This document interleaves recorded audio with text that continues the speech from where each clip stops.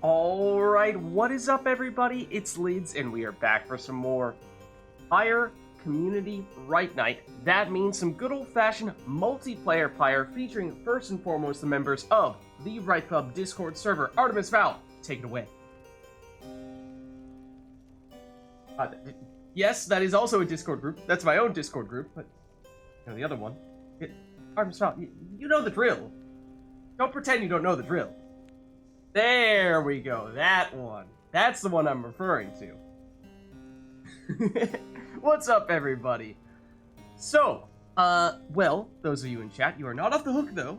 No, because you see that red circle with the white L below chat. You click on that, you will see all the various requests you can make in terms of things that you can make us do in the rites, ranging from things like choosing our exiles, masteries, talismans, arenas, songs, even Titan stars. All that stuff is fair game. So, without further ado, let's hop into versus mode, and let's get started, shall we?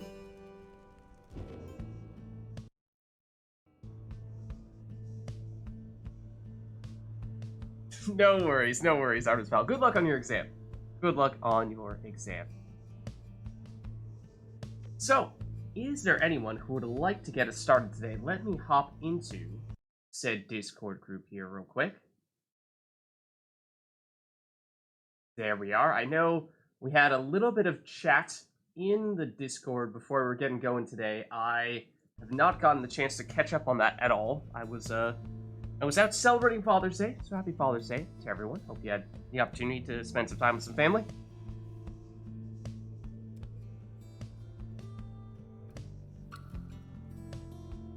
I think I might have seen somebody was saying how perhaps, at least early on, we were saying we might want to, as sort of a nod to Father's Day, make it such that people were deliberately choosing exiles that they thought would make the best fathers or father figures. Don't know if that was, or there's a non-zero chance you actually formally made that request. Hold on, let me catch up on chat here.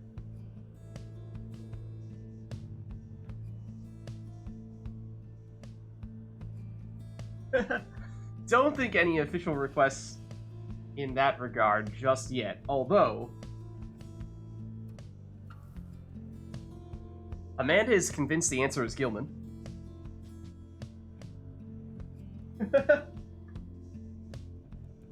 And then Artemis Fowl does in fact make that request. Okay, great. Let me undo, or let me reset us to our defaults here. Well, I think we are all set in this regard. Let me turn off our sigils we have on the Twitch side of things. Yeah, 3 exiles that you think would make the best dads. That is the request. Yeah, good follow-up question. Dads specifically, or parents more generally? I mean, it is Father's Day, to be fair, at least in the US, and also it's totally a quote-unquote Hallmark holiday, but, you know, for what it's worth. Yeah, so Artemis Val says specifically dads. Okay.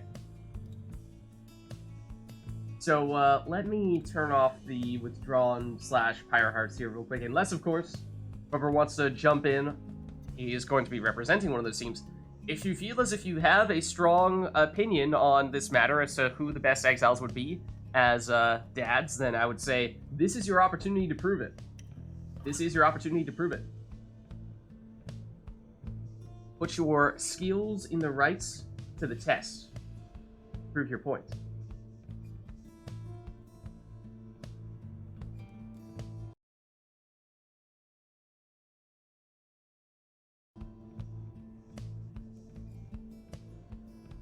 Does anyone feel as if they have a strong opinion on who would be? I mean, we were saying Amanda seems pretty sold on Gilman being dad number 1.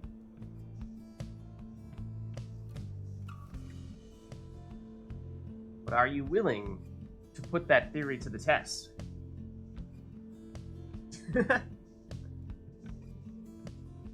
And says, yeah, I'm up for it. Don't think we've had anyone volunteer just yet, so I think that means, Amanda, we can certainly get you in here. Let me actually open up Steam Friends real quick.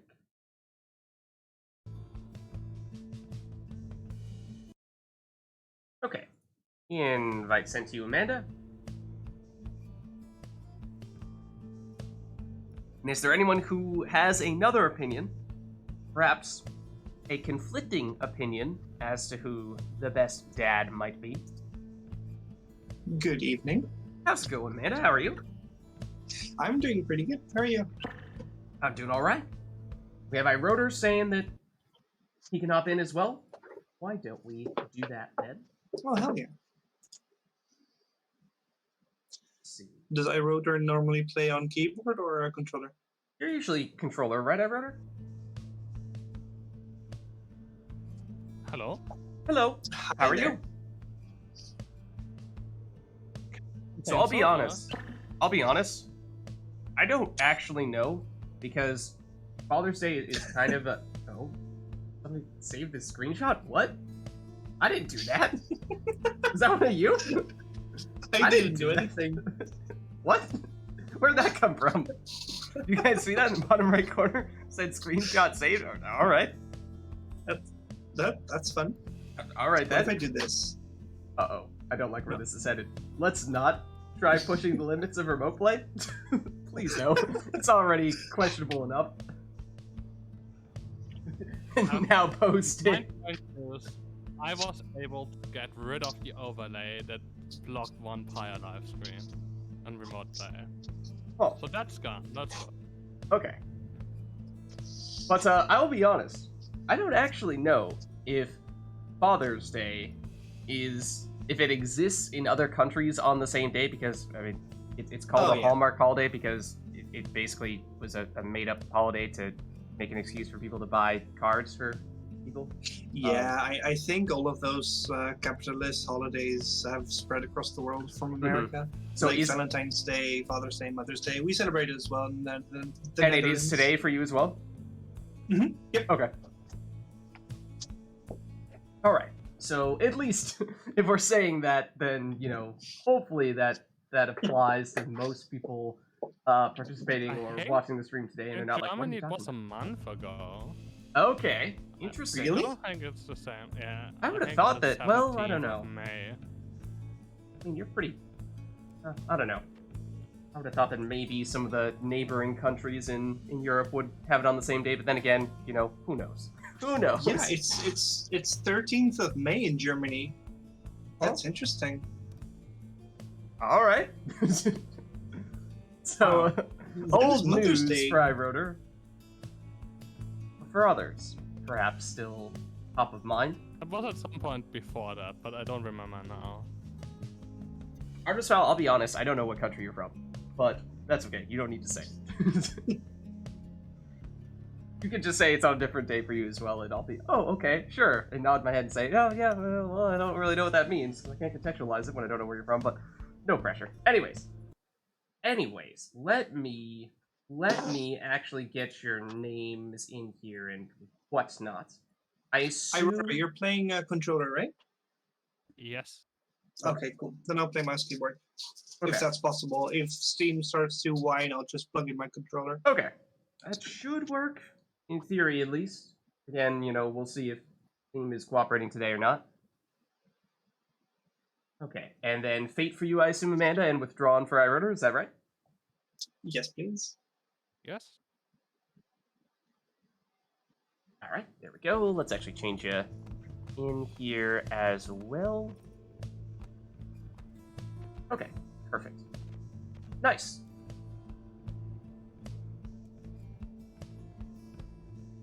You would be creeped if I knew.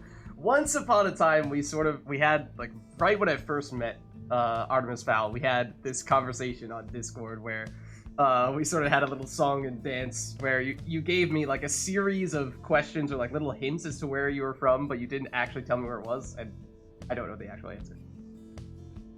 You may remember that. So I could potentially guess, but I don't know the actual answer. This was a while ago as well. How long ago was that, Artemis Fowl? That was at least a year, if not 2. No, it couldn't have been 2 years ago. I don't know. Anyways, that's an aside. So, for today, we are starting off with a rite in which you are taking which exiles you think would make the best father figures. Now, Artemis Fowl, clarifying question again for this. Is it, say, just one single person you think would be the No, best father, or is it your all entire three. team? Yeah, are all 3 people the 3 best fathers, or is it like, no, this is my single best dad, and that's it? I think all 3 were requested. I think it's all 3 as well, but... Yeah, all 3? Okay, gotcha. Okay, in that case... Oh, and Amanda, you said you're going to go mouse keyboard? Oh, Yeah, please. let me thank you. unplug my controller so you can actually do that. There we go. Nice. And let's just Let's take hope a it works. quick check to make sure this looks right to you. Yeah, I think so. Yeah. Okay. Good stuff. Does Dalbert... Of course Dalbert counts. What? Spoilers.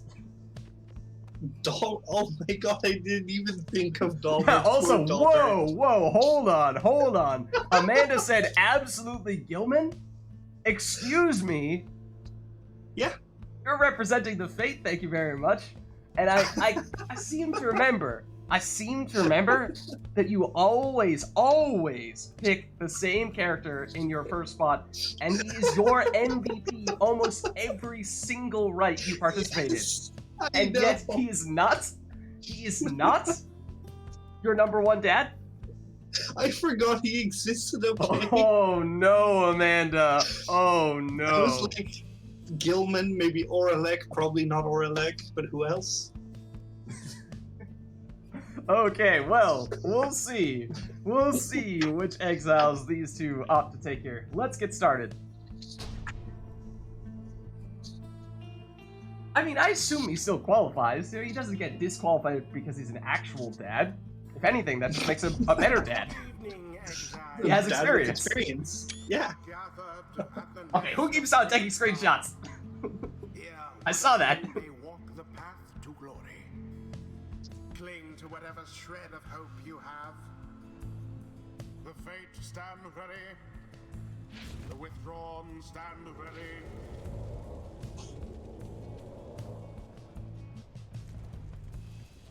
All right. Let us begin. Now, do they go in order? Is it like first character is absolutely number 1, second one is number 2, and third one is number 3? Or is it just like, any order you want, they're just like generally your 3 best dads? As if it is I actually can't ranked. Oh, hold on. Let me check remote play. Yep, that is not a coincidence. Okay. Now you should be able to. Hopefully. Maybe. Possibly. There we go. Oh, yeah. Order doesn't matter. Okay, I was going to say that could potentially get interesting, especially in Amanda's case. What with her saying initially Gilman was her go-to, but then the question of, well, where does Dalbert fit into that? I mean, Dalbert is a pretty great dad, come on. Yeah. So I would have thought it'd be interesting to have them in ranked order. That way we could have forced Amanda to have to pick between those 2. Now we'll never know. I'll pick in order. I'll think about in order. No, it's definitely Dalbert. Okay. You've redeemed yourself. No spoilers, but just think of what happens when he wins a liberation right. He's a good father. Yeah. Alright, and she's going with her usual leeching Dalbert here. Oh? Perhaps not. Okay, prayer beads instead. Dalbert.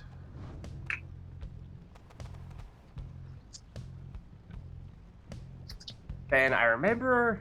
Whoa, What what is this? What? Yeah, you can get additional information about them. How? What? That's intense. I have no idea. What? Whoa. Wild. Ironner's cheating! No, Ironner's going with Oh, Dalbert right here as there. well. Yeah, it's that one. So Dalbert makes sense. I thought, well, I won't say who, but I saw some people bringing up a specific name when I did skim the Discord earlier today. So I'll be interested to see if that person pops up here. See if there are any surprise picks.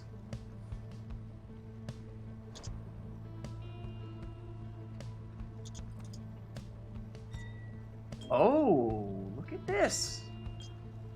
Amanda at least considering Gareth. Manly, I mean, he is a dad to his sapling, is he not? I mean, he introduces his sapling to you as if it's his son on the first time you encounter him. Yeah, didn't we call him Manly Jr. or something? Something like that, I think. Oh, Pyre crashed. Yeah.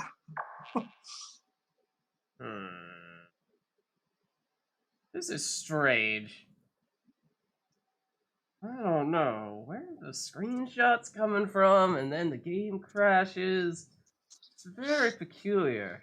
Very peculiar. Don't know what to make of that. Anyways, let's get these two back in here. Hopefully that was just a little fluke. Let's see. Invite sent to Amanda. And I wrote her as well. Yeah, Manly, Tindersoft Manly Jr. or something. It's like basically him, just Junior.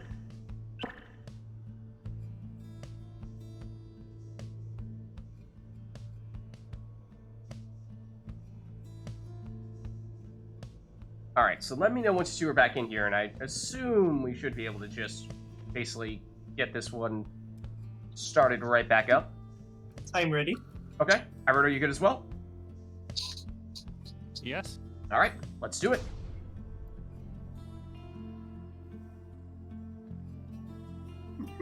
Too much dad energy. Oh man, we gotta do all the dad jokes today. You welcome, exiles. You stand upon the nest of Priesta. Okay, that's the same one, right? Yeah, I was gonna say, did we just randomly get the same one twice in a row? Yeah, I think we did. The stars themselves shall be your witnesses. Huh. The Well. fate, stand Yeah, ready. that works, I guess. The withdrawal, stand ready. But anyways, same idea here. Still going for the best dads. See if in the past couple of minutes either one of these players has changed their minds. At least in Amanda's case, the answer is no. And it seems I wrote her sticking with Dalbert as well.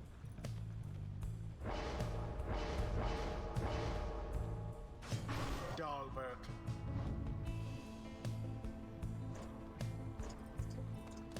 Then, okay, we did hear Amanda talking about Gilman earlier. Very honorable dad. Sir Gilman. Can you re-invite me? Oh, yep. Lagging a bit at the moment. Okay. Yeah.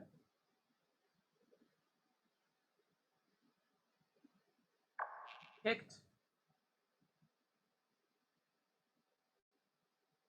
And you should have an invite on its way.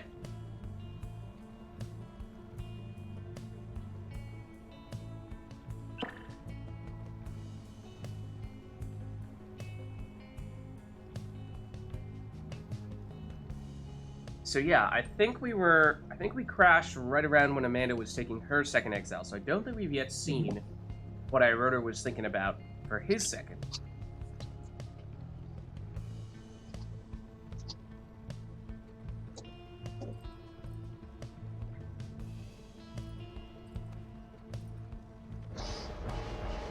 Okay, and this was the name that I saw some people mentioning in Discord. It definitely makes sense, very empathetic. Oh. Now, this is a hot take. It should not be a hot take. I mean, Is this the do we correct know take? anything about Messenger Imp? Yeah, Messenger Imp always comes back, always relays information, is Oh, highly man. dependable The and fact- trustworthy. The fact that the most important thing, or at least the first thing that comes to mind about a good dad is that he always comes back, that hurts me. That's like, oh, man. I don't know what to... I could just do... No, let's go spicy.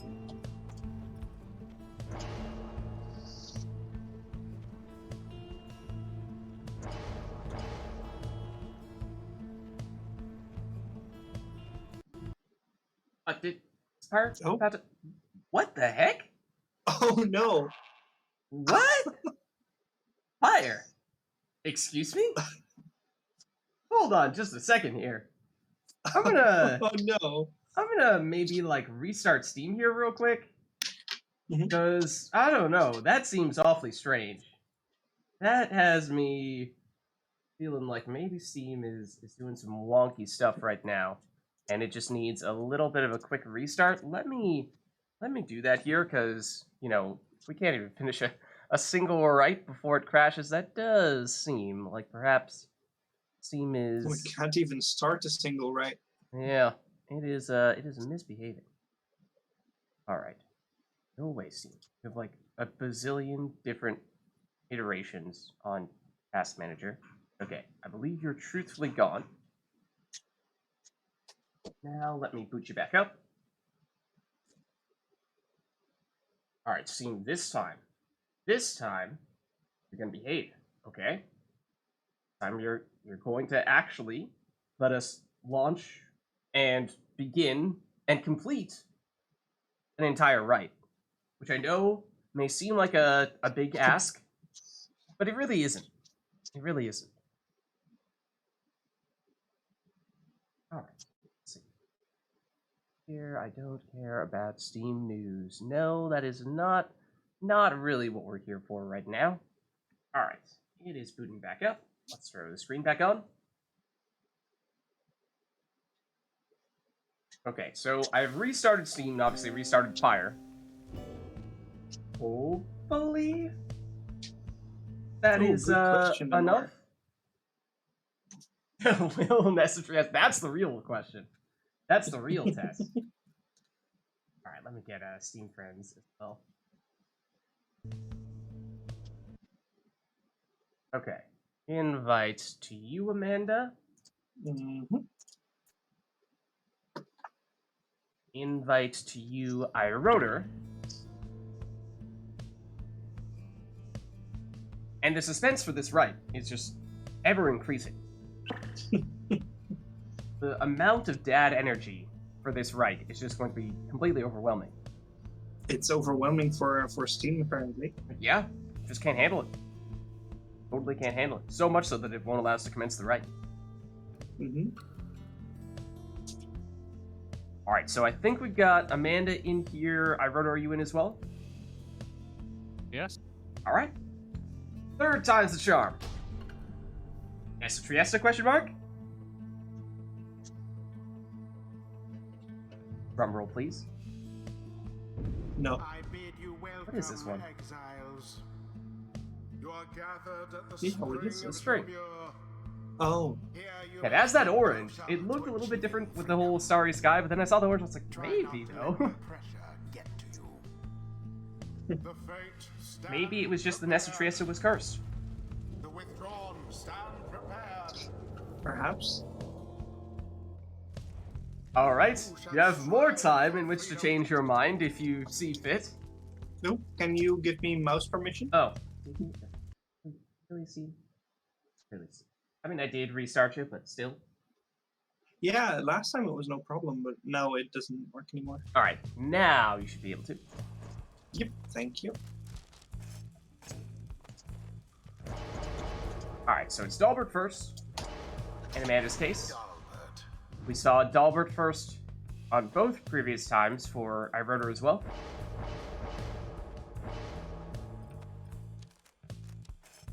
So nothing changing here. It is a mirror match Dalbert. in that first spot. And What did I yeah, put on Gilman? I think I used this. Yeah. Amanda's sticking with Gilman. Um, Sir Gilman. And it was Hedwin in the second spot for iRotor. So same approach here as well. Hedwin. Then I think it was on this third exile. Right, and it was Messenger Rim.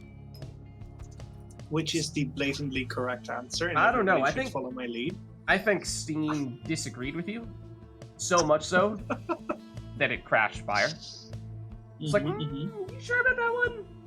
I don't think so. Think again.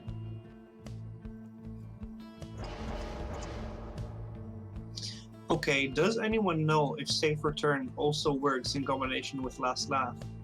Like, this says, after casting his implode ability, but Last Laugh makes you implode even if you don't manually cast it, but just get banished. I actually Does don't anyone know?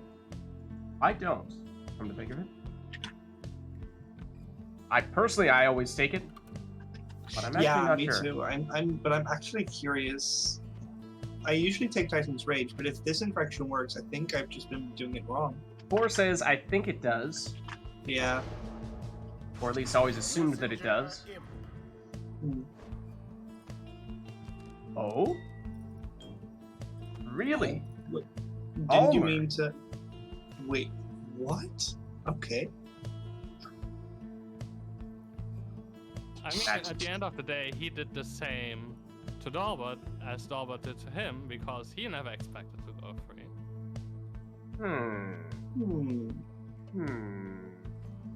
I don't know. I'm on the fence with this one. I would say there are perhaps several stronger candidates. But chat, we shall. Oh, I cannot move. Wait, oh, the controls are just weird. Huh? Let's check controls. Yep. Does this look right?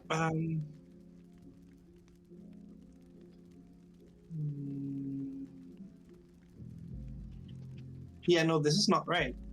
Oh, okay. Let's see, is it that? Yes, I think it is. Yeah. Okay, there we go. Yeah. There This we should go. be it. Any better? Okay, yeah, that's better. Okay. Thank you. Perfect. So yeah, we will see who emerges victorious because, of course, whoever does will prove that their number one dad is in fact the number one dad. Now, does that mean all 3 of their dads are actually the number 3 or the top 3 dads, or just their top one? Like, you know, that remains to be seen. We'll play it by ear a little bit there. At the very least, I think MVP of the match certainly has made his claim as number 1 dad. As for the 2 and 3, that one may be a little bit more up for debate. Here's Albert. He's intercepted by the other dad. Shoulder smash. Messenger imp. Oh, gets rid of everybody here. All of the withdrawn, gone. Albert, does he have the speed? Not quite to make it in. That is a very dangerous portal spot. Edwin, no one to stop him right now, but Dalbert comes back. Oh, and Edwin sneaks under the defender. Oh no. Okay, now that time might have just been Pyre, like, sometimes it just sort of tabs out for reasons unknown to me. I thought that might have been on its way to another crash. Poor exile. Gilman. Bro, oh, I don't think that's he it. gets shoulder smash, but In goes the orb. trajectory of that throw looked quite strange. Into the adversary's flame. Oh, look at that. Dalbert banished on top of the Pyre, seemingly. A swift Gilman recovery. makes it in for 15 damage plunge.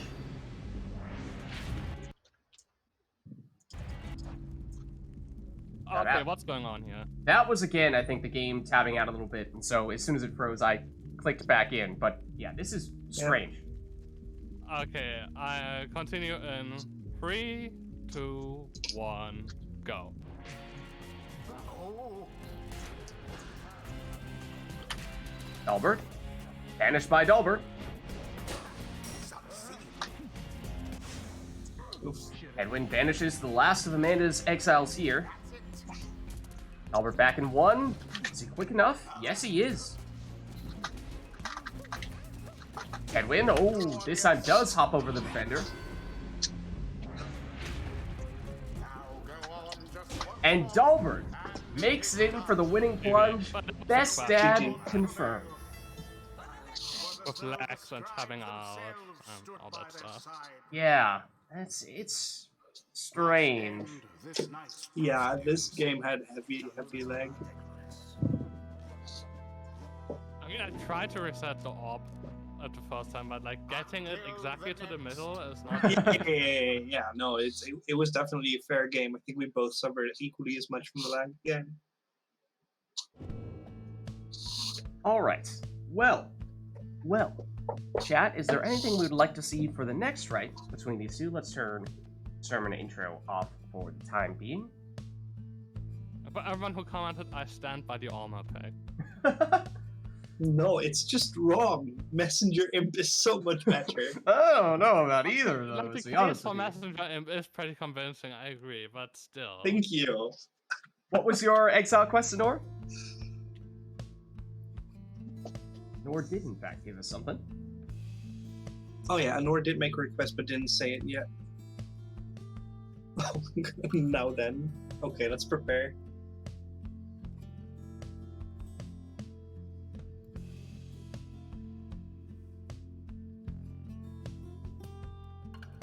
Today's Manly's birthday. Oh, and also, oh man. Oh. Artemis Val's request. Oh no, Anor, I see what you're doing. Please don't. Tomorrow's Anor, no. Wolfreds. Oh dear, No. I am I'm sensing a bit of a theme here. Okay. Okay, just pick one. Just pick one. Okay. So do we have to cover both in total? Or Like, does one person take Manly and the other one takes Wolfred? I demand Manly. He is the best sap by far. Ooh.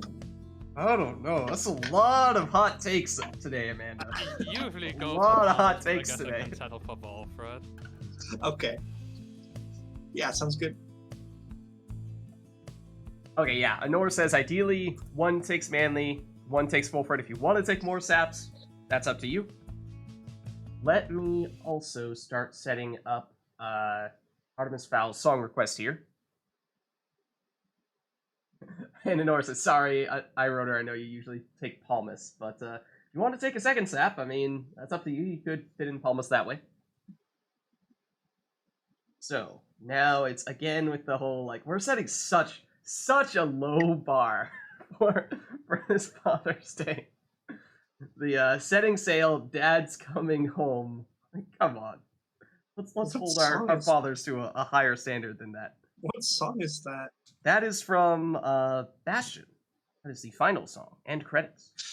Oh, is that Zolf's theme? It's a Or is that combination of another- Zolf and what's is it Zia? Is that her name? Yeah, The other- it's a medley of both. Yeah, it's a medley of them both, exactly. Right. Oh, I think I know that one. That's really good. Yeah. Ooh, let me spell it correctly though. Okay, let's see if Freakbot understands this one. Yes. Okay, looks like we're good.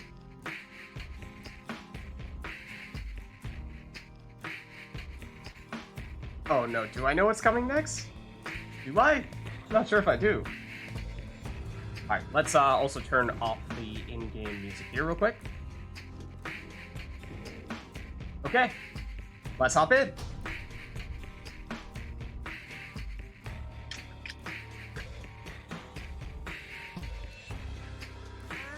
The fate shall take on the withdrawn. Welcome. Who shall conduct? Alright, so you need at least Manly or Volfred. Other than that, it's up to you.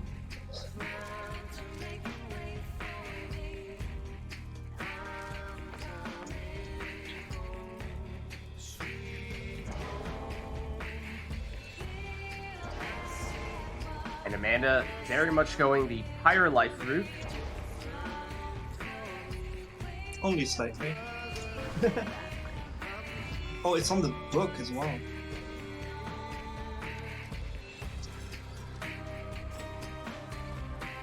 And now our brother's sticking with the plan from last time.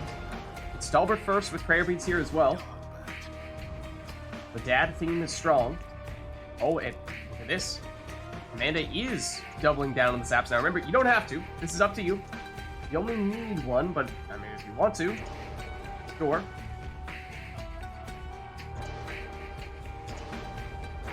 Okay, and this time goes more down the left side for that numbing gust. Still a little bit of additional rekindling.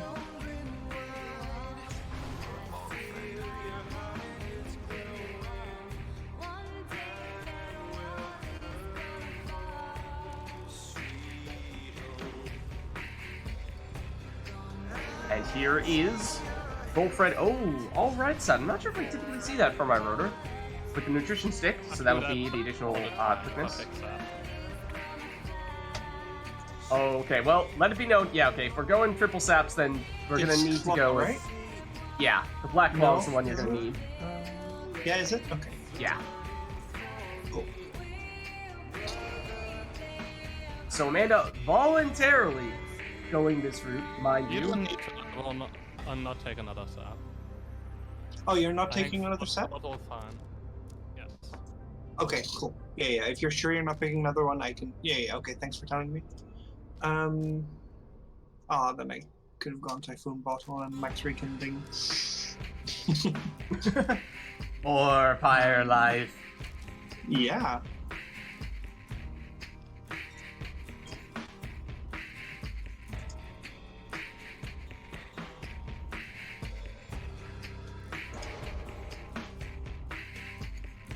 Even more Pyre Life. A bottled void as well. Throw in a healthy share for memes.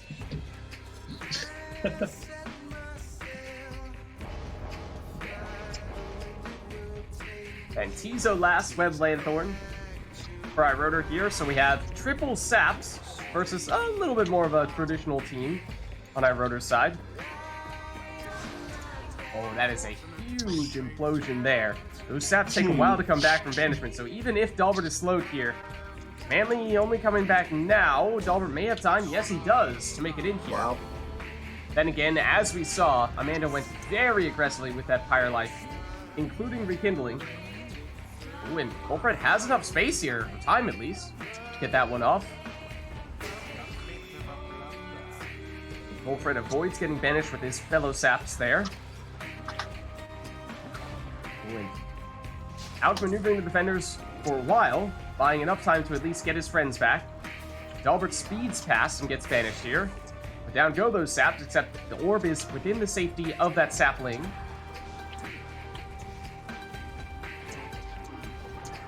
Oh, and look at that. Our rotor still manages to pick it up there. Oh, Manly down. Palmer's still standing though. Dalbert pinned in the corner here, but hops over Palmas and into the Pyre. Do we do dark jokes here? I don't know. The fact that you need to ask makes me think that the answer is no. Is that not catchable? Oh. From close range, sap throws can be unblockable, yeah. The exact range of it in which that is the case, hard to say exactly.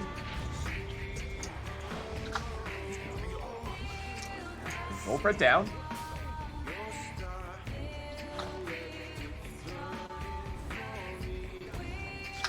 And Bullfred goes down. Trying to plunge directly into the Pyre there. Dalbert now. He gets blocked. And still manages to get the orb, even when it's within that sapling. And makes it into the Pyre sphere. Amanda's Pyre dropping low, but I mean, then again, remember, she has a ton of rekindling.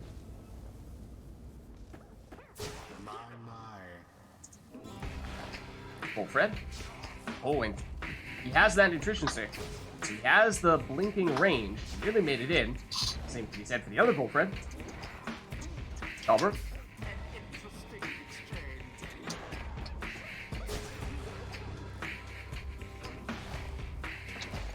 Bullfred goes down.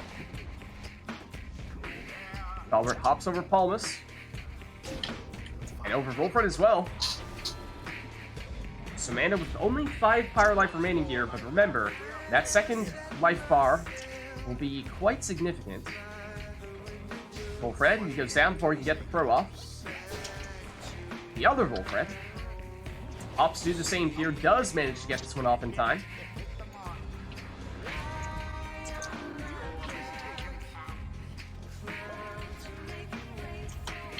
Dalbert, oh, can't quite make it work this time.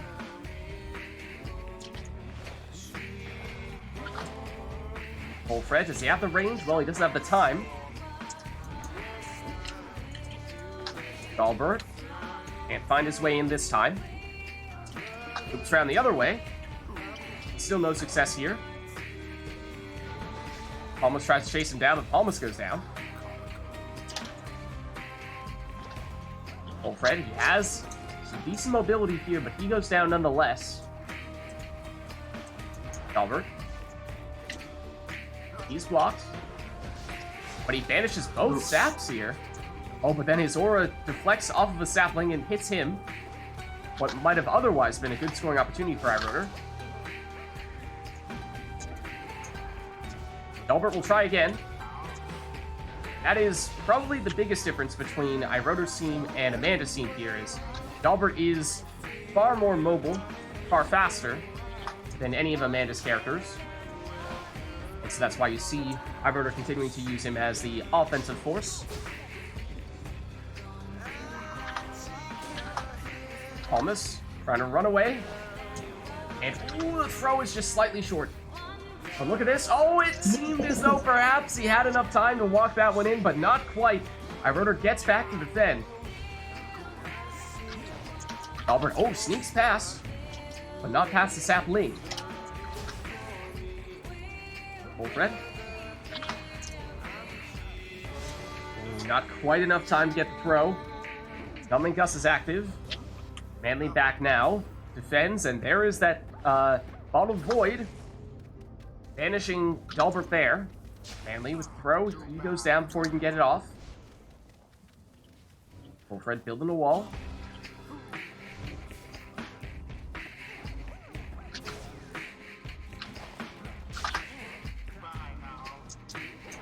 Dalbert. Ooh, thought he might have seen an opening there, and that was close. iRotor going through that portal, but as soon as he did, that was the Bottled Void triggering and banishing him. Just unfortunate timing in that case. Dalbert once more does make it in, but there's the rekindling. And like we said, it's huge.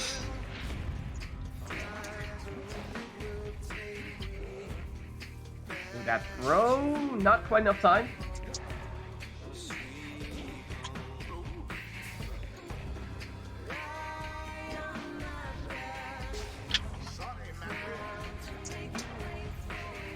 Dalbert. He's blocked and banished. Oh, Wolfred! Nutrition sticks into the Pyre. Finally, I did it.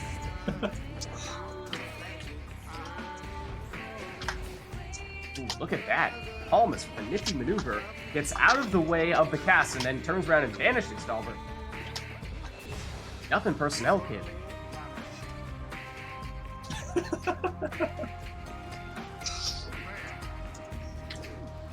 For a second there, it looked like that Bottled Void might have helped Dalbert hit into the Pyre, but does ultimately get banished. Yeah, because it pulls the orb off of you. Yeah, I was surprised it didn't.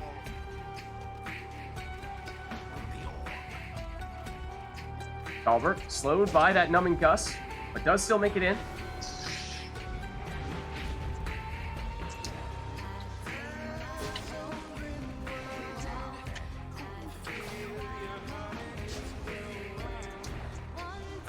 Dalbert back at it.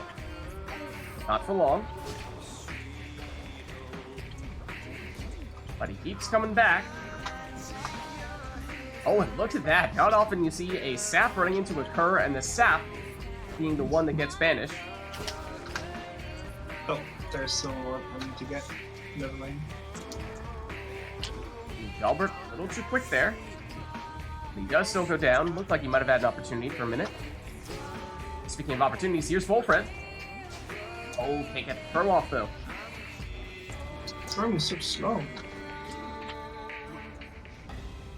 Dalbert goes down. Manly. Wolfred.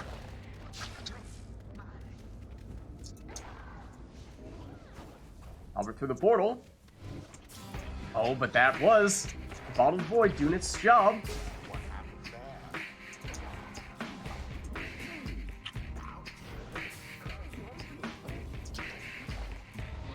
Volfred once more. Over to Manly. Back to Volfred. Ooh, but he doesn't have time. Dalbert. Ooh, does get blocked here. For a second, looks like he might have snuck past.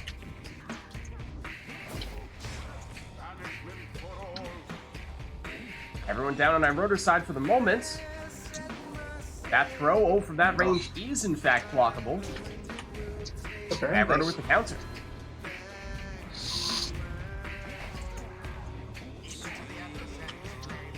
Volfred charges it up. And that time, not blocked.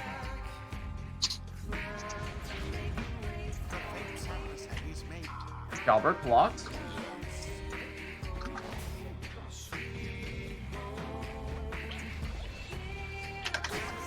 Volfred fends off Tizo, but not long enough.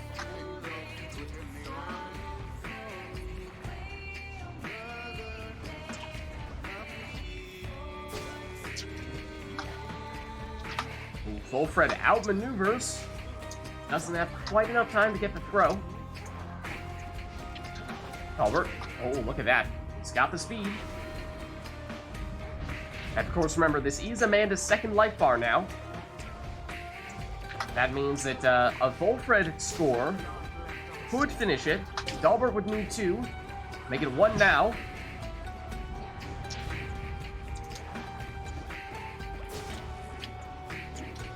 Here is Dalbert. Not this time, though. Oh, huge banishment there from Tizo. Sets up a good portal as well. Traverter goes through here. Has it with Dalbert. And makes it in for the winning plunge. GG. We do practice against Anog regularly, so I do have practice. Yeah.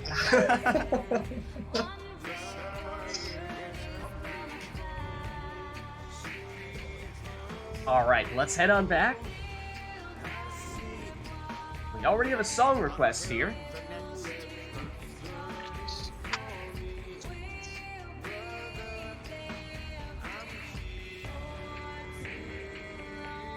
Oh, hold on.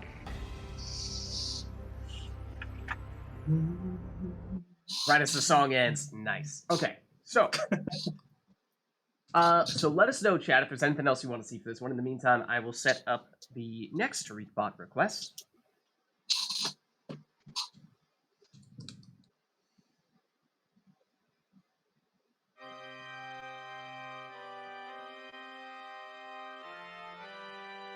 This is a relatively short song, I think. So this will be interesting to hear this one looped. But anything else we would like?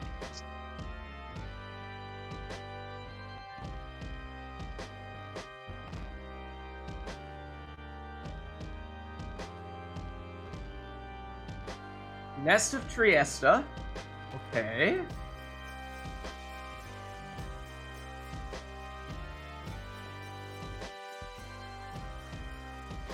Anything else? This was the one where we crashed on a couple of occasions. We shall see if in fact the Nest of Triesta had anything to do with that, or if that was just a mere coincidence. Will that be all?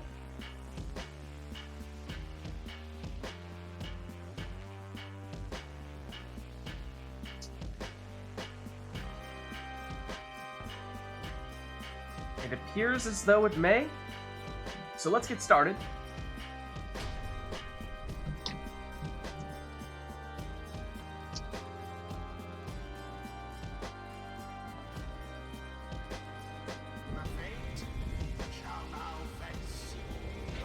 Are there any requests for anything? Just arena and song, so you're free to take whatever exiles, masteries, or talismans you'd like here. Alright.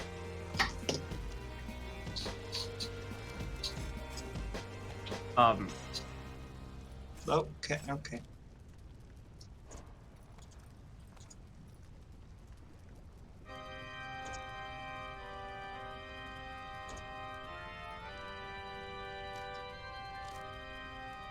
Wait, the Steam overlay is covering some of my characters.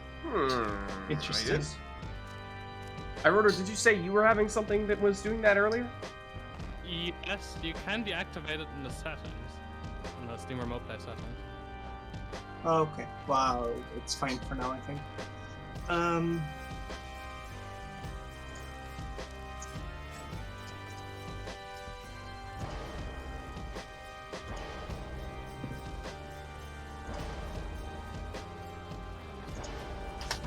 Amanda going Deluge first here. Not a character I think we see her take very often. Then a Titan Tooth Tizo.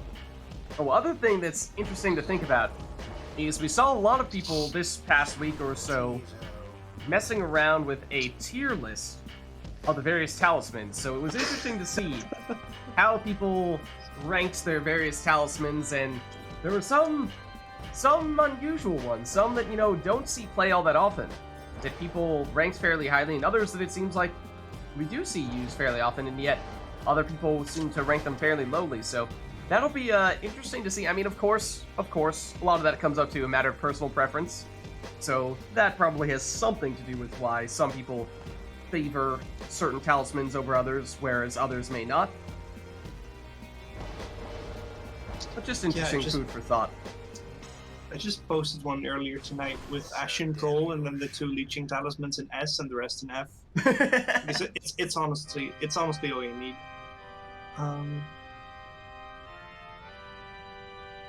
Yeah, I think I made one myself. I didn't post it yet, but then, I don't know, I think I had to restart my web browser. It was misbehaving, and then probably lost in the process.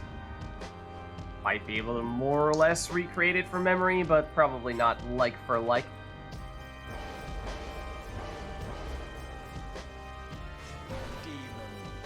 But here we go. We've got Worm, Savage, and Sap on Amanda's side. Demon, Worm, and Imp on Iroder's side. Tizo flies over that cast and flies all the way in. Took the extra damage as well. So Iroder says, alright, don't mind if I do, I suppose. Oh. 2 worms dueling each other, waiting for someone to make the first move. That throw's unblockable. Oh, but it's slightly off target there. Stowaway. G goes down. Now it's Deluge. He plunges for 15. Tizo. Oh, remember, he has Titan Tooth. So he stunned Amanda here. He goes down. Yeah, I thought Titan Tooth was one that was interesting to see how people thought of it, because...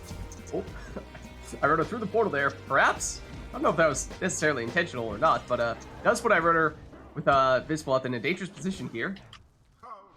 But it's one that, a while back, we saw almost nobody take, as Iroder plunges here with Vidsblood, but it has become quite popular and, in some people's eyes, top tier in the past couple months or so. So I would say at the very least, it's certainly a trending talisman. But my question is just, how sustainable is that? Is it merely a phase, or is it really that good?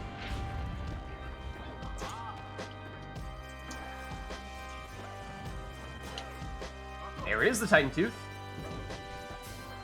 So Iroder trying to give us an example as to why it may be so powerful. Stowaway. Scored on a pro recently. Not this time, though. Oh, and look at that portal. Iroder's eyeing it. Goes through it. Knocks back the defenders. There's a portal there.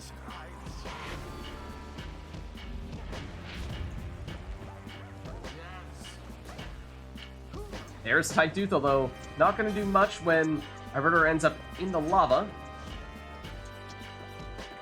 Tizo back at it here. He's the one who has it. Needs some stamina to do the flying, though. It is odd that it can stun even saps, given how, you know, they aren't really flying into Tizo. No. Oh, there we go. We're good.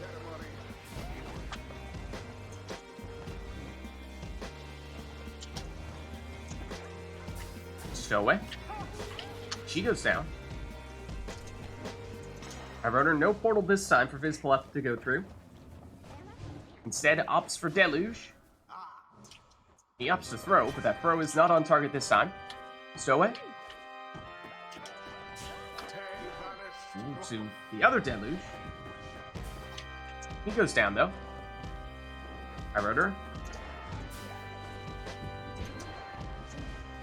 Takes it with Vids. She goes down, though. Amanda. Back to the Stowaway. He goes down. Tizo now, he of course has that dangerous Time Tooth and can help create those portals for Vids, which tends to be one of Irota's preferred methods for scoring. But when he's this close to the Pyre with Tizo, he can kind of just force the issue here.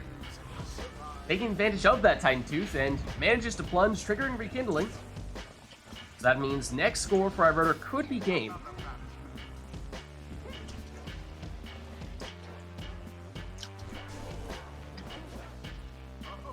Deluge blocked.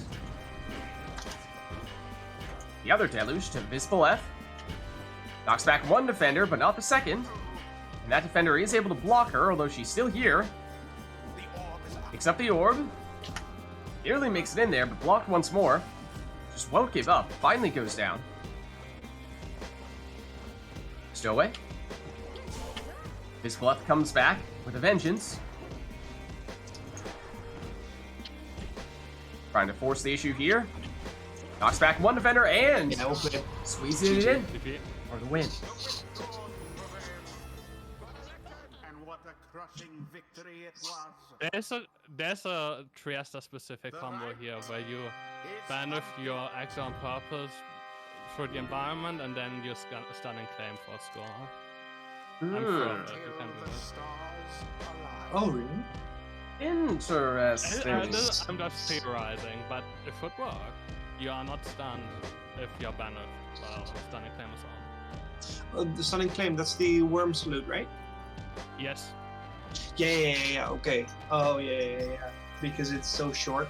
Okay, that's actually very smart. Yeah. Don't know how difficult it would be to actually pull it off. No, it doesn't sound difficult at all, because you just jump in with your scorer. You jump it into the lava, then you immediately stun and claim with your worm, and your scorer comes back within the second before stun and claim wears off. Yeah. Sounds pretty consistent. Good thing. How often can you use stun and claim? Is it once per round or once per Yes, right? once per round. Per round. Once wow. per right would be useless, but you can use it once per round. Yeah, I mean you can use it once per round. And you the could. crone thing is once per right. Yeah, I mean that would be Yes. insanely broken. You could do that. You could non-stop do that. Oh my god, that would be insane. That would be ridiculous. All right, well, do we have anything that we would like to see for this next rite? Anything that people have in mind?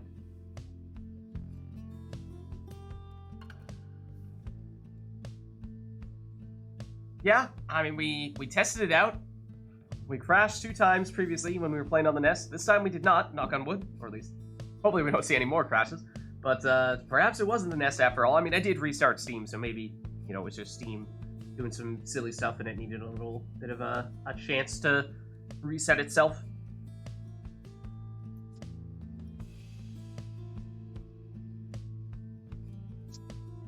But anything else we'd like to see here?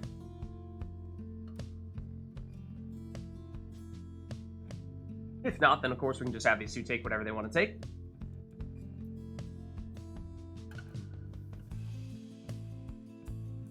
Oh, okay.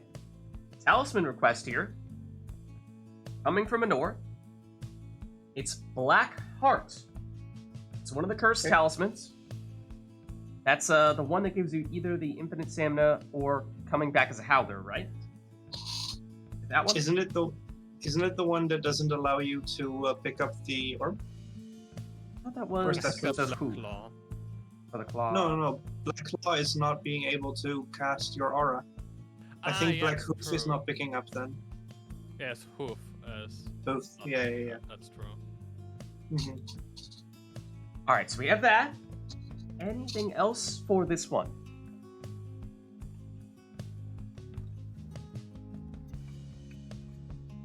Or will that be all?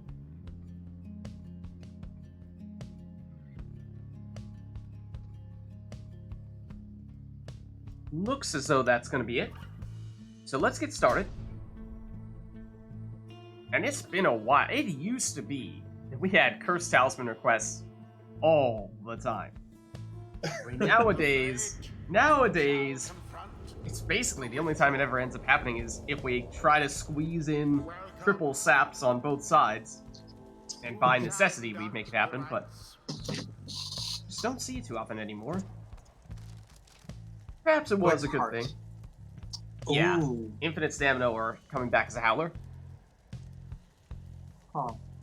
Howlers don't do anything, correct? Can they even score? You can pick up the orb, you can score with them. They can't sprint, they can't jump. Most notably, they do not have any aura, so they cannot defend. Yeah. Alright.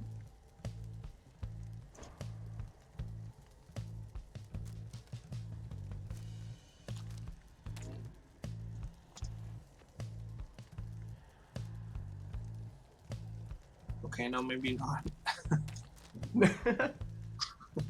Alex coming back as a howler for the second way. That's the antagonist right there. He's a big, fluffy howler. What if I just go... Oh, I have an idea.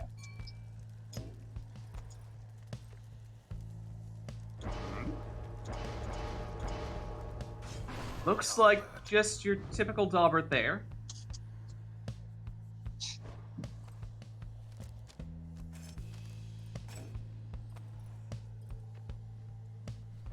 And I wrote her looking like going with your typical plunging Tamitha.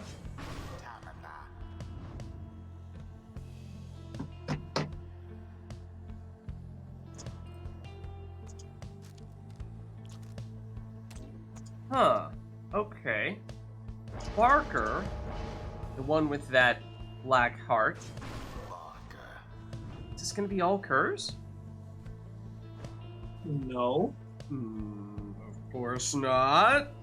Of course not. What are you talking about? Don't be silly. Definitely not. Uh-oh. We can change the plan. What do we do now? And well, could end up being all harps on our rotor side. And yeah, just as I suspected. It's not a cur, it's a dog. It counts. Let's go. Excuse me, Amanda, curs are dog-like creatures. The fact that they are described as such would suggest that there are in fact two distinct species, cur and dog. I have never heard a dog speak, so I suppose you're right.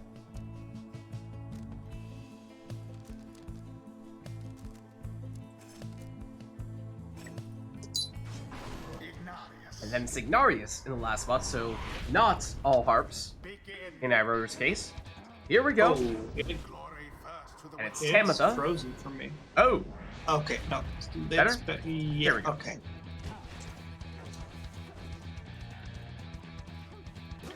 Saxiana, locked. What? What?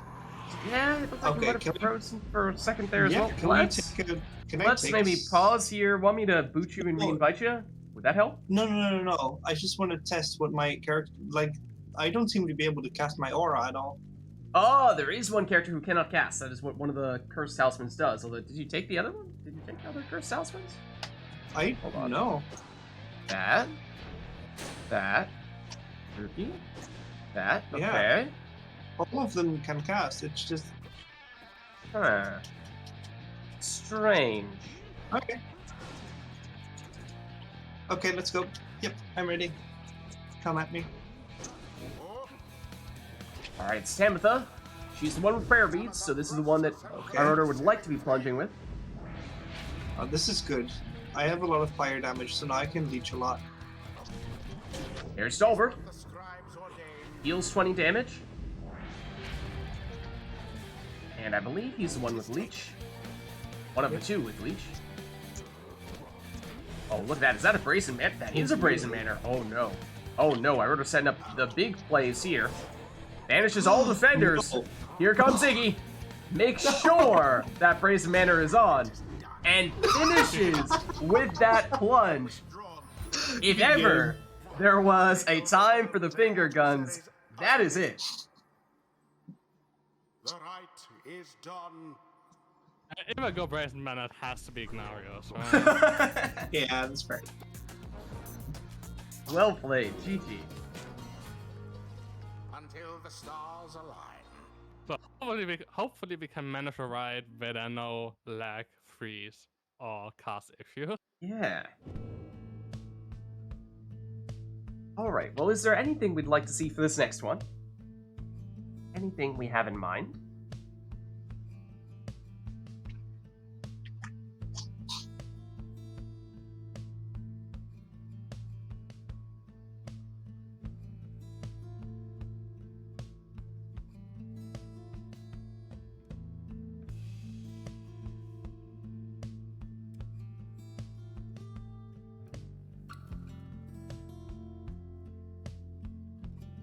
Not seeing anything at the moment. Last call for chat here. Or shall we just have these two take whatever they'd like to take?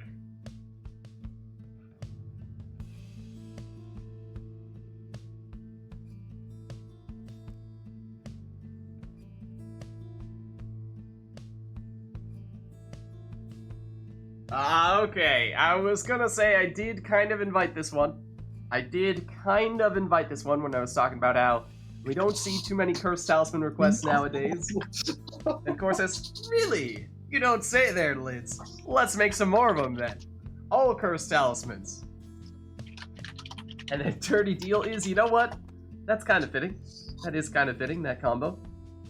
Or you do get all the Cursed Talismans from Falcon Ron. What does that mean? How does Falcon Ron get the Cursed Talismans, you wonder? Falcon Ron? And then Sermon Intro as well. This request is cursed. It's absolutely cursed. Alright. Let the cursed rite commence. Watch it be in the boat. Oh, Watch no. it be a random boat. No. We haven't seen it yet No, today. Please. Please, no. I don't hear the It's water not the though. boat. I think it's Glade of Blue. Yeah, I think you're right. Gathered at the glade of Liu. I'm sorry. Liu. Here you shall be tested. I always thought it was EU, but there's no I there, right? No, he adds about like 5 vowels in there. Somehow. Every word just Whoa. becomes a diphthong. Stand ready. Now we shall get started.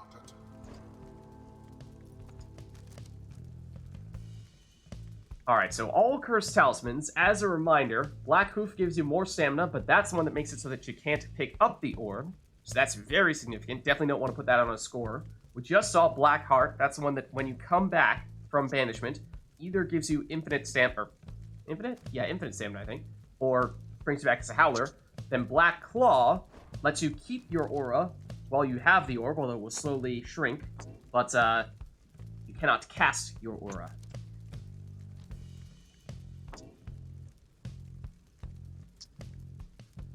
So, of course, all those Cursed Talismans coming with significant downsides, but if you find the right character to put them on, then sometimes you can minimize the effects of the downsides and hopefully still take advantage of the plus side. There are some Cursed Talismans that you're not allowed to put on everyone.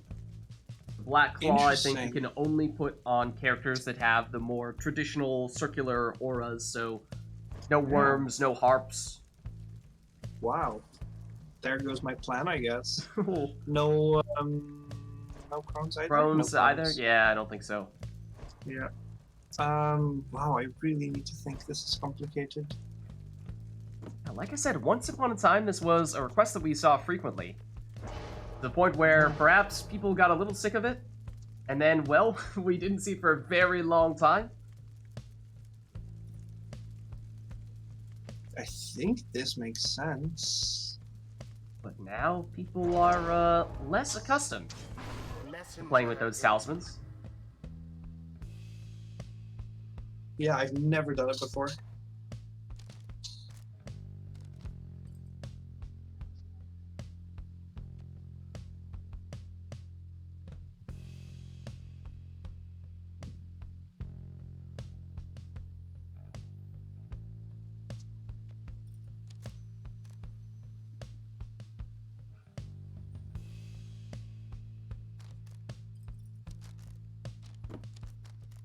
Yeah, we're thinking Black Hoof.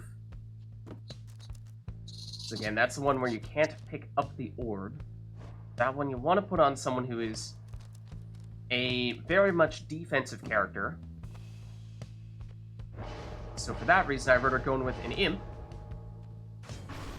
So that makes sense. Okay. One by one, my black heart. And the Black Heart is tough. Yeah. I think generally considered the weakest of the cursed talismans. They're all garbage mech trash. Back when we saw people forced into using the cursed talismans a lot with requests, there were occasional times when we saw people voluntarily use them. Really? Again, probably when people generally had more practice with them, so they just felt more comfortable with them. But there are some use cases for them. Are there actually cases where it's beneficial to have a cursed talisman? I cannot imagine. Beneficial, yes. More beneficial than the more quote-unquote like optimized meta talisman? Yeah. No, because of course meta talismans are, Meta for a reason. they're meta for a reason, right. But, if you're deliberately trying to catch your opponent a little bit off guard, going with an unconventional approach, then you might find some success with it every now and again. Is it like the bottle void cheese we've been seeing?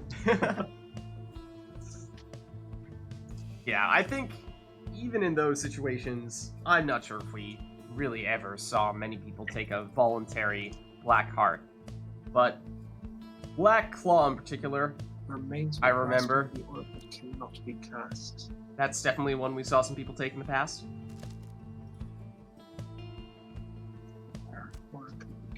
Yeah.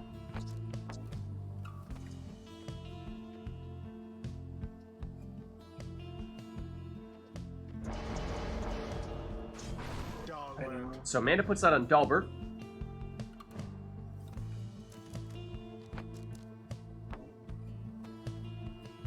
Whereas I wrote her. thinking about putting it on Demon. Yeah, I'll also put it on Vids here. So here we go. All cursed talismans, and that is the thing. Gotta remember which character has which, because otherwise you might find yourself trying to pick up the orb and not being able to do so. There is Vids plowing through with that aura, because remember, that is the benefit of that cursed talisman. You can maintain your aura, and especially with Vids such a huge demon aura, that is significant. Here's the stowaway, a slightly shortened throw there for 17 damage. There's Vids going through, and there's the huge aura. It's effective. Arena, of course, gets smaller here. However, can't pick up the orb there with Raji, and that's his only character here, so just waiting for someone else to return. So opportunity perhaps for Amanda. Where is the orb? There it is. Edwin, or rather, the stowaway, I should say. Oh, shoulder smash. Coming from Hedwin there, getting rid of the defender. Raji versus Raji, and well, although I wrote her was the only one with the character there, Raji couldn't pick up the orb, so it's Hedwin who does the honors here. I wrote her. As that portal, thinking about going through it, Amanda knows he's thinking about going through it. Here comes this Palette, knocks back all the defenders, and plunges for the win. GG. So, I didn't want to say it when you guys were taking the exiles, just so it wasn't messing with your choices, but it was, which one? Black Claw, the one where you can't cast, but you keep the aura, right? Yeah. Demons, People were using that on demons in particular Oralek for his humongous aura, and then doing what Iroder did for, might have been the first 1 or 2 rounds, where you can just bulldoze people with that humongous demon aura. But the next raid, you don't have your main plunger. Yeah, so that's certainly a downside of it. And the other thing is that if you're going 100% Cursed Talismans, then you don't have the usual Webbed Lanthorn or Exploding Worm to help bring back Oralek in case he doesn't succeed. So definitely not perfect by any means, but we did see some people do that every now and again. I think this is better, because if you do it on a demon that has more damage than Oralek, I mean, you're gonna get into the Pyre probably, even if you don't use Oralek with his speed. You just need more damage, and then you just trade blows, but because you have a demon, you deal more damage. So you win if they don't have Rekindling or, like, Ashen Coal. Yeah, and Vispalet, or rather, Iroder, you use the portals that give infinite stamina to get Vispalet through, right? Yes. Yeah, so you got the mobility that way. Yeah. Generally, you do not need Prayer Bead Star Splinter for every composition you do. For the Imp Demon Worm composition, I also had neither of these. If every character of yours can score and defend, it's okay if you're down, as long as you don't do like 15 damage per blow. Yeah, that's the thing, is if you're doing 30 damage every time, then kind of like what Amanda was saying, you can trade scores with people, you're still going to win. Yeah, exactly. I guess a sap with Rekindling would counter that, but not really. Yeah, additional Pyre life, your leeching talismans, potentially. Yeah, exactly. But it's a very interesting team. It's really, really, really cool. You've obviously thought about this. That's so interesting. Yeah, it's a totally just like its own strategy. You know, there's sort of your route, Amanda, going with the, all right, I'm going to score. I may not score more than my opponent, but if I leech back Pyre life, then, you know, over time, I'm going to overtake my opponent and make a comeback if necessary. In Iroder's case, it's more so, okay, I may not score all that often, but when I do, I'm just going to hit harder. And so my opponent isn't going to be able to keep pace with me. Yeah, I'm only really good at like leeching stuff and throwing savages. Whenever I have to play something else, you can tell I'm just losing everything today. Well, yeah, I mean, it's interesting. So you two both have very different playing styles, and then you could say that, you know, the Prayer Beads Plunger is sort of its own playing style. It's the consistent approach. It's, okay, I have someone that I want to have as my go-to scorer, and they are, at least when it comes to plunging, my only scorer, and I'm just going to keep on doing that over and over and over again, and that can work, although, you know, it can get predictable, and sometimes your opponent sees it coming more easily. But that's one approach, and then, you know, there's, of course, more the throwing approach, usually with the quick throwing talisman, oftentimes with savages, and, you know, that you can sort of combine the prayer beads and or the throwing talismans, dedicated throwers, with other strategies a little more easily, which is maybe why we tend to see those as really popular things to do, whereas, you know, the leeching talisman route, the demons, the big damage demons,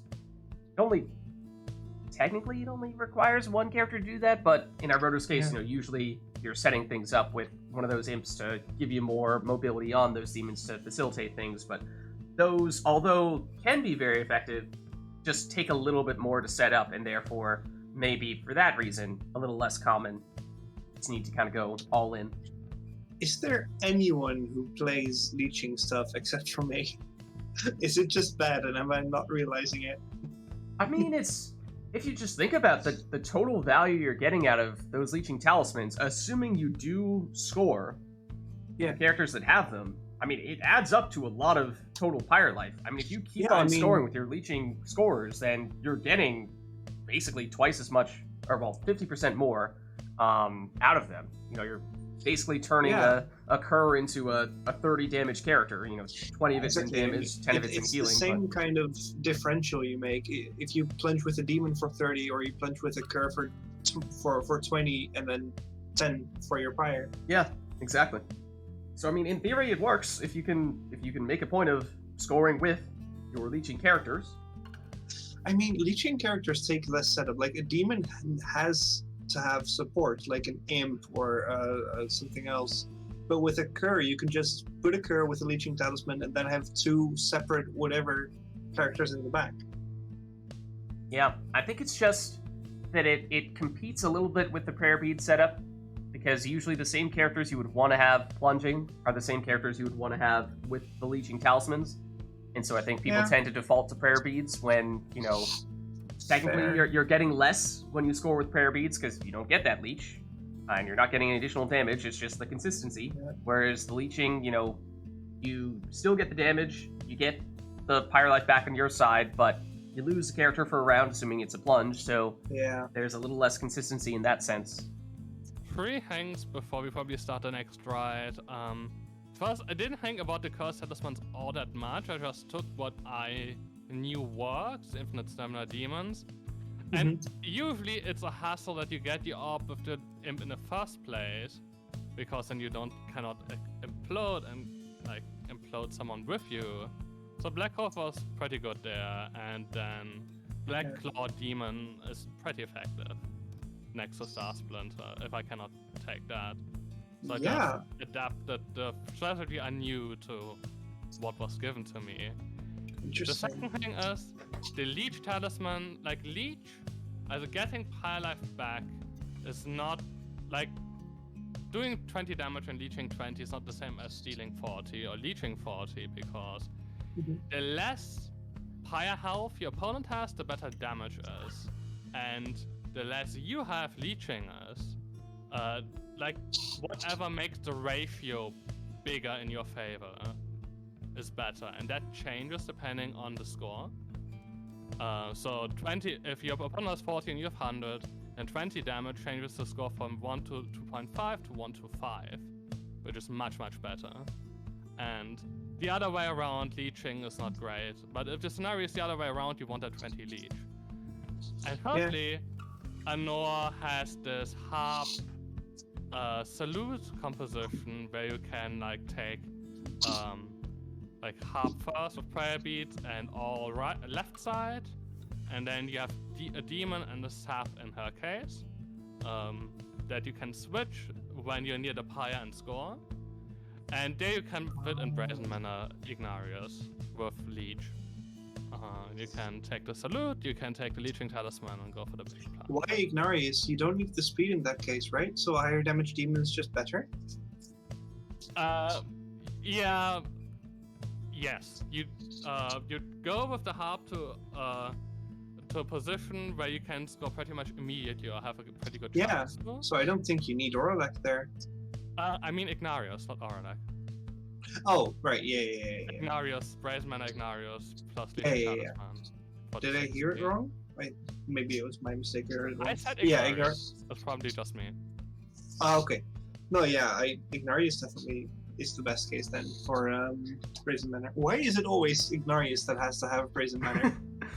Because it fits his character perfectly. Yeah. It's got the finger guns. You know how utterly brazen. It's it is evident. You don't need to explain it. Anyways, let us know, chat, if there's anything you want to see for our next ride. And just check in with you two, Amanda and Everett. Are you good to stick around? Either you want to swap out? How are you feeling? If anyone wants to swap out, I am more than happy to. Or if anyone wants to swap in, I'm more than happy to swap out. But I'm also good to keep going. Okay, Amanda can go either way. Yeah, listen, Anna is writing something about the composition. Listen to her, she has played it, I have not, so can probably get that's true. It's hard to set that up, the composition we were just talking about that we were saying Anor has used in the past, because if you lose that harp, suddenly you lose all of your mobility, and you have some big hitting scorers, true, but how are you actually going to get to the Pyre? It's going to be tough. And it can be a little clunky to set it up. Crushing heal, even with slow demon, like with normal quickness demons, is pretty strong. So there's still stuff you can do there. Mm-hmm. True.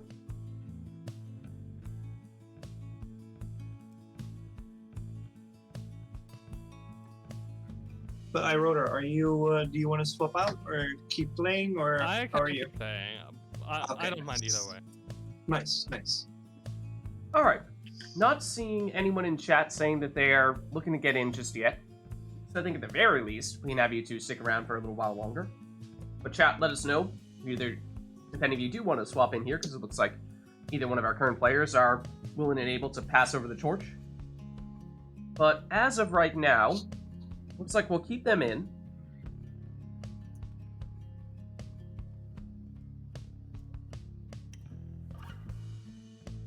And were there any requests for this one? I don't think so yet. We're mostly talking strategy about that composition, that team.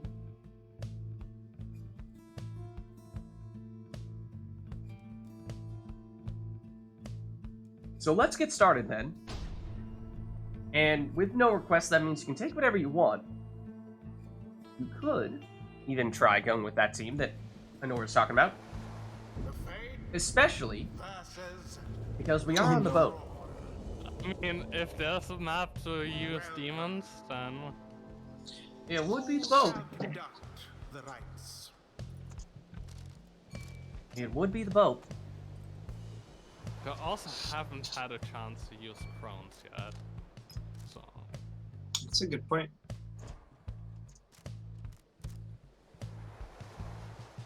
I mean, Crones are another character that are capable of scoring in pretty big chunks. It's conditional 30 damage, but, I mean, most of the time it's 30 damage.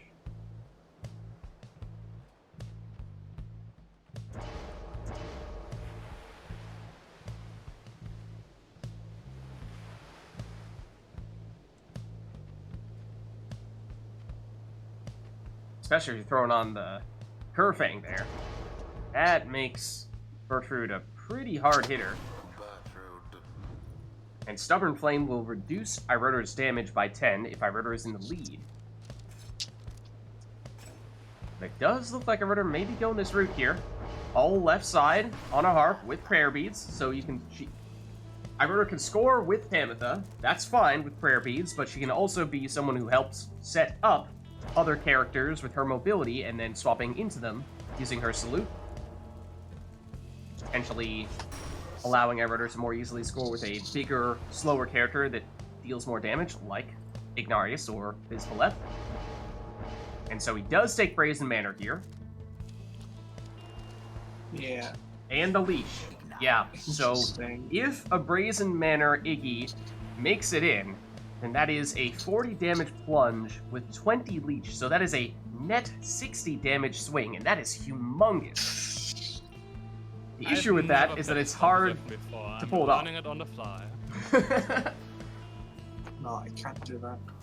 Well, I mean, Iroder, you do a lot of setups with demons and setting them up. I mean, usually it's with the imp portals, but, you know, in theory, it's not completely foreign to you. Not a absolute I'm not used to. Mm-hmm. Yeah, that does take some getting used to.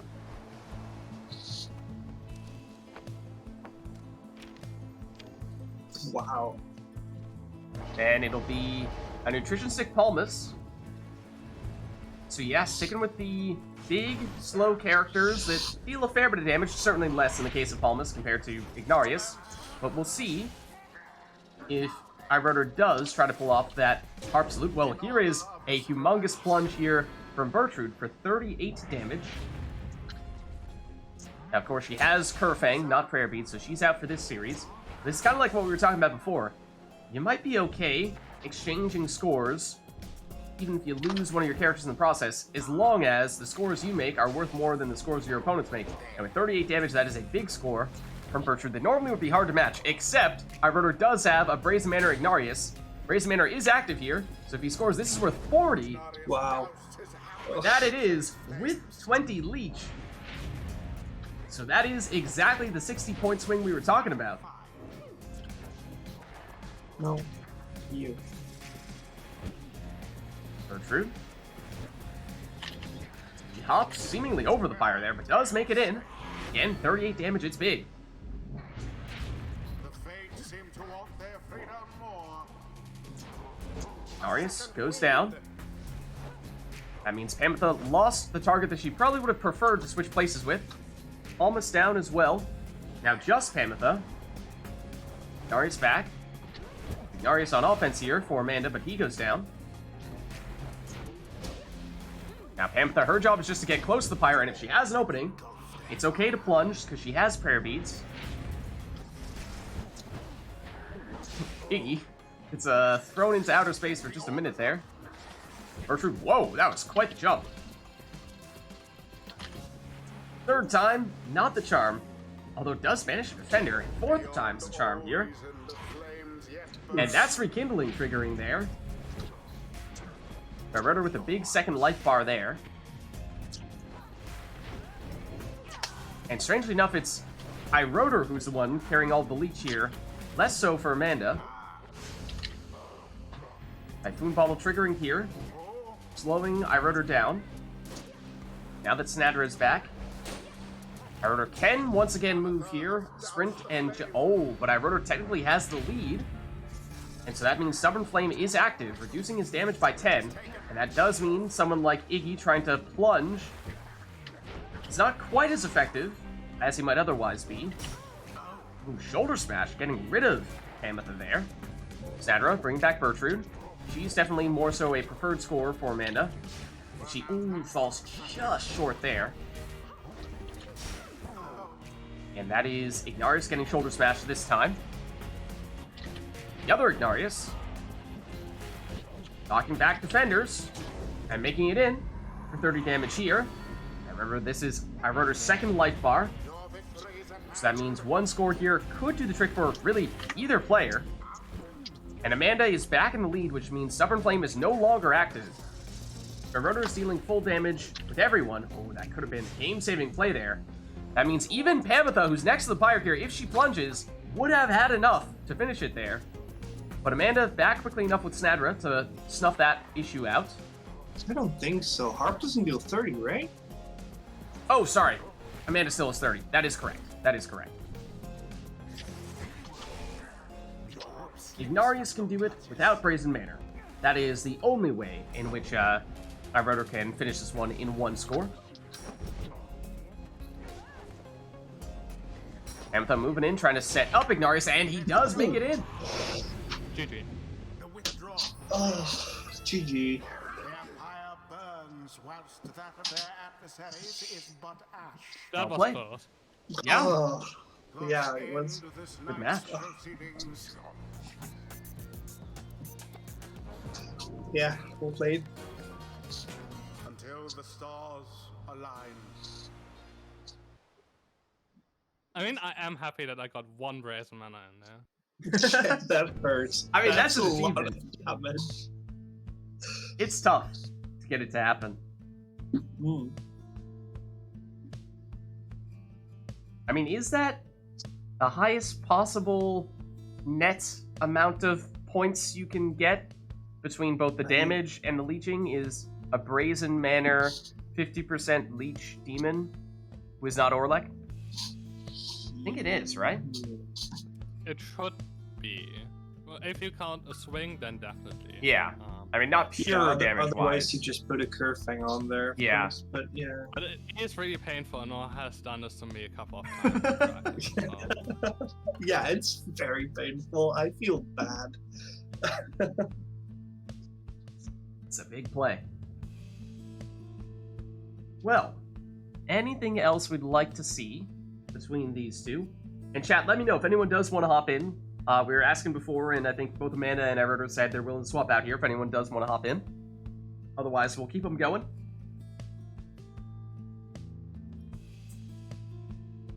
You know, like, you can check out any time you like, but never leave. Oh! Was that a Hotel California reference? I Don't say demanded- anything else, otherwise we'll get blocked. The stream will get muted. I'll get a strike. I demanded I get at least a crown. I still haven't played a crown. You might get one. Who knows? Yes, Core. Any Nice. Supergiant song. Any Supergiant song. So Hades works.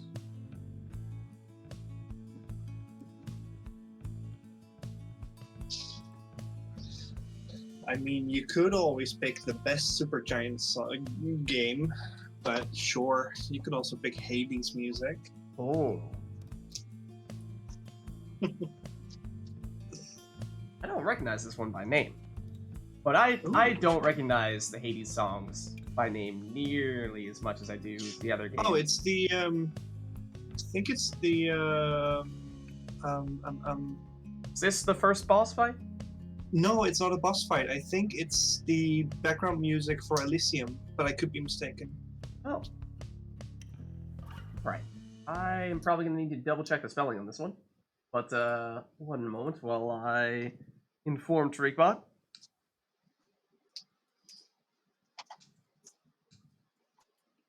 Yeah, I don't think it's the boss fight, right? Just the background music in Elysium? Copy paste is my friend. I think it's called Rage of the Myrmidons, but I might be mistaken there. Yeah, I don't trust myself to spell Myrmidons correctly, though. Okay, yeah, this I think is, in fact, the theme music of that area. Indeed, this sounds familiar. Heck yeah. Me Let's hating turn on Hades and then this knowing every song? Nice. It's been a long time since I last played Hades, though.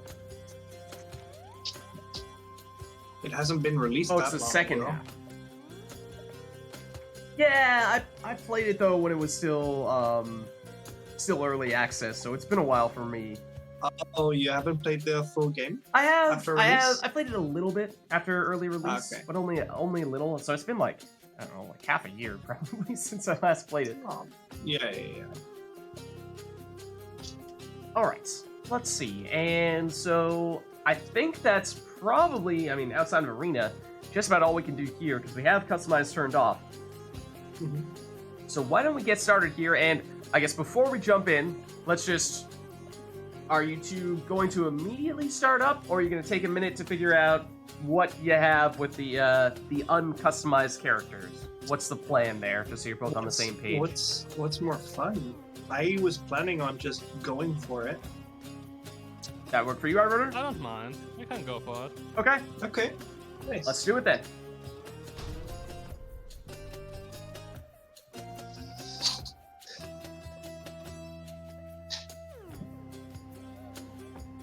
Oh no.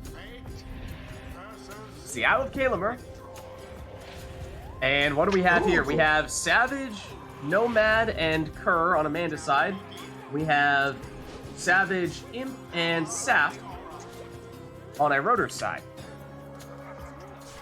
So they do look like reasonably balanced teams here.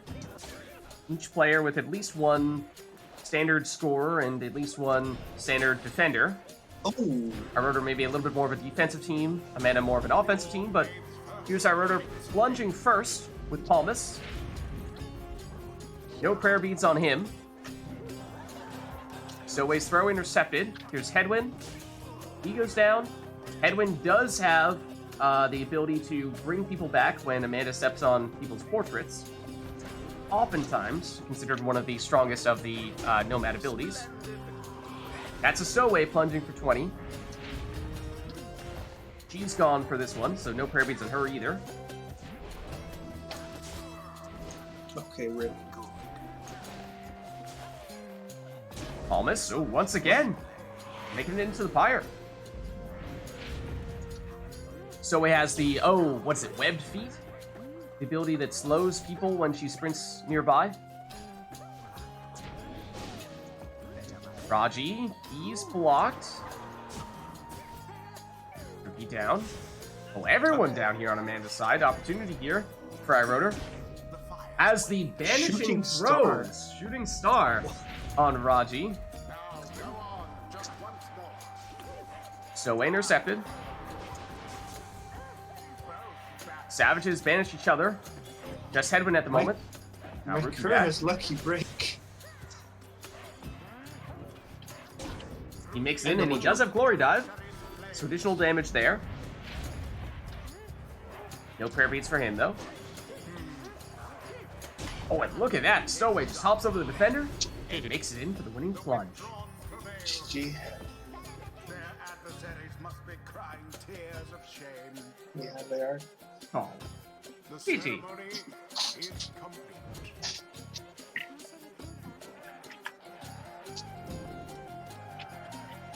Until the next round.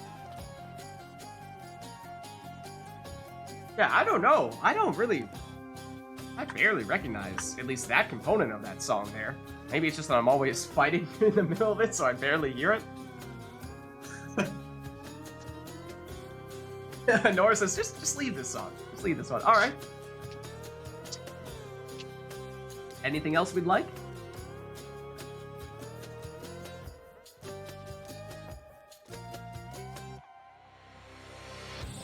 Ah, okay. Now it picks up. I see. I see.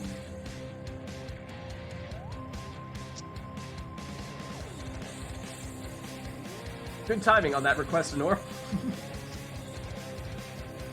Let's turn Customize back on. Assuming that is something we're going to want.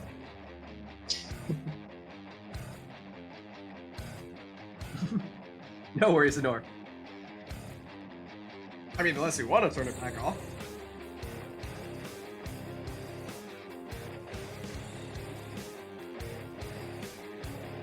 Anything else we'd like? Alright. That's always the question is, for the... Especially, I think it happens a lot in Hades, where the first half of the song is much calmer than the second half. It really kicks in.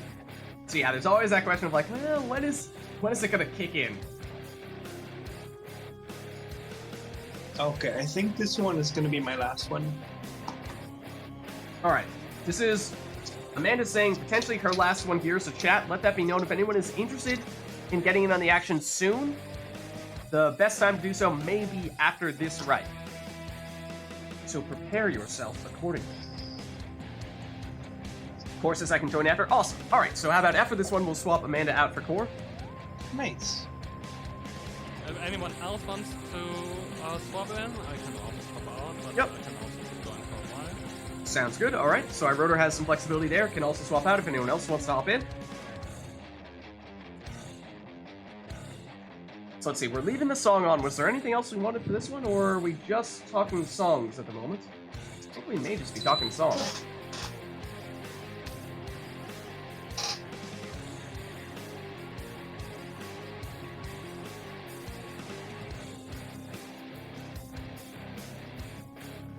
Not seeing anything from chat though, so I think let's jump in, especially while the music is really kicking.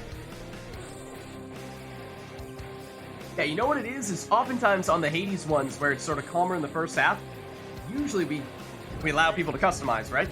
So usually what happens is people are still picking their team as the song is in its quieter part, and then if we're lucky, right around where it starts to kick in, it's when the rite is actually starting, and then it works really well. Are there any requests? No, just a song. So you're free to take what you'd like there.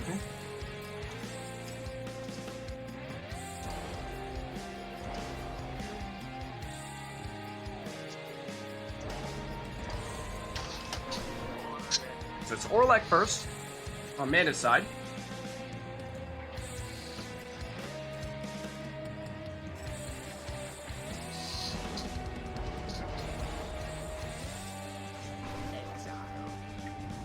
And I wrote her, did you get a Crone last time, or is this finally your chance to play a Crone today? It's my first crown today.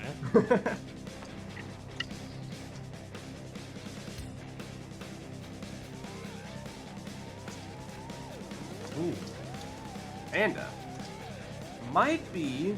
We're gonna go 100% demon here. I mean, of all the places to do it, the boat is probably the best answer. Has that big leeching talisman, and yes, he's going for Brazen Manor. So that's the combo that we saw Ritter use last time.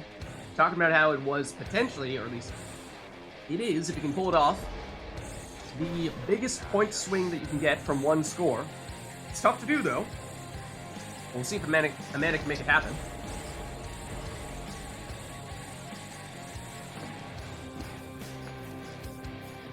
And it's Tizo with Titan 2.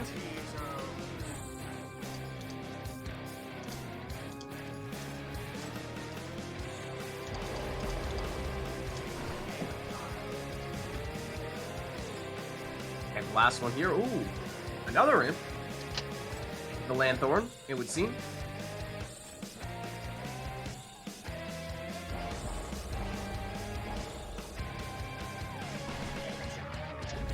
And here we go. Porfrit. Still has it here. She does go down. And Orlek plunges for 25. Now, unfortunately, this time we got exactly the opposite of what I was talking about before, where as soon as the rite starts up, the music loops back around to the beginning of the song and it's in the quiet part. But anyways, Porfrit plunging for 30 here. Amanda did take the starting Pyre life on seemingly both of her demons, and so lots there. Technically still in the lead after having I wrote her score there. Yeah, right, just as the song stops. Not so lucky this time. Usually it does work out well, like I said, when we don't have Customize on. But no one back here at the moment for our rotor. A potential opportunity for Amanda, though. She did hesitate a bit. Still time, though, for Orlek, especially after bouncing back the enemies.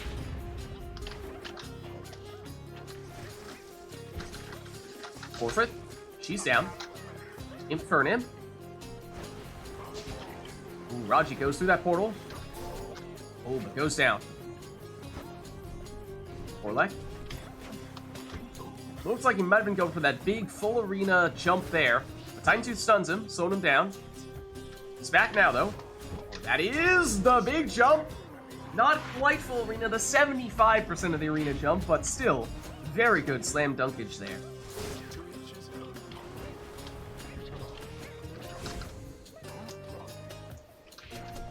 Mizo. Just keeps on flying. He's got the Titan Tooth. So Amanda is stunned. I wrote her not quite enough time, even with the Titan Tooth. Orlek back at it. And does it again. GG. GG.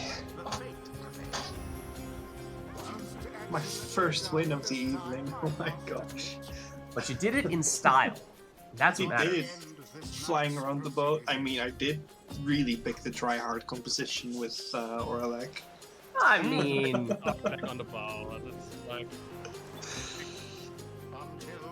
I was tired of losing. Good game. Thanks for the games. That was fun. Thanks for stopping by. Yeah, of course. See ya. See you around. Alright. So, in that case, or if you are still interested and available, we can certainly get you in here. Does now still work?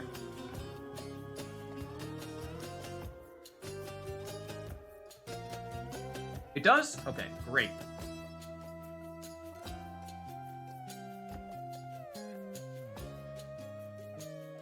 Okay. Invite sent to you, Core. Let me set you up in Amanda's place here. And Pyre Arts for you today, Core? Yes. Okay. Pyre Arts it is. And just to check in on chat, I think Iroder was saying that he can swap out for other people if there is anyone interested at this stage. Is there anyone else who would like to get in? Otherwise, Iroder, if you're up for it, we can keep you in here.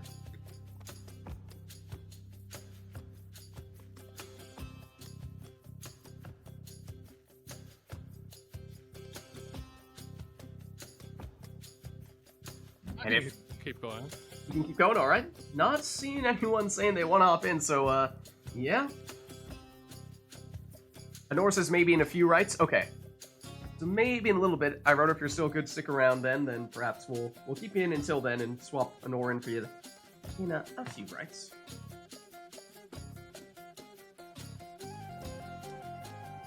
And in that case, chat, is there anything we'd like to see between Core and Iroder? Or do we want to give Core a little bit of time to warm up first?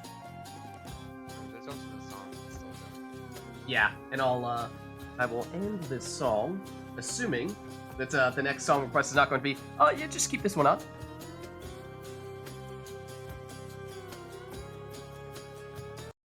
Goodbye to Rigbot. Let's turn the in-game music back on.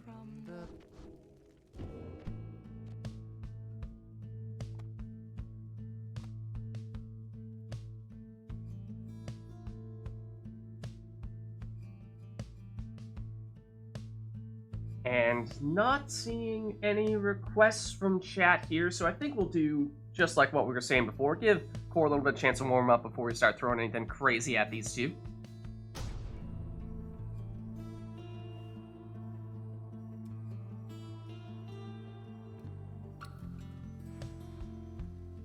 The Pyre hearts shall confront the withdrawn.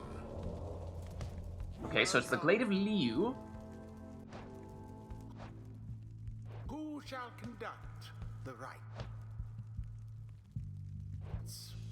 Oh, is it doing that thing where... Okay, good. I was going to say, if you can't control... That was on this me. screen. That was you? Maybe- Yeah, I can't control. Oh. Let me see if remote play is being silly. I'm gonna unplug Oh! real quick. Oh, no, I think I know what it is. It is saying that controller iRotor one. is actually player 1, is what it's saying. It thinks Core is player 2. That's what it is, in theory. Let me just double check. Yeah, you just plugged back in, right, Core? Yeah, I Let me did. see. Yeah, it says it wants iRotor to be player 1 and Core to be player 2. I'm actually not sure if I can switch that manually. Let me see if I can. Can I? Not sure I can. Think. Alright, let's, shall we head back maybe to this setup screen here and just switch you two around? Perhaps that's best. Okay, so we'll have iRotor on player 1 and Core on player 2. Let me just switch your names around on the stream as well real quick. Just to keep us guessing. Remote play is like, yeah, you know, you've just seen a little too much of iRotor on the player 2 spot, so gotta mix it up a bit.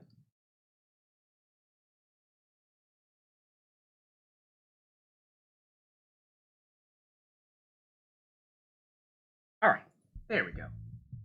Should be all set now. So let's resume, and by resume I mean start a new rite, so we'll see if we're still in the same spot. Probably not.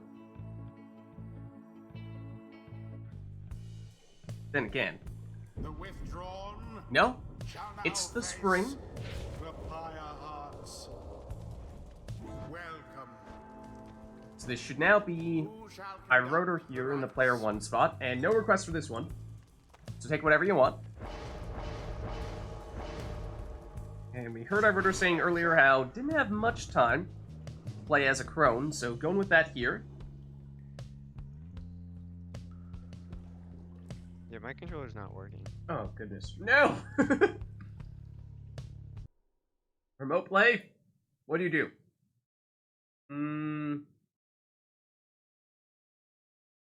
Did you try to repluck it? Yeah, I did. So maybe just try to re-invite me, actually. Okay. Yeah, let me do that. Let me do that. Okay, you've been booted. You've been re-invited.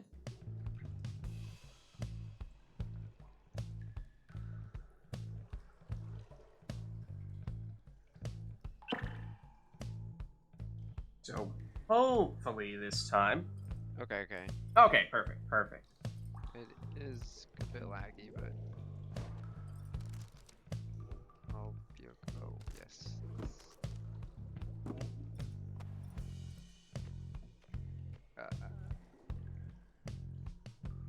Am I the only person that's lagged for?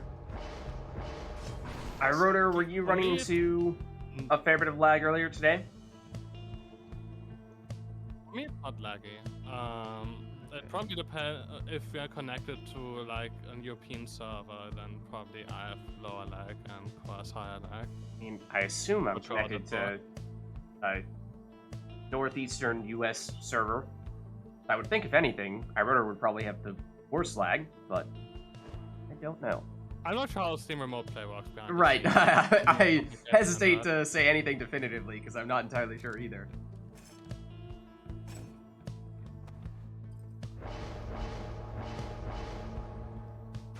Exile.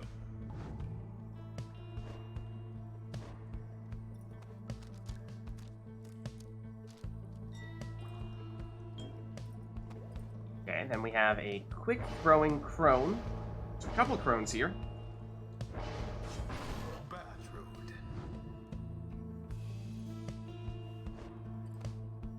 Last one for Iroder. Prayer Beads, Tamitha.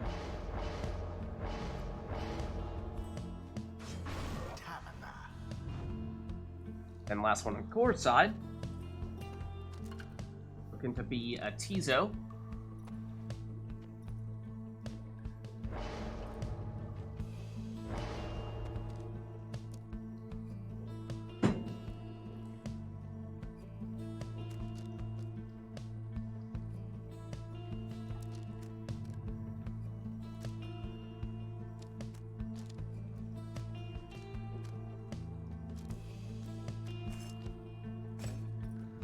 With the Lanthorn. Oh, you're missing a couple of masteries, just heads up. Don't forget those.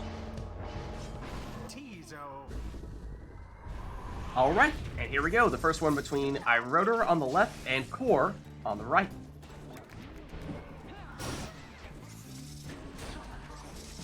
That's Tamitha, making it in for 20 damage plunge. And she'll be back. She was the Prayer Beads exile for Iroder. Forfeit, that throw, does that have enough on it? I don't think it does.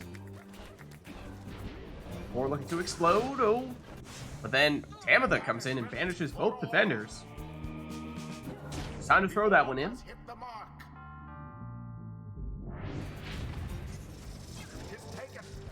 Forfeit, that throw will be unblockable, except it's a little bit to the side. Gilman goes down here.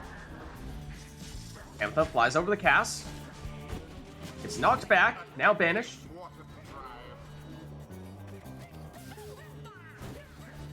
Ooh, and sets up the portal play there for Bertrude, although Iroder the first one to take the orb nonetheless. Goes for a quick little 5 damage throw there. Forfeit. This throw, this time, is on target for 30 damage. Oh, and look at that! Iroder was waiting to use the Crone Salute, turning all of Core's exiles into defenseless Howlers, and finishes it. That score. Their pyre yet burns with vigor and resolve. I hope it was not as bad as the usual lag between us two.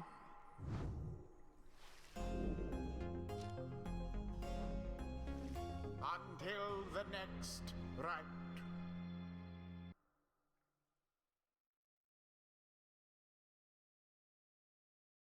Alright, well chat, let us know if there's anything you want to see for the next rite between these two.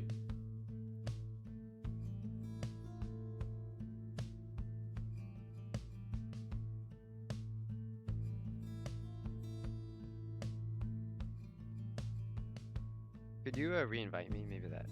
I mean, I don't know if it will, but Yeah, I can. Want me to boot you and reinvite you again? yeah. Let me give that a shot at least. I do see, yeah, I'm getting a little connection quality marker next to the people on remote play right now, and it basically presumably is an indication of how much lag you might have. And Iroder, you have green bars, whereas Core has yellowish orangey bars. Oh no, okay, no, flipping back and forth a little bit, but at least looks like perhaps remote play is saying maybe slightly better connection for Core, even though I'm pretty sure Core lives closer to me than Iroder does. So, but then again, like, who really knows how Steam Remote Play decides what servers it's using? It's kind of black magic. Anyways, invite resent to you, Core.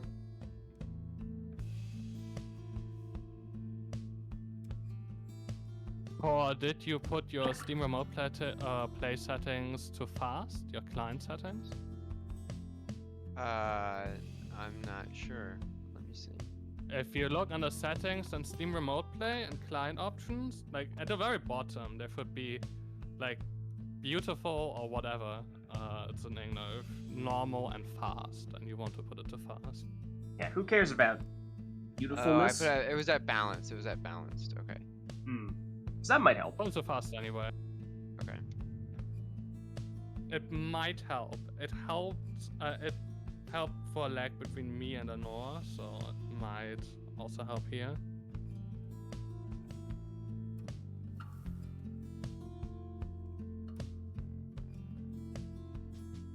And chat, anything we'd like between these two, or are we thinking, nah, we'll just give them a little more time to take whatever they want to take?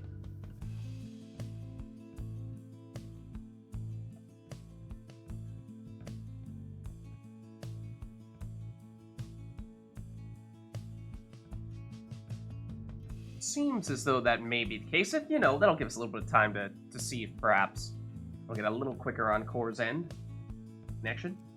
So let's get started.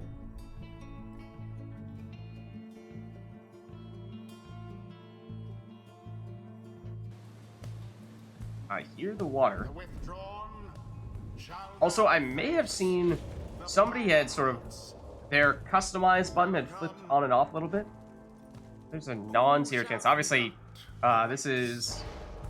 iRotor is fine from a customized standpoint, but hopefully Core can still pick his team. Yes, okay, good.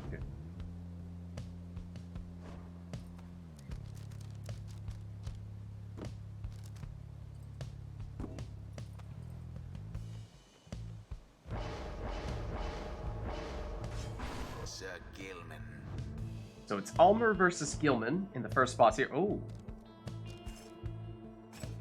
This team has a very strong fate theme to it right now. It's not usually something we see from iRotor.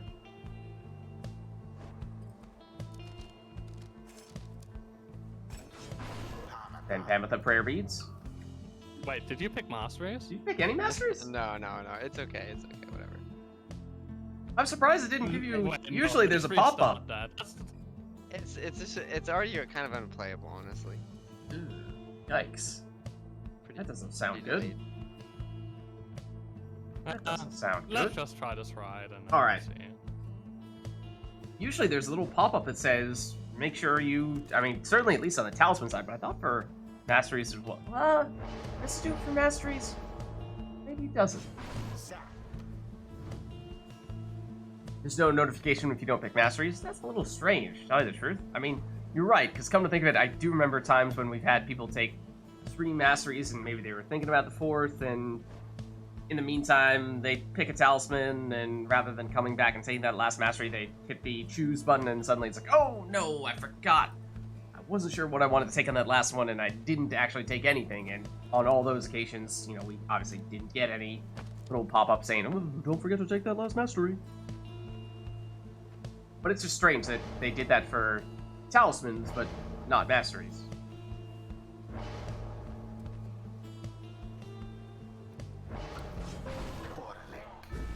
Here we go. It's iRotor teleporting to the orb here with Almer. And that throw, oh, intercepted.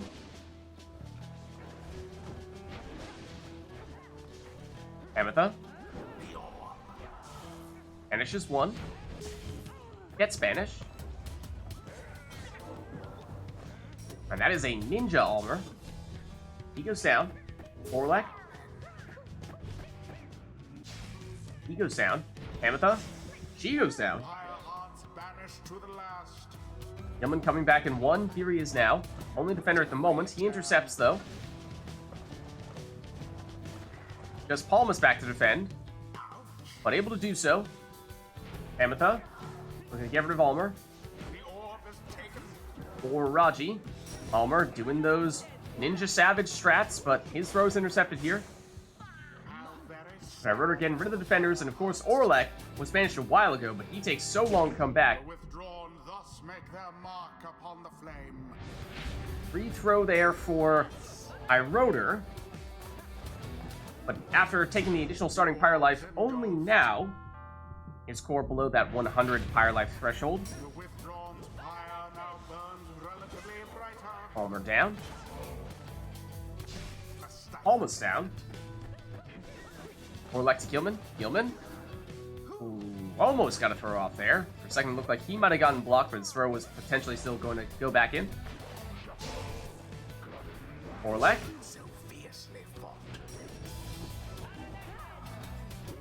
Almer. Throw intercepted. Gilman. Back to Panther, back to Gilman. Gilman now by himself. But brings back Panther after that banishment. And another banishment there, now brings back Orlek. Gilman down. Good. Almer. Or just taking position with Orlek, trying to block the throw and banishes him. Panther gets rid of it. Trying to get rid of Raji there, but Raji gets rid of Panther instead. That Palmas. He's elusive. Force of will behind that Manages to sneak in a 13 damage throw there. Almer does get that throw off. true.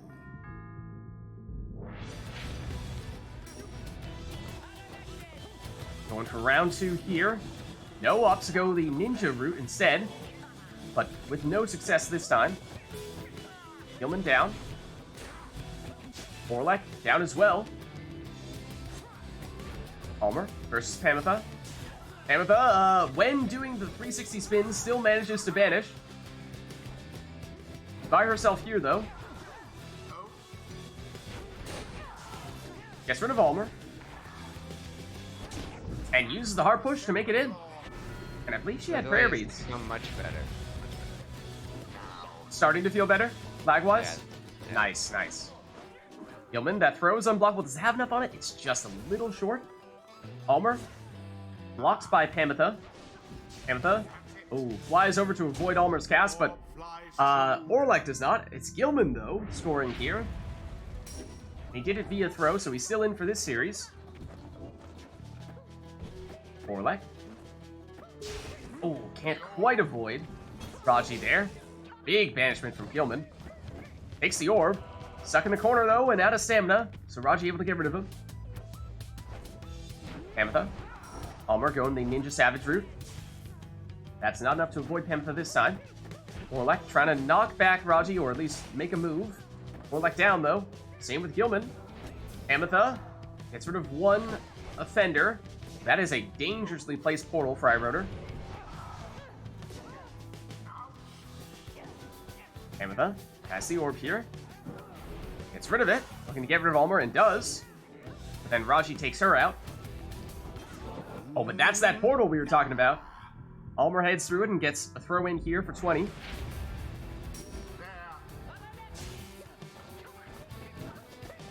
Gilman avoids Raji and does get a throw off for the full 15 damage, so he'll stay in. Gilman versus Almer. Almer wins this duel. His throw can't make it past Panther. Orlek gets rid of Almer. Wants the orb, but wants to be wary of Raji here. They both go down. Oh, and then iRotor goes through the portal or teleports using Ninja Savage strats. Either way, Almer next to the Pyre with no defenders here gets in a 20 damage throw.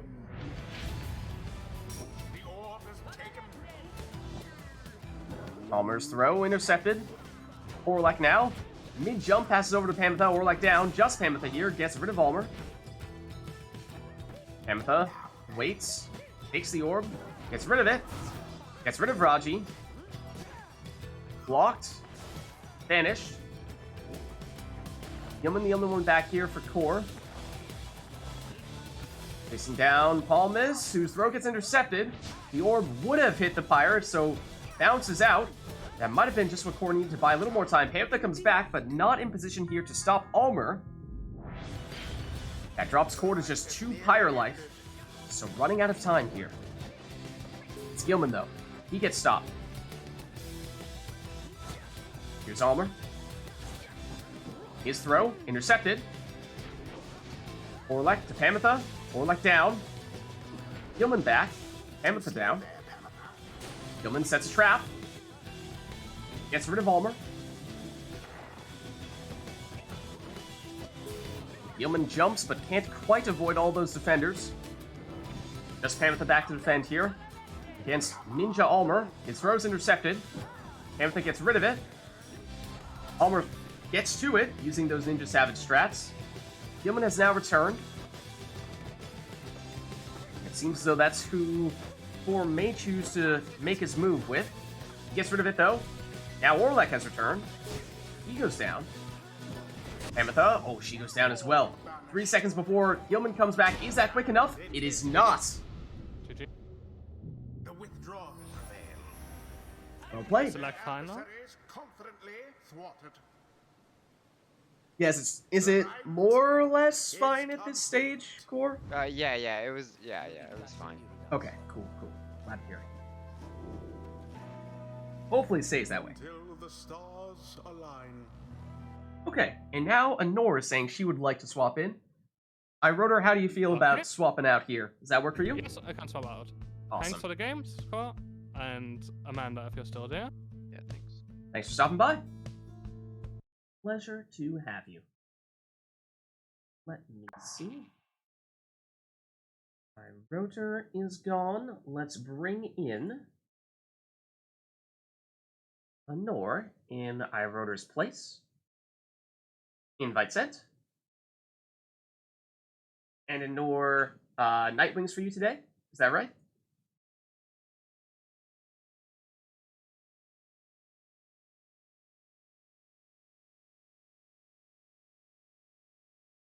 Presumably.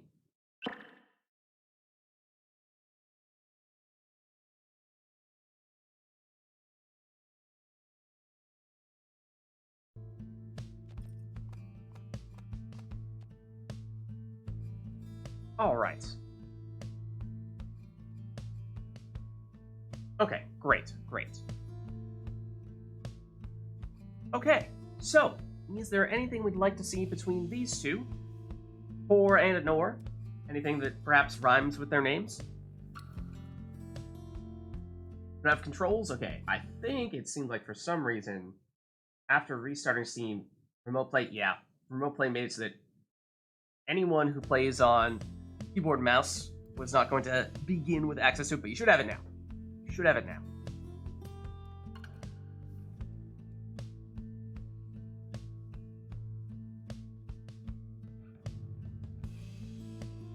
So would we like to give Anor a chance to warm up here, or are we going to immediately start throwing some crazy stuff at them?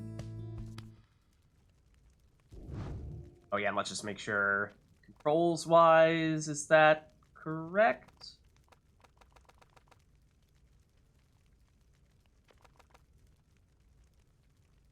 Are those not the mouse presets? I don't know. Let's try if we go switch it and then do this. Go to one that you don't want and then take the one that you want instead and see if that changes things.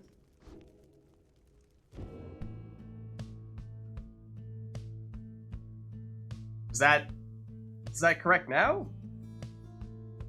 Is that any better? It is? Okay, cool.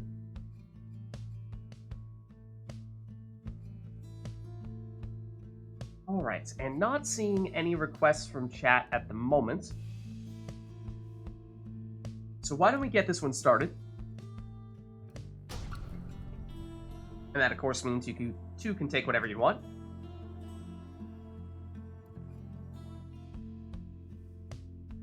The Nightwings versus the Pyre. It's really hot today. No worries. Welcome. Yeah, it's a really hot day where I am as well. Who shall conduct the rites? So yeah, no requests on this one. Take whatever you want.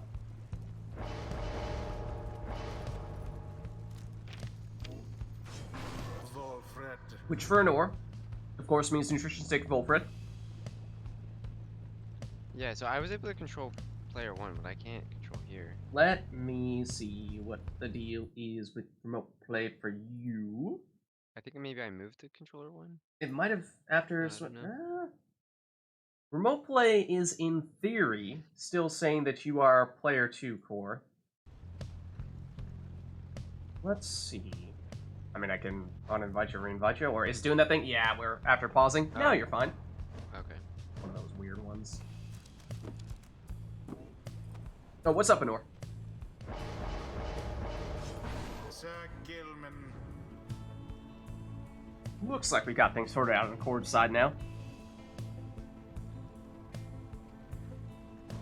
No, you're definitely mouse keyboard, and Cord is definitely controller. So I think in that sense, I mean, usually that's the easiest one. You know, Pyre should pretty clearly be able to distinguish between who's player 1 and who's player 2 in that situation.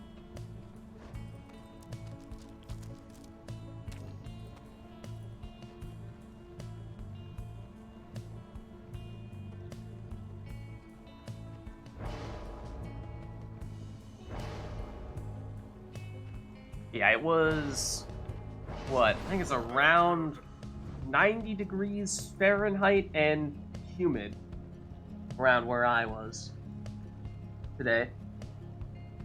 Which, is pretty hot. Pretty hot for where I live.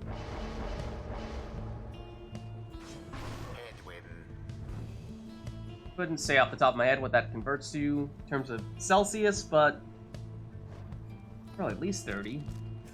Around 30, I don't know. I don't remember.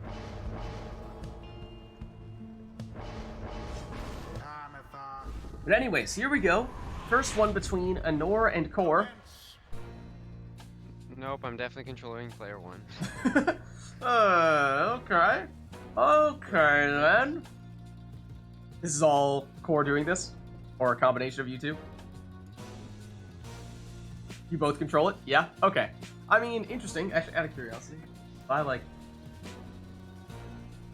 Okay, I also control player 1 in this case. Just everyone's the Nightwings. There are in fact 3 people who are capable of controlling the Nightwings right now. Anyways, let's head back in that case to the setup screen. Do we need to do this, or can I just... Maybe I can just uninvite and reinvite Core, and that might be enough for remote play to realize Core should be player 2. Let's try that. Let's try that. Let's see. Okay. Invite resent to you, Core.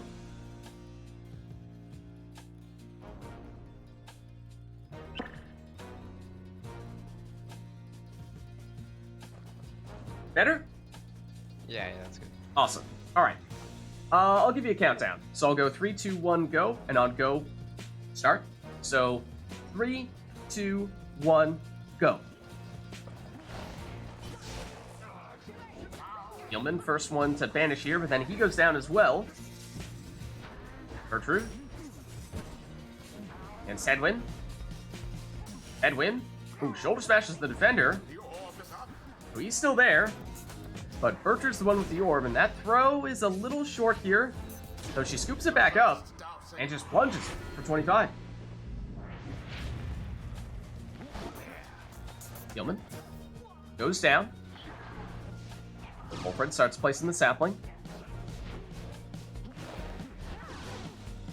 Shields off that attack there, but then goes down.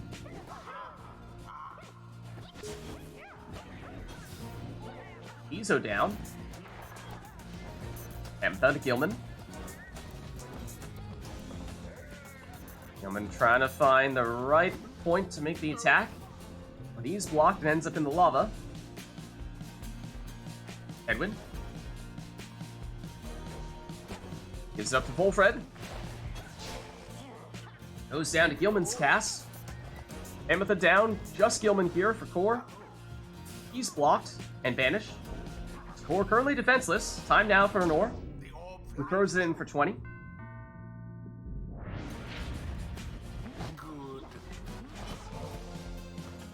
Volfred, elusive. Very elusive, in fact. The throw from this range, no, can be intercepted. For a second there, thought maybe it would have been unblockable, but I think it is somewhat dependent on how much you charge it up, and that was a slightly abbreviated throw. Oh, but Volfred, was nearly going for the plunge there. Gilman.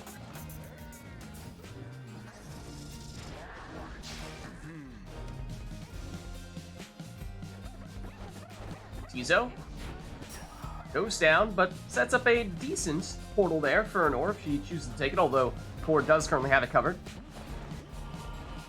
May not need it. Volfred, no, he goes down.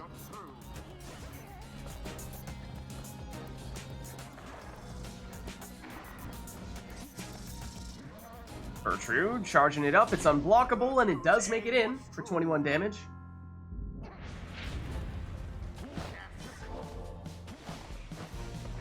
Wolfred shields and then teleports and passes. Has it back now.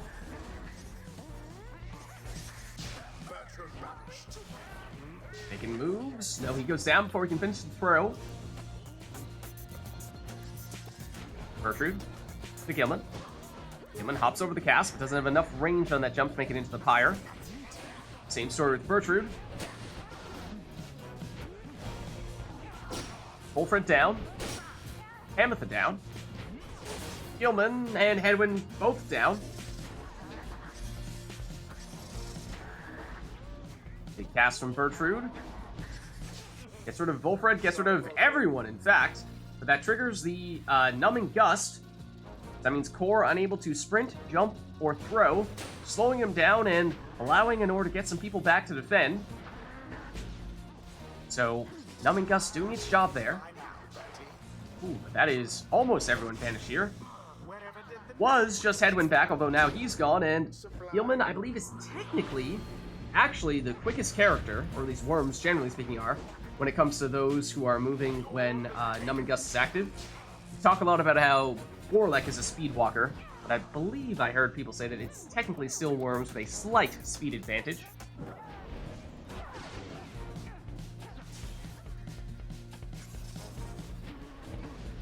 Wolfred. Now making his move. And there you see, Core did take the legendary prone talisman to cast through barriers, and it was a factor there. Oh, except then it comes back to bite him there. Not only does that cast bounce off the sapling, it bounces back and goes through that barrier to banish him, but doesn't matter here. Panther's still able to plunge.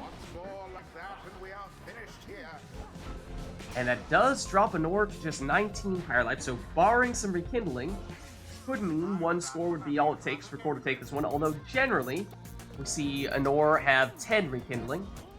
He may have a second life bar here. Dangerous. Oh no, rather that's Core's portal, in which case not so dangerous. Or rather, I should say Anor's portal, so it's not so dangerous. If it was Core's, it would be.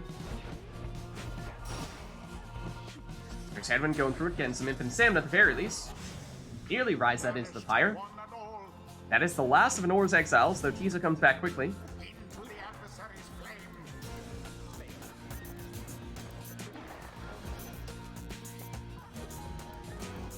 Gilman and Pamitha, each taking a different route here. Oh, Bertrude into lava with her. But she comes back quickly. So Core still holding on to the orb here. Oh, and nearly hard pushes into the pyre.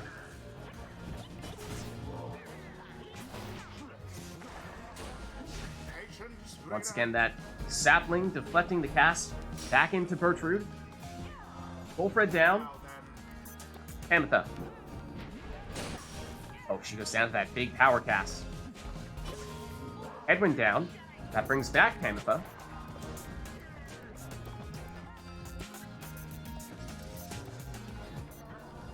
Or trying to pick which exile to make the move with, and the answer was Bertrude, but she goes down.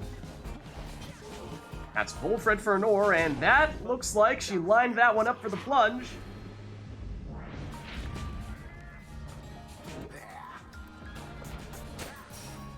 Big cast there from Hedwyn once more. Duel of the casters, which Hedwyn wins. Oh, and shoulder smashes the defender, though Gilman is back to get rid of them. Bertrude. Charges up that throw. Did not have time to get it off, though. Hedwyn retreats. Think about going through the portal. Does. Is that enough to escape from Pamitha, though? It is not.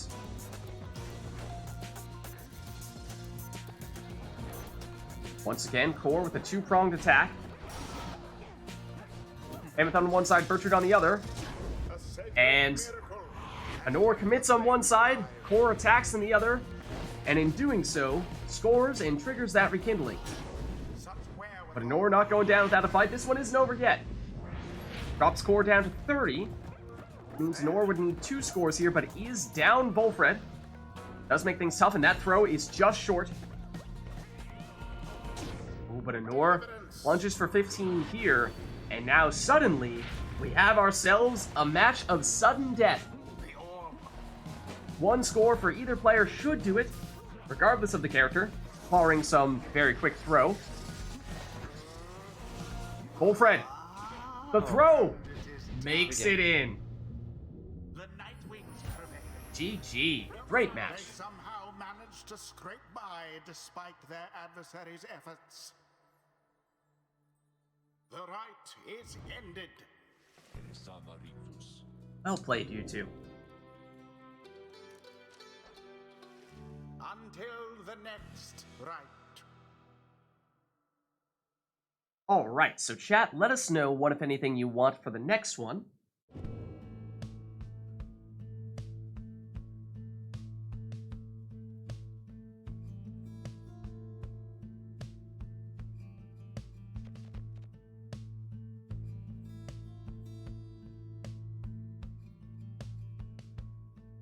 Then again, they did give us an extremely close match without any specific requests, so perhaps just having these two take their preferred teams is enough to make for a good fight.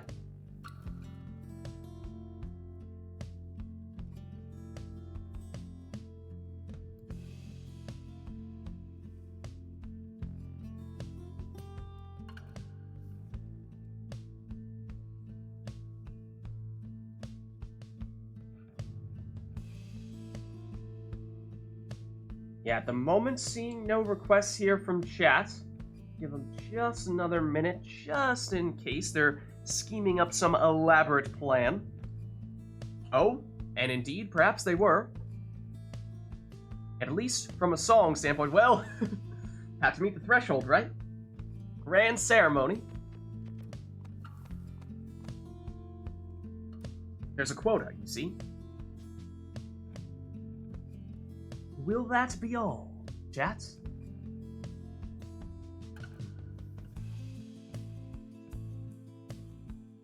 Exactly.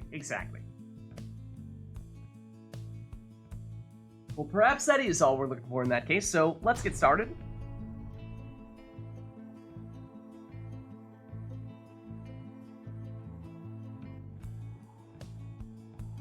The Nightwings shall Okay, we're at the cairn. the Pyre hearts. Welcome. Who shall conduct the rites? Ooh, and look at this. All left side. Tamitha. This sounds familiar.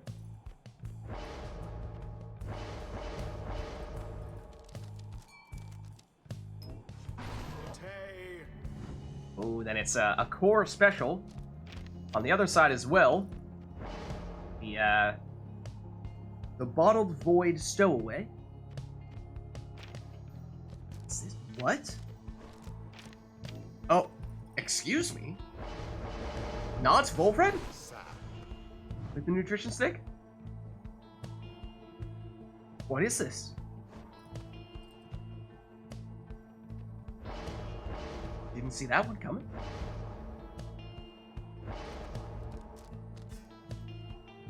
Now, Power Cast and Snadra.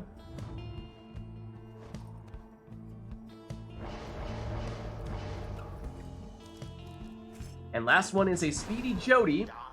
Perhaps the target for making those switches using the Harp Salute. I'm just like, I see you. I know what you're up to here. Well, here we go. Now begin.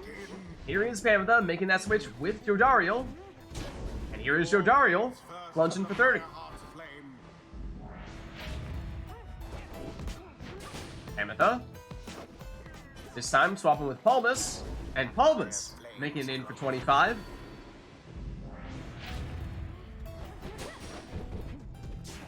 And Pamela switching with Jody there a little bit more early in the process before picking up the orb, but Poor able to counter here with 15 damage plunge from Gilman. It's a stowaway here, but she ends up in Jody's aura. But there is the bottled void triggering to great effect. Jody versus the stowaway, and Jody wins that one.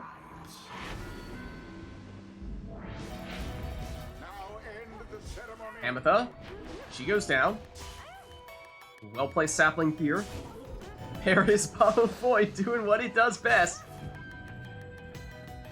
Numbing Gust active though, slowing down Core. Ametha down. Numbing Gust back. Snadra waiting for the opportunity.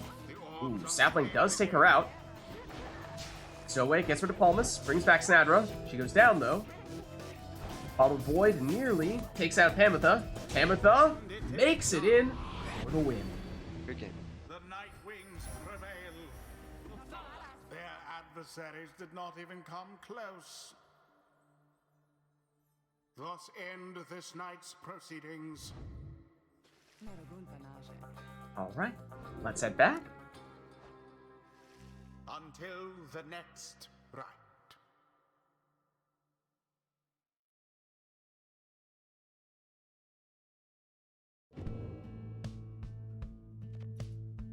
Are pushing the worm into her own pyre. Yeah, I think we have seen a few weeks ago. There was a pretty extreme case of that happening, right? I forget what exactly the circumstances were.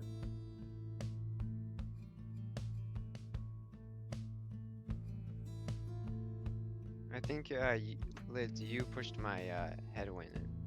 That's it. Might have been me. It might have been me pushing something in. That's probably why I remember it.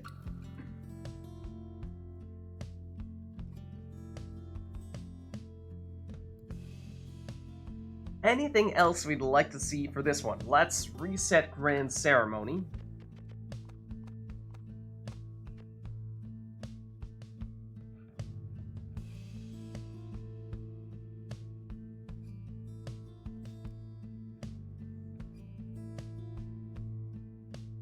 Do we have anything in mind for this one?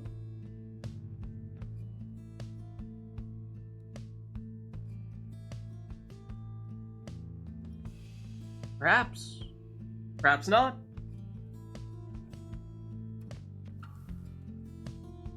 Perhaps not.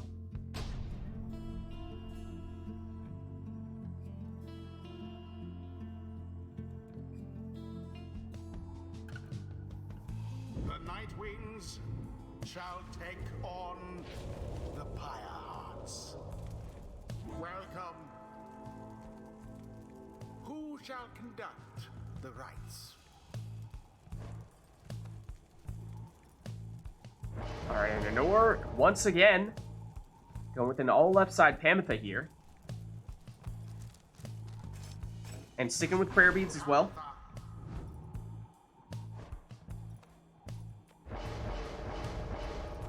And Core maybe giving it a try. But going with Frozen Soul instead.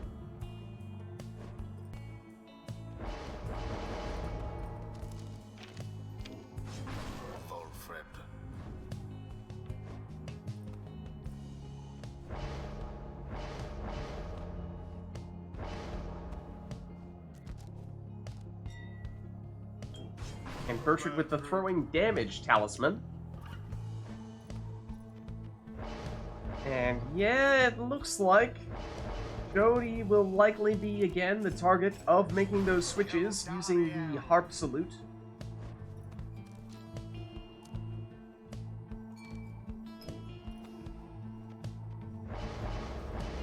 Ooh, some unconventional talisman choices here coming from Core.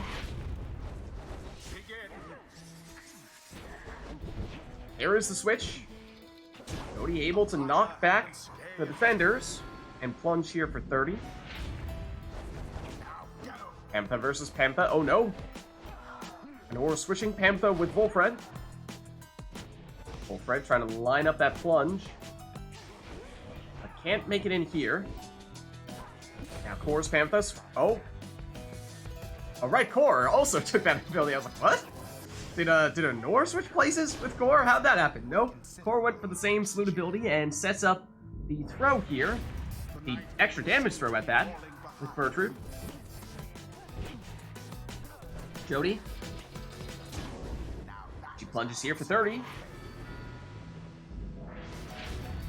The night wings pyre burns brighter for the while. Now, Ametha, switching places with Fulfred. He has the nutrition stick. He plunges here for 25. No more than a lick of flame remains. And that is Core's Pamantha who emerged there. Switching places with Bertrude. High damage, unblockable throw. Aimed thrust into the 38 fire. damage.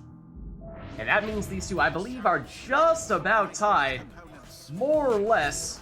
And at this point, sudden death. And Anor takes it. The night Okay. wings prevail. Their adversaries came ever so close. GG.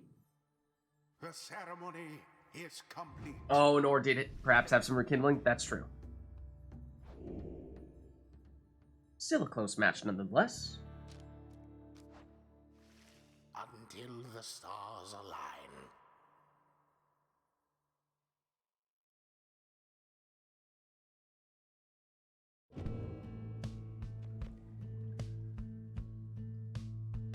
Casting when you defend against a sap.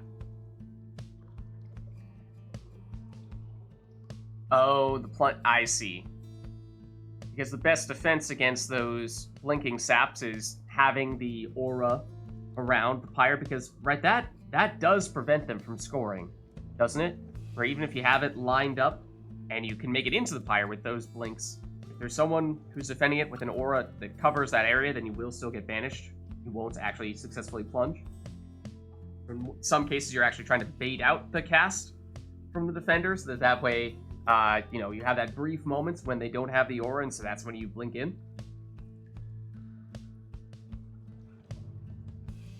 Maybe hit it perfectly, but that's probably the case. Okay. Then we have Dread Design.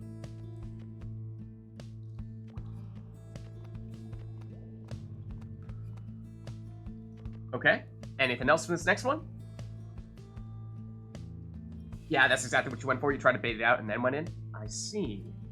Now we're learning the sap counters.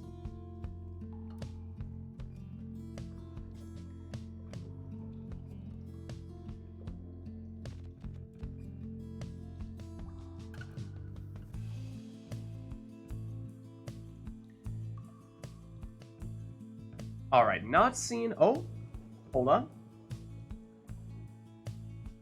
Maybe if you can get a perfect blink, it might still be possible to make it in even if there's a defender there, but for the most part, you do need to bait it out, the cast, so that you can make it in when there's no one with an aura intersecting with the Pyre.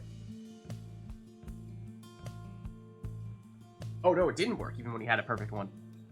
Yeah, okay. Interesting. Alright, well, let's get this one started.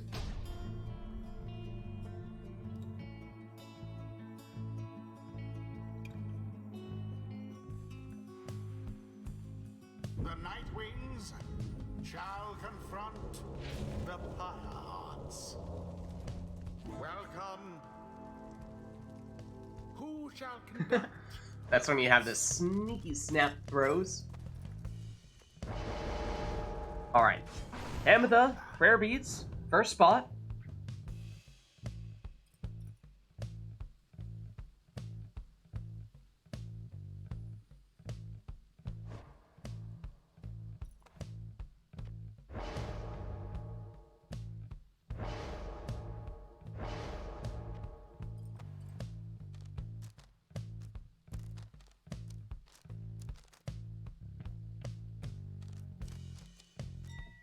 And Bertrude with the quick throwing. Heads up, yeah. Before you do that, have a mastery. Bertrude.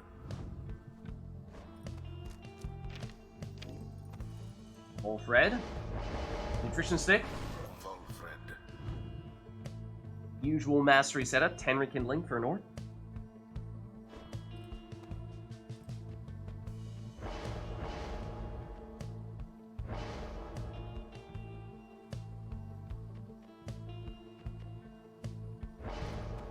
And Jody with the Pyre Life. Make that more Pyre Life.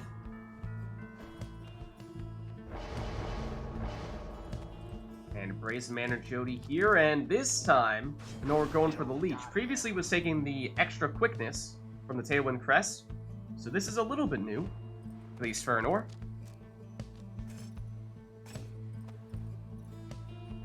Oh, and look at this. Core is going all out for the Pyre life here. Going full rekindling and then taking the rekindling talisman as well.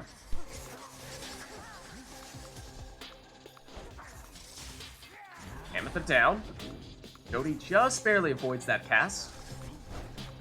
And does seem to have, well, did have, Brazen Manor active. Gertrude, who can't quite escape that big sapling. There's the switch between Pamitha and Fulfred. Oh, and there is the plunge.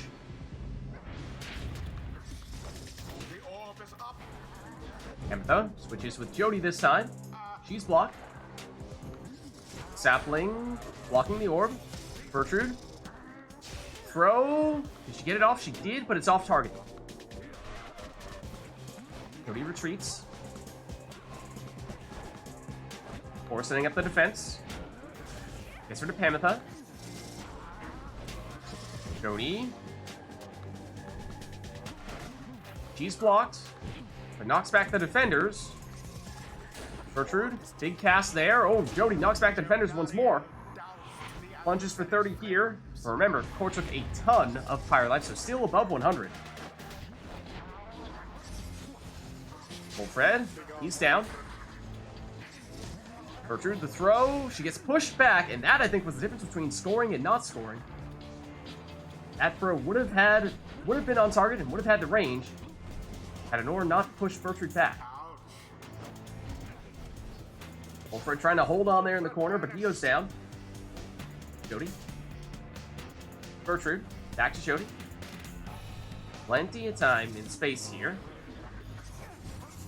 Now Pamitha's back. Not for long. And Gertrude, does she have the range from there, though? She does not. Okay. Fulfred versus Fulfred. Pamitha tries to force her way in. No success this time, though. Ooh, and Jody ends up landing on that sapling. That is a dangerously placed orb. Dangerously placed sapling. Look at this.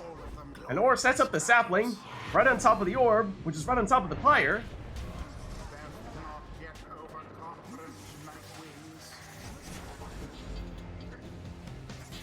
Gertrude.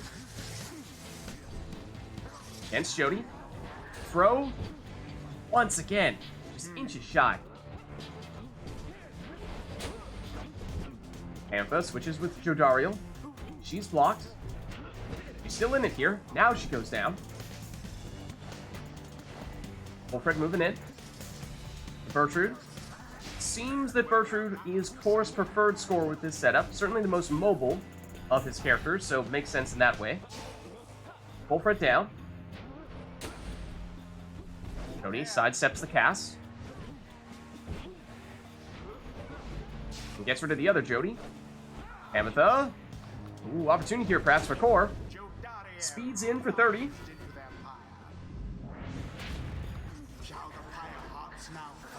Pamitha switches with Jody. She's blocked though. Banishes one defender.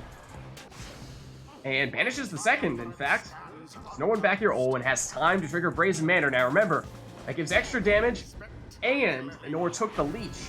So that is a huge point swing. Heals 40 damage, leeches 20.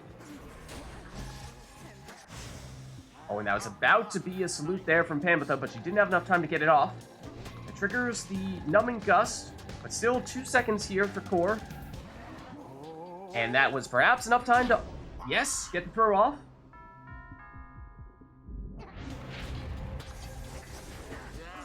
Pamitha. She goes down. Jody goes down. Cast deflects back at Gertrude. Pamitha.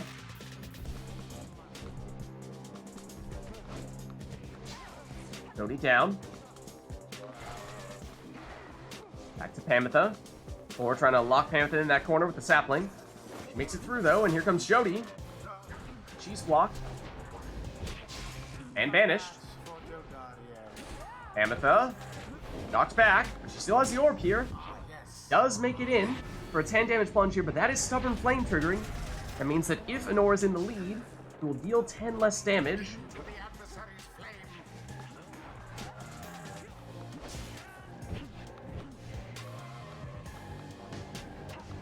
Jody for core. Goes down.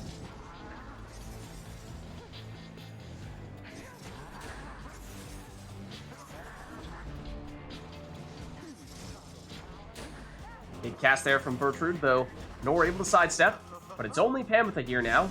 She goes down. Suddenly, Honor defenseless here. But it's going to take a little while for Core to get to the orb. Has Bertrude in offensive position here, though. Enough time? No, not quite. Jody down. The other Jody down. Now suddenly it's just Volfred back to defend. Bertrude back for Core. Volfred tries to make a move, but he goes down to the sapling. Bertrude gets rid of it. Ametha picks it up. She goes down, but does manage to at least pull off the switch there with Jody, but she goes down. Now just Volfred back to defend for Honor. Now Pamitha back.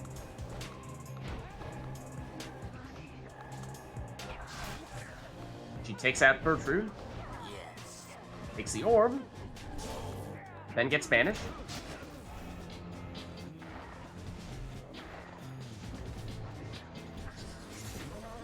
Jody.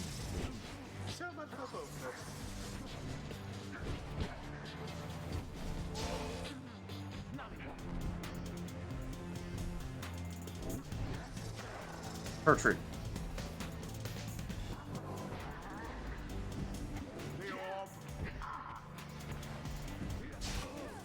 Jody down. Bertrude down. Just Volfred back to defend. That's enough to stop Dodariel. Gets rid of it. Shields off Pamitha. Pamitha down. Bertrude. Collecting Aura once again takes out Bertrude. Jody avoids Pamitha here, but then gets blocked. Has the orb back. Nearly makes it in, but once again, Volfred able to block and banish. Pamitha, she goes down. Turning into a defensive showdown here. Both players successfully blocking down their pyres, using those saplings to make it very difficult to advance.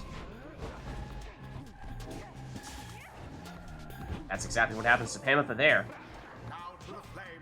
Advantage here, at least momentarily for Core. Jody blocked, but still in it here. Volfred able to shield off the cast. Jody goes down. Series of banishments there. Now just Volfred back to defend for Core. And Volfred does take out Pamitha. Now Core on the offensive. Bertrude. She goes down.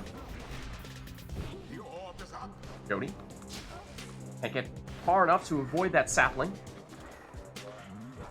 Ooh, and Honor setting up the Brazen Manor.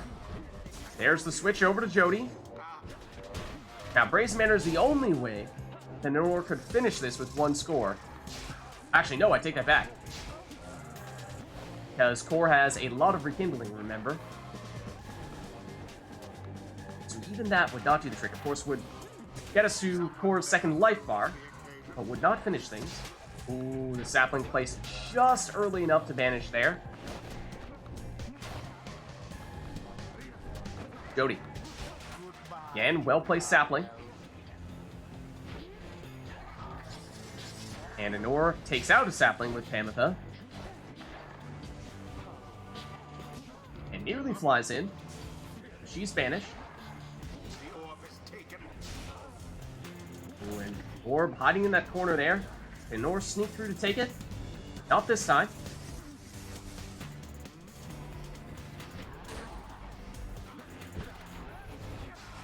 Pamitha gets rid of Volfred, switches places with Jody. She's blocked. Tries charging in this time as well, but no success, and Wolfred comes back to banish her. Bertrudo nearly hops over that cast.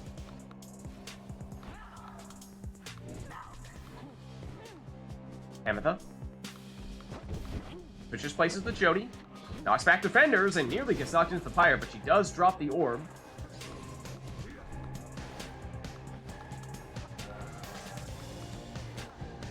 Pours Jody. Goes down.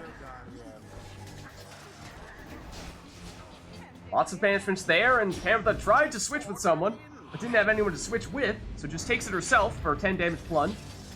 Oh, that's the other thing, with Stubborn Flame active, not even Brazen Manor would be enough to have finished core, although that's everyone down on Anora's side, but here is Numbing Gust active, and that slows down core significantly for what would otherwise have been a nice scoring opportunity.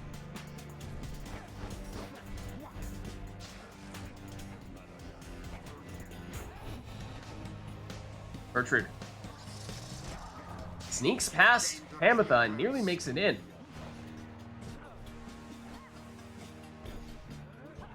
There's the Brazen Manor. Ametha, likely looking to switch to Jody, does just that. Jody's still active here. And nearly makes it in, but she's blocked. Now banished.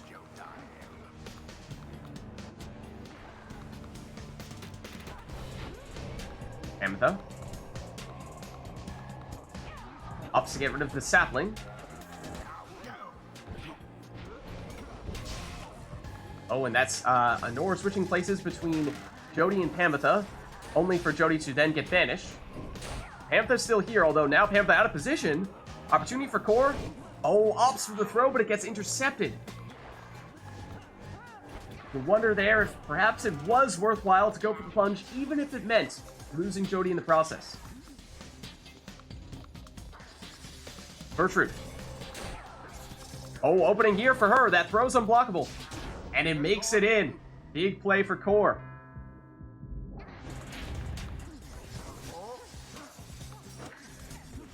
Now, of course, Anor also does have Rekindling, though not as much as core. So that means even with a 30 damage score of some variety from core, that would not be enough to finish things. Though both players capable of triggering that Rekindling, depending on who they score with.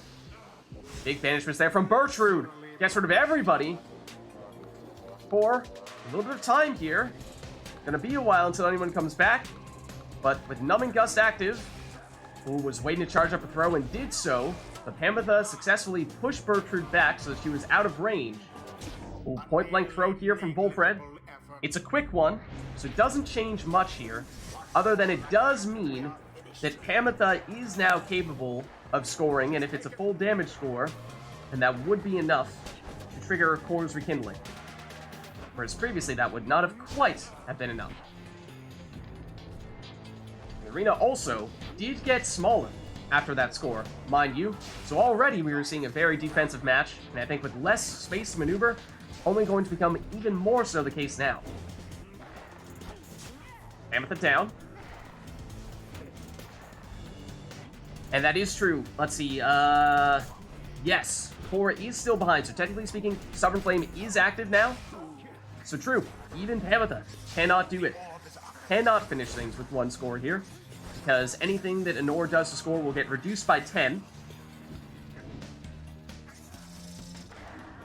So here comes Core. Oh, and that throw looked like that was going to make it in, but maybe didn't have quite enough on it, because Volfred was able to catch it. Here is Volfred. His throw, will that be blockable from this range? Well, he gets banished before he gets it off.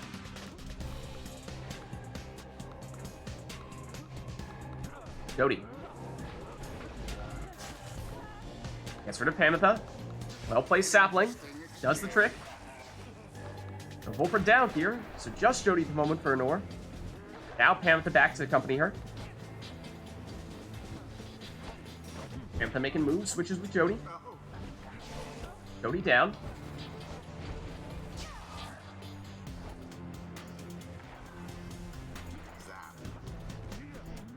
Jody gets rid of it. Dueling with Ametha. Ametha wins that duel. Flies over the sapling. Switches with Jody. Jody down. Volfred gets rid of Ametha. Now just Volfred back at the moment for an ore. Oh, and that gets rid of Volfred as well. Jody has returned in time to take the orb here before Core can seize on that opportunity. G goes down. Now it's Core's Jody moving in.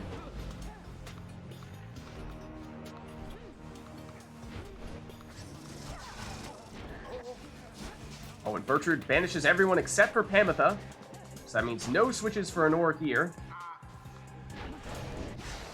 But does get rid of the defender. Jody back just in time, perhaps? No, not quite.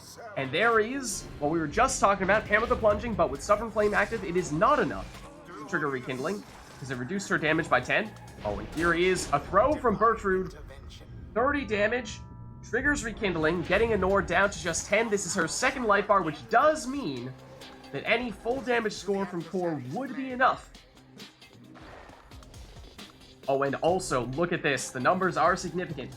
Because Core on 9 Pyre life means that Stubborn Flame is technically still active here. So Anor still getting 10 less damage may not be relevant, because most scores probably would still trigger Rekindling here. Oh, they have the trying to salute, but her teammates got banished there. But a quick throw could potentially still not do enough. Oh, but look at that! Core sneaks in the throw and takes the win in a defensive battle. Adversaries put up Good game. quite an effort. GG. The rite is ended. Hard fought. On both sides. Until the next rite. Without Pamitha, yeah. Hard to maneuver around.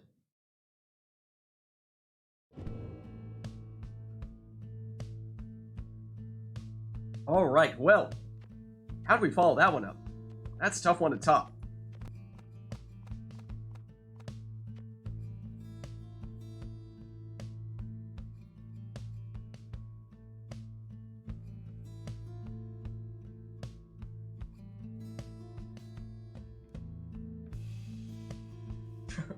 No worries.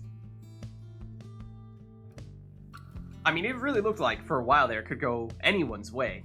It was just a defensive battle where it seemed like nobody was going to be able to score. And for a while, that was the case.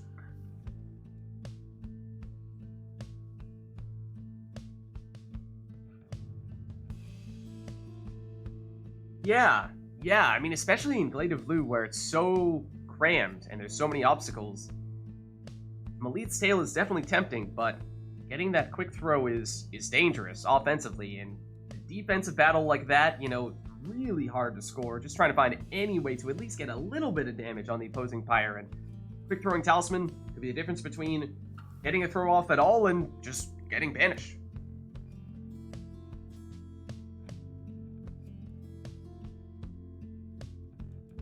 So, is there anything we'd like to do to follow that one up, or do we just say, you know, let's not try to recreate that because I'm not sure we can, and so we'll just let them take whatever they want to take for this one.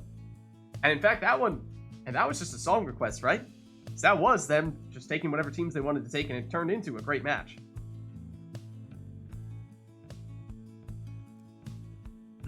Fell Swoop, maybe. Yeah, we saw both, or, let's see.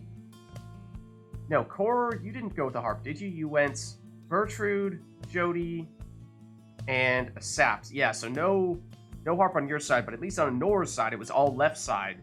So that meant no Fell Swoop. Oh, okay. Phaler going Fall Solium here.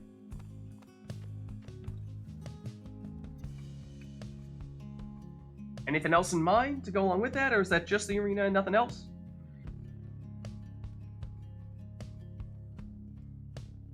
Will of the Scribes.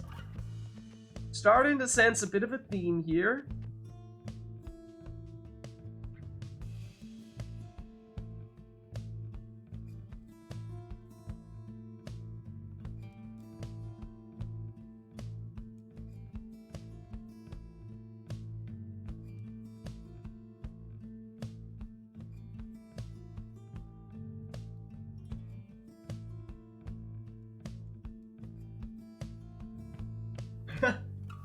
your plan was to slow the game down. Well, I mean, in that way, you definitely did succeed.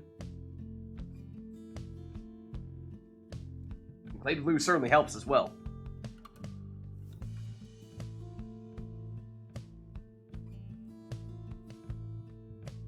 Alright, it looks like this is going to be it for this next match, although I thought that perhaps some people were sort of just beginning to set something up, but perhaps not. Perhaps this was all.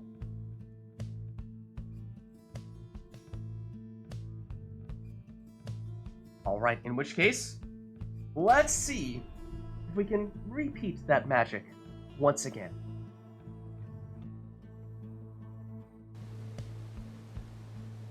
The Night Wings shall now face the Pyre Hearts. Welcome. So no requests here. Take whatever you'd like.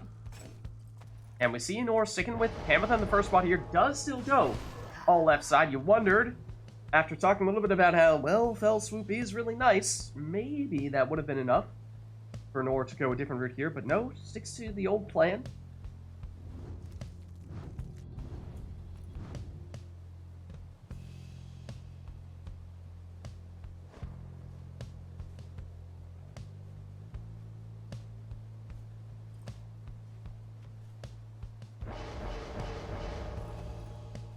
Oh, and then look at this. Core going the opposite route, all right side Harp, and then takes the speed on the Tailwind Crest, which is interesting, because left side Harp is faster. Right side Harp is more well-rounded. But then by taking the Tailwind Crest, you're sort of making up for that, and maybe on net you actually do, probably still do become faster than an all left side Harp without Tailwind Crest.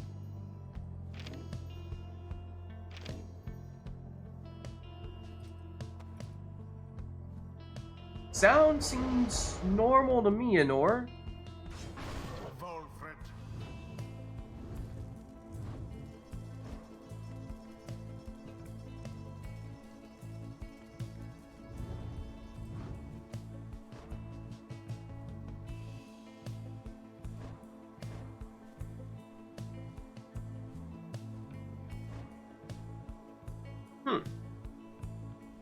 Yeah, I don't think I'm noticing anything out of the ordinary, at least on my end at the moment, sound-wise. And we were talking about Malith's tail. Or we're saying how, well, he liked that he went with the quick throwing talisman rather than Malith's tail, but switches things over this time.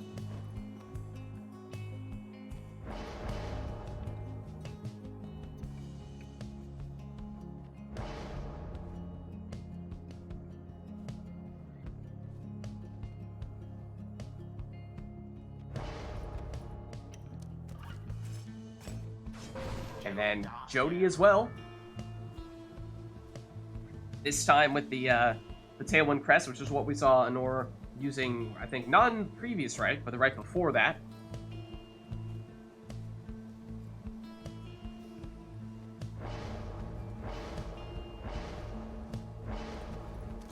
And then Ruki actually set a fair bit of points on the right side there. Not your typical curve selections there. Ametha drops the orb, and Jody says, alright, in that case, I'll just take it. So Pamela gets the final say here as she banishes both of the other players.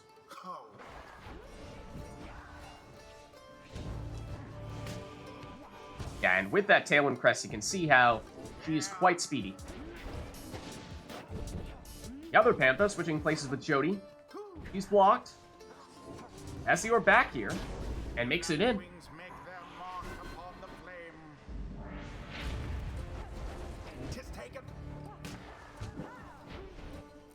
Ametha can't get rid of Volfred here. Volfred has gotten out of the way, so she can plunge here. Now, bear in mind, that's a Tailwind Crest, Pamitha. That means she's not coming back for this series. But as speedy as she may be, Core, technically speaking, would prefer to throw it in with her. Though, doesn't stop him from scoring this time. Plunging with Gertrude. That'll bring Pamitha back. Oh, and she's quick enough to sidestep that cast as well. Look at how fast she is. Ruki against Pamitha. Pamitha takes it in.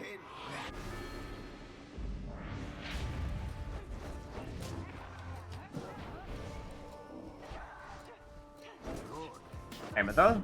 Oh, switches places with Jody.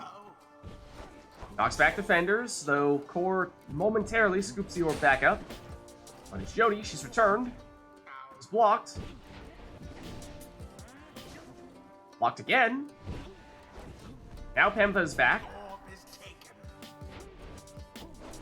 Oh, and look at that, Jody jumps over Pamitha and makes it in. The rite has nearly ended.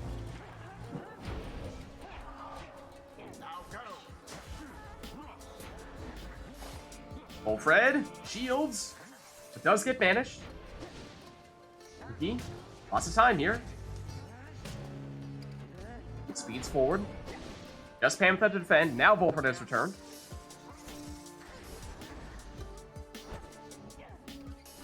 Pamitha. He goes down. Ooh, that's Wolfred here. Suddenly with a lot of time. And can do as much as 25 damage with that throw. And that's enough to win. Good game. The Night Wings prevail. What a glorious performance, I must say. The rite is done. GG.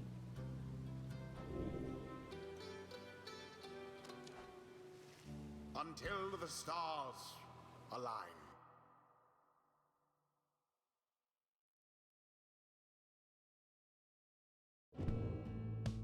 Alright, let's reset ourselves here to our defaults.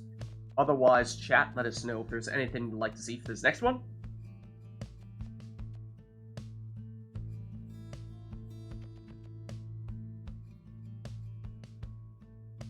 Siege, sap, strats.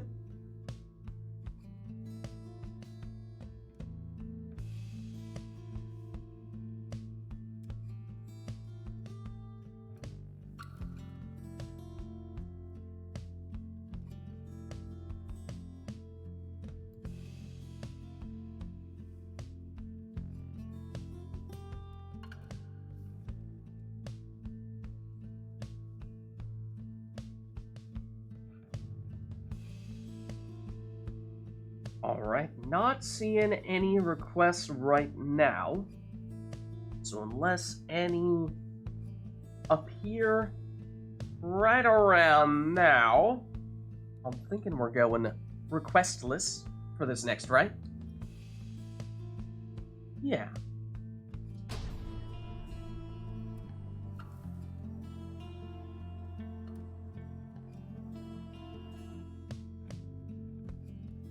The Night Wings shall take on the Pyre Hearts.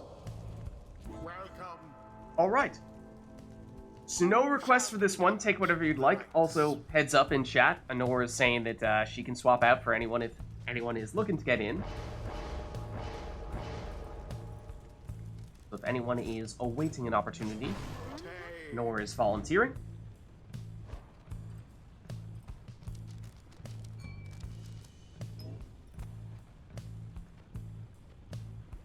Alright, Stowaway. Oh, and it's the Bottled Void Stowaway at that. I mean, Stowaway versus Stowaway, in fact.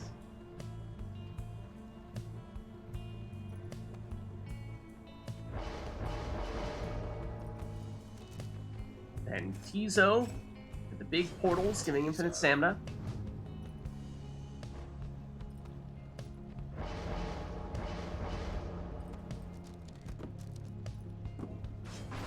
Gilman. And, of course, Nutrition Stick Wolfred. Last one for Core.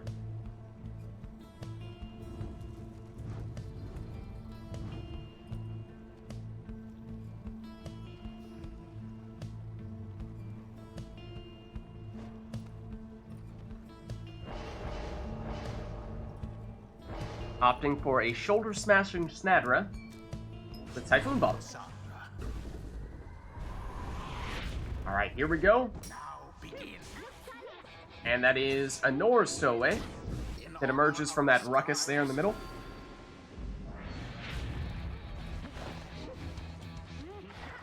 Now this is Core's, but she goes down. But there is the false step triggering. And on the second attempt, she makes it in.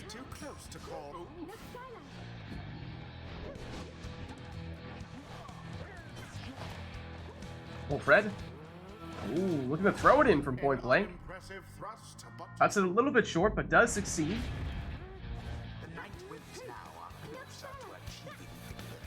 Stowaway jumps, gets banished, which means she'll come back. This time, oh, that throw looks a little bit short. It is. Gilman can't get rid of the stowaway. Still on the attack here. He hops in, no, but she gets shoulder smashed. So she's banished. Stowaway hopping in, and does just that.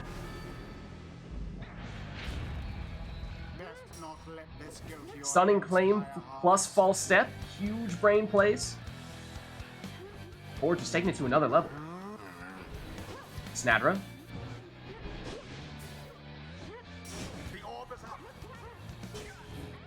Stowaway down here. Gilman. That throw looks a little short. It is.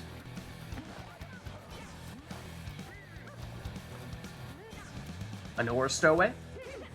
She's blocked. Trying to get rid of Gilman here, but Gilman returns the favor. Sandra. Trying to, yeah, just barely get Gilman back here, and does just that.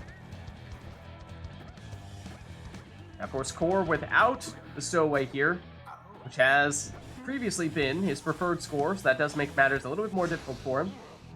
So at the moment, there are no defenders. The Core also just lost Gilman, who was hanging out right next to the Pyre when Volfred spawned that sapling after going down. Snadra, she gets banished. Stowaway. Oh, does make it in here. Plunging for 20.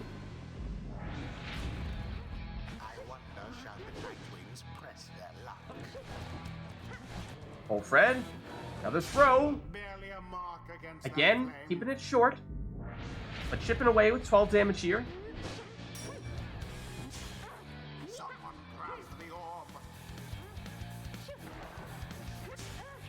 Oh, and Stowaway goes down there. Was not jumping, so no false step. Although, look at that bottled void. Oh, and does get the throw off. 14 damage.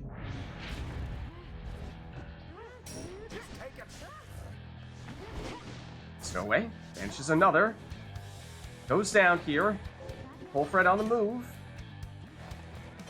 And he's right next to the Pyre, but he goes down.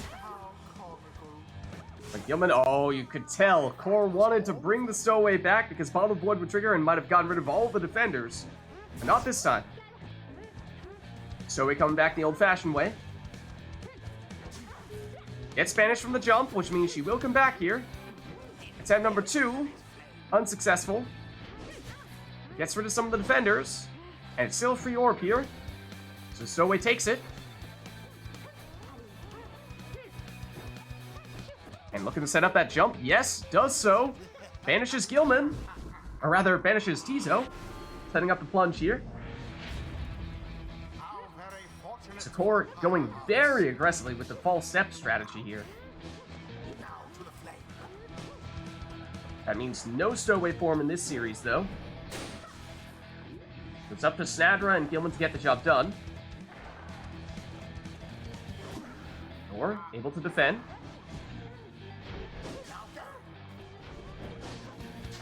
Snadra vanishes, so it's only Tizo here.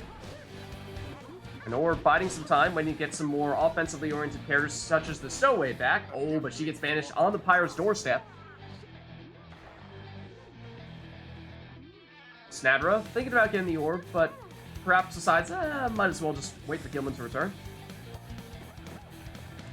Gilman thought about going that southern route, but then saw, there's a sapling there. It's making life a little bit difficult. That is, oh, the Stowaway teleporting to the orb. She goes down. Also a somewhat dangerous portal positioning there for Anor. Full threat. On the move. Oh, and yes, does make it in. I thought that was a little bit too far away, but it was not. 25 damage plunge there for Anor. That means no Volford for this series. And in Kor's case, means Stowaway back, and she has very much been the centerpiece of this team that he has created. Here is the Stowaway on Anor's side. He goes down, though, to the Gilman banishment. Here's the Stowaway for Kor. Blocked. Ooh. Banishes, but gets banished. Stowaway comes back. But Anor pushing on the offensive here. Gets shoulder smash. And both of Kor's preferred offensive characters down here. Here comes a Stowaway. Oh, and the other Stowaway teleports onto her, banishing her. Now Kor back at full strength. Anor with only Tizo. Gilman. To Stowaway. Oh, Stowaway into the lava.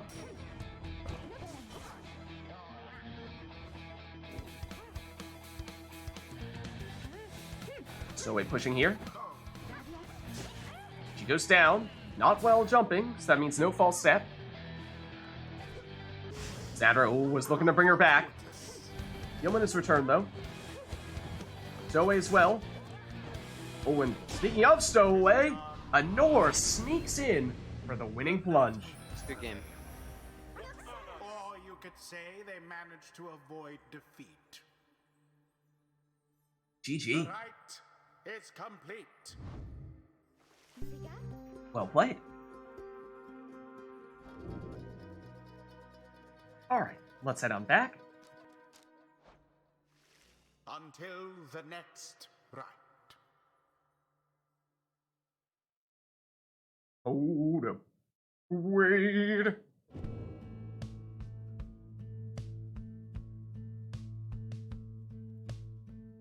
Does the sapling work if the sap is under stunning claim? What is happening when the...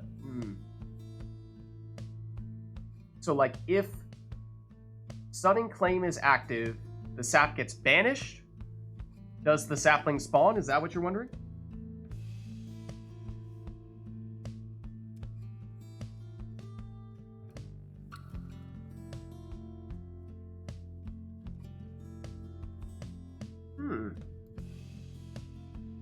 Oh, I might remember the part where you were thinking of, where the Stowaway was walking on the sapling. It might have been one of those times when Kor triggered false step, and so the Stowaway had respawned, and she might have still been in her invulnerability period. Because I think she spawned in more or less within the sapling, so she would have normally just immediately gotten rebanished, if she didn't have an immunity period, she would have immediately gotten rebanished. But I think she had, a half second or so to walk around it. It did seem a little bit longer than I'd expected. But I think that might have been why, or at least that's why I assumed she was able to walk around. Yeah, that may have been it.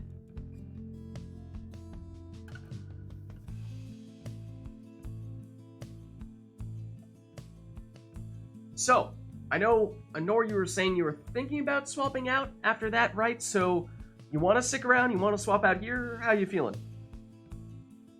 And I guess, Kor, to check in with you, how are you feeling as well? You could stick around, you want to swap out too? What do you think? Kor says, I'm going to stay in. How are you feeling, Anor? I mean, if you want to stick around, by all means. Alright, just offering in case anyone wants to swap in. So chat, let that be known if anyone does want to swap in. Anor is offering.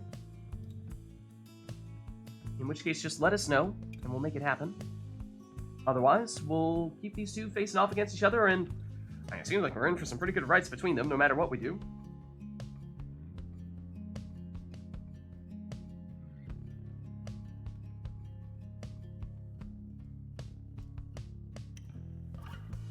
Yeah, not seeing anyone volunteering in chat at the moment. In which case, I think we will keep these two in. Sure. Were there any requests we wanted to see between these two? I don't believe there have been. I don't believe there have been.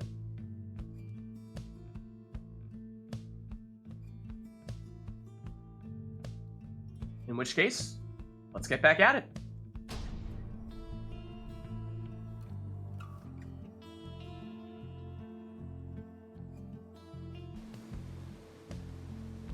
The Night Wings.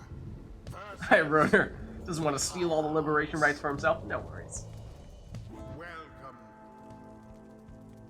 Who shall conduct the rites? No requests here, so take whatever you want.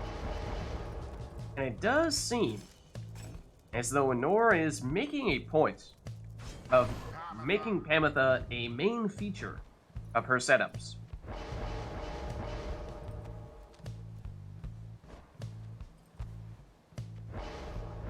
Taylor says he can jump in after this one. Great.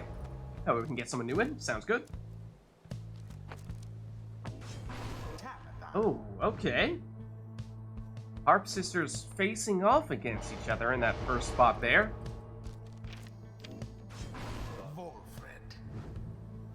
Yeah, it seems as though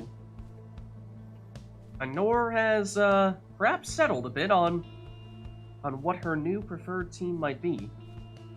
In this case, though, I think on Core's side we're seeing more experimentation here. Perhaps not necessarily something we've seen Core use already.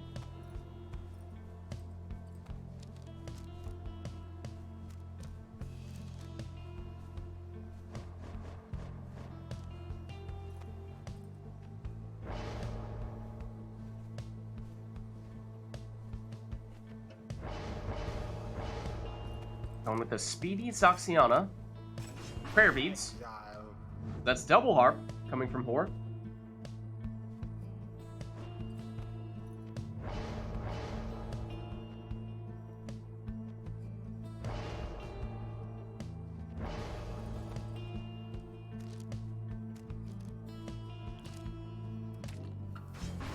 Then it is Bertrude with the leech.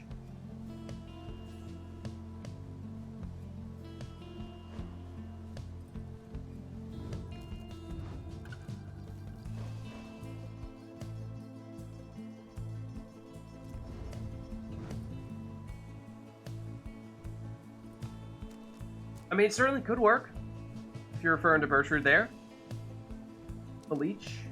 She comes with a decent bit of damage. Most of the time, same amount as a demon. Of course, no Brazen Manor to further increase that. Oh, might accidentally trigger a salute. Ooh, we shall see about that. Anyways, here we go.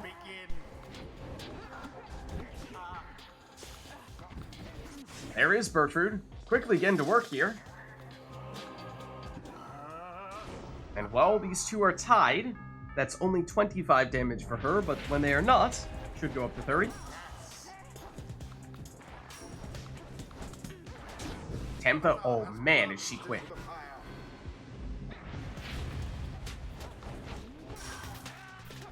Saxiana, she goes down. Bertrude blocked. Now banished, and that brings back Saxiana.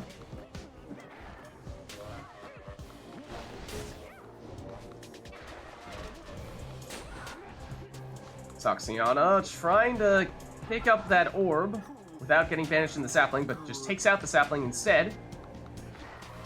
Oh, and then sapling placed on top of her. That is a dangerous portal position there for Core. Snuck in there. Got banished, and now defenseless. Oh, got Saxiana back in the nick of time there. Saxiana, oh, through that portal and banished. So once again, defenseless here. 2 seconds before Messenger Imp returns, and that's not quick enough. Pamitha versus Pamitha. Pamitha switches with Wolfred. Switches once more.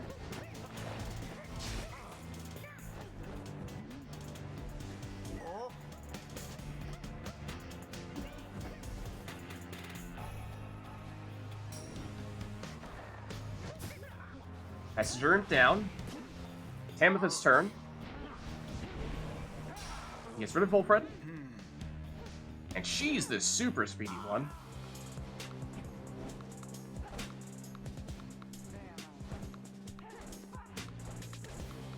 Tamitha. Switches places. Has the pack now.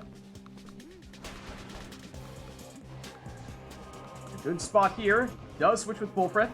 Starts charging up the throw. Can't get it off in time. And Saxiana blocks. Then she turns around and banishes the defender, but then ends up in the sapling. That was the last of Anora's characters. Now Bullfred back. Places the sapling just in time. Messenger Imp. Banishes Bullfred, but not Tamitha. Now Tamitha goes down, and suddenly Tamitha has no one to stop her. 4. Passing it back. Now gives it to Tamitha. Not sure what that was about. Hiding back by his own Pyre.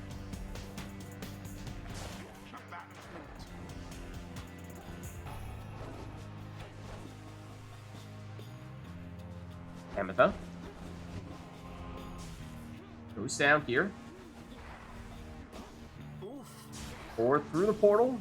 It goes down, and that was Messenger hanging directly on top of the Pyre there, in case you're wondering why there was a teal circle around the Pyre.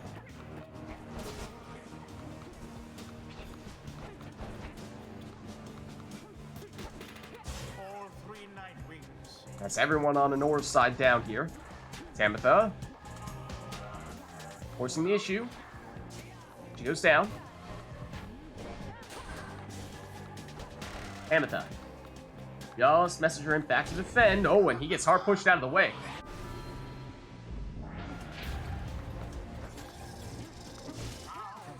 Gertrude. Oh, and she lunges for the win. The Nightwings prevail.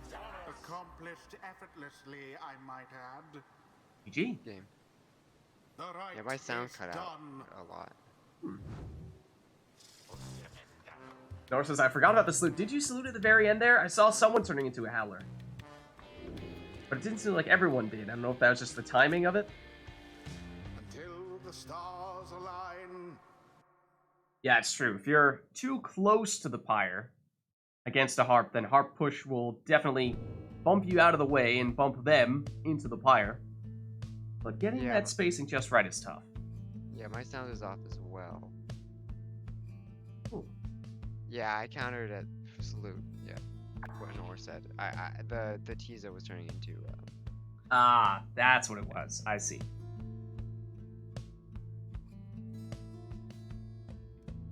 Okay, and I think Baylor was saying he was interested in getting in here. All right, and Anor has dropped out. Yeah, can you re-invite me as well? No worries. Let me give that a shot here. Let's see. No. There you are. Okay. Booted. Invited. And Phaler, if you are still interested and available, I can send you an invite now as well. Just say the word.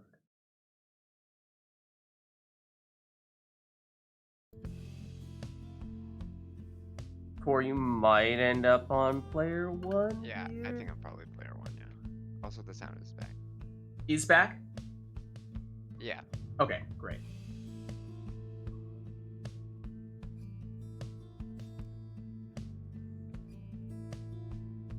You still interested in hopping in here, Phaler, or should we look for... Oh, great. Awesome. I'm waiting for the invite. Let me do just that. Okay. I'm gonna wait. I'm gonna put both of you on, or well, once Phaler gets in, I'll put you both on controller, and I just want to see if we can determine who's player 1 and player 2, because I suspect Core is probably now player 1. Who's this who can move the cursor around? I'm player 1. Oh, you're player 1? Okay, that actually works better. That way we can keep Core here as is. Let me just put Phaler's name in.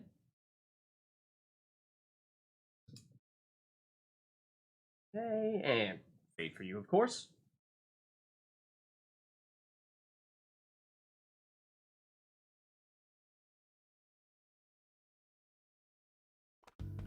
Oh, and then I tap back in and hits the reset button.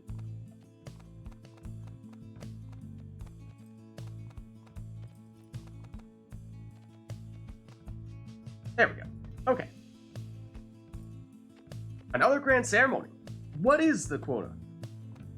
Is it just one per Rite Night, or is it more than that?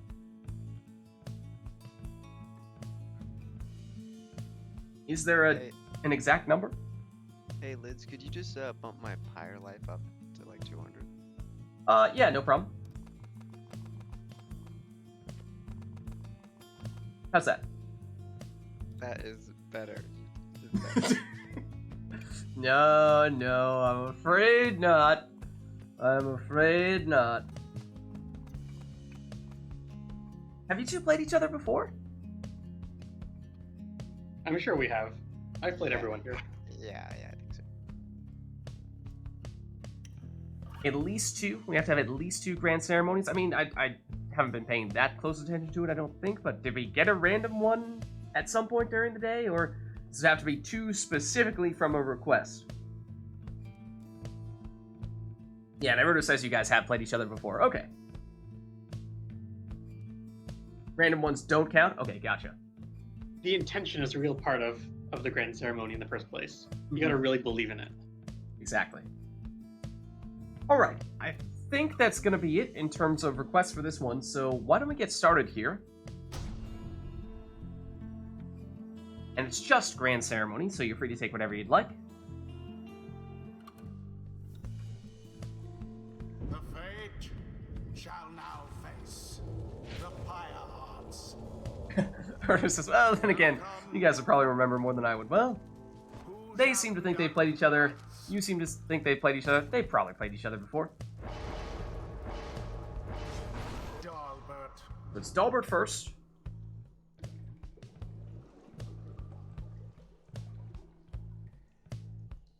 Yeah, I can't move anything.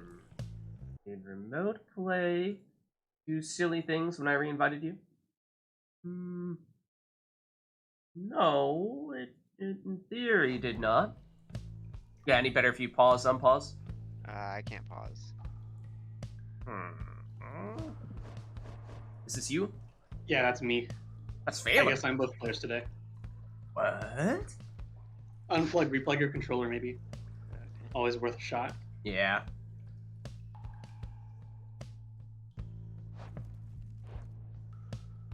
I can just pause it. Okay. When this happens, I think, can you... wait. Yeah, just keep using the mouse, and it'll be like fine when you actually try and play Exactly. in-game. Yeah. I can't use the mouse. Yeah. Can you just choose and let me see if I can be player one? I may be able to, that may be a remote play thing that you can't use the mouse. Let me... that. Yeah. Now you should be able to go mouse keyboard as well if needed. Okay.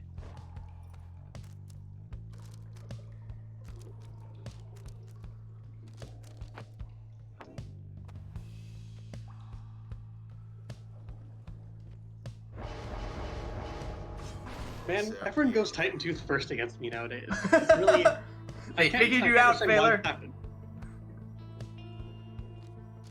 They see that Dalbert, and they know what's coming. Dare I say, I think that may have been, I mean, I was talking about it a little bit, I forget if it was today or, I mean, a bit today, but even in recent Pyre Nights, recent Rite Nights a while back, Titan Tooth has become quite popular, but that was not always the case. And I think that may be what the origin of the popularity was. I think it may be that people started to figure, this is a decent one to use against the Dalberts and other curves of the world that keep trying to hop into my Pyre. And then it just kind of took off from there. Alma. So Baylor going with his classic All Fate team.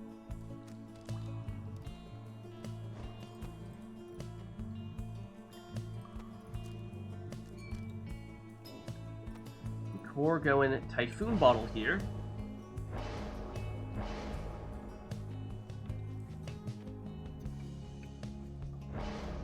Ooh, all the way down on the right side. You don't see too often. And there is Dalbert getting Titan Tooth. That's the idea. banished this time. Bertrude to Gilman, hopping over one defender. But he Titan 2 said defender, giving him some time to do this. Non-contested throw. Dalbert, oh, sneaks past that Titan 2 defender. So he successfully makes it in this time for 20 damage plunge. Gilman, once again, stunning defenders and tries to banish a lot of them. Gets all but Almer. That's all Phelan needs here.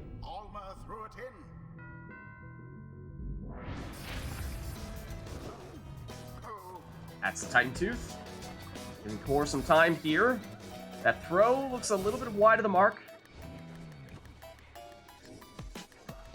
Here comes Phelan with Dalbert. Dalbert comes flying in. Gilman's back. Okay, they're building a wall here, lining all of his defenders up. Throw from Gilman doesn't have quite enough on it. Dalbert.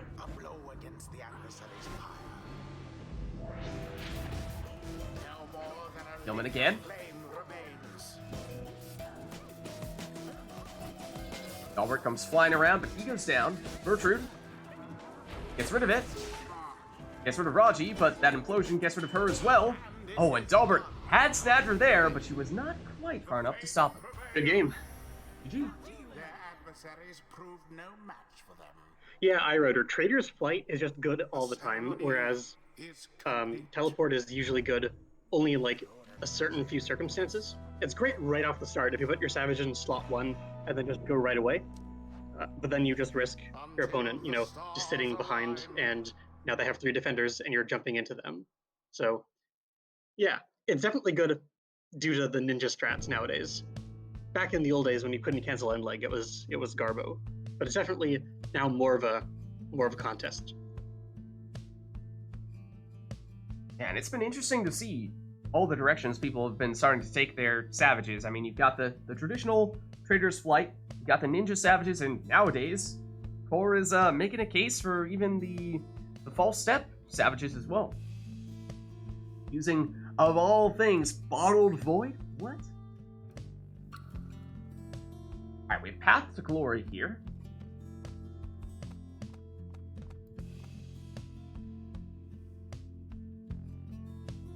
Yeah, I'd personally still go towards Trader's Flight. But we've seen other sap compositions start to become quite popular.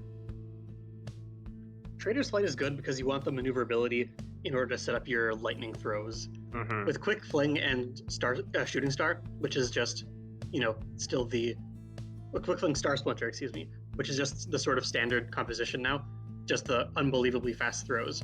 You only need a second, so having more range on your jump means you have more potential spots to land, and you only have to survive for a split second once you land to be able to get a throw off. Yeah, whereas Trader's Flight doesn't, whereas teleportation doesn't help you do that. Mm-hmm. And it means that the range in which these Savages are dangerous from is that much larger when you have Trader's Flight, because it's not only throwing range, it's basically throwing range and anywhere you can jump from to get into throwing range, which makes it a very large area. Honestly, I don't even power jump with Trader's Flight, and it still seems like it's always extremely good.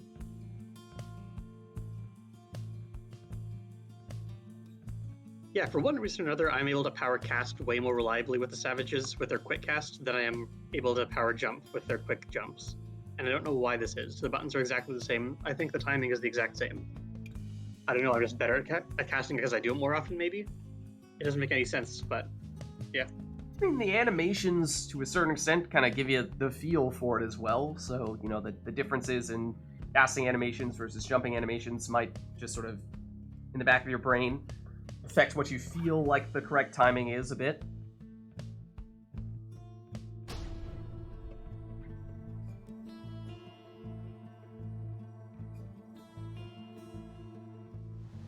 I think they are. When I do it in rapid succession, it does feel like they are similar. The Pyre Hearts. Welcome. Alright, so we're on the boat here. The rites. Now, we've been talking a lot about those savages. And so Thaler goes for one here. And that is not the usual savage mastery selection that we see.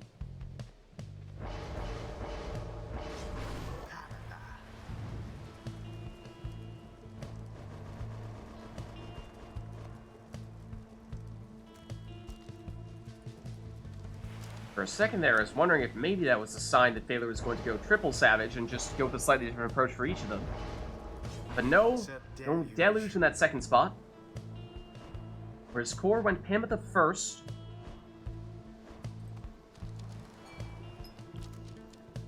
And is now casting through barriers with Bertrude.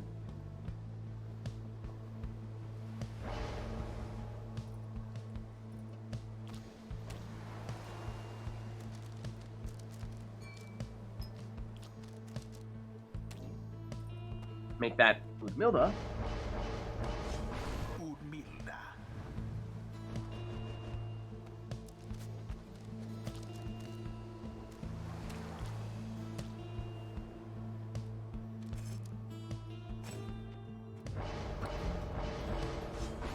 And rounding things out with the Web Landthorn Imp.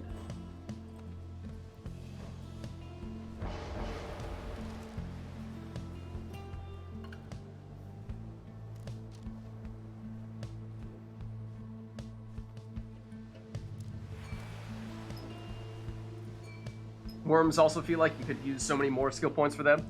Yeah, that is... I do like that, when it seems like characters have very alternative, viable strategies that you can use with them. Because then it feels like it's a matter of personal preference, and whichever one you practice with more is the one that becomes better. And that means that depending on which one different people choose to practice, they could choose to go an entirely different route. And that's the kind of thing that we tend to see, like we've been talking about, at least as of late with the Savages. Harps, we've been seeing that a lot as well. At least as of late. Well, with the recent, I would say resurgence, but that's maybe emergence, would be more accurate, of the Harp Salute.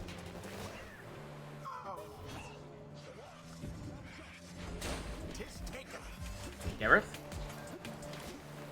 He's blocked. Retreats.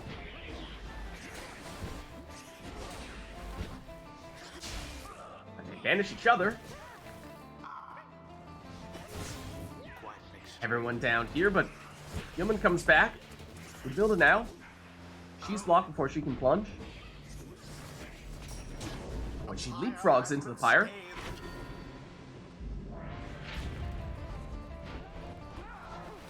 Pamotha versus Gareth. Pamotha ends up with it here and goes to the hard push, but that's not enough to make it in. So she's still in it here, and does manage to plunge now. She had prayer beats. She's still in it for this series. That is, wow, a huge jump there from Gareth.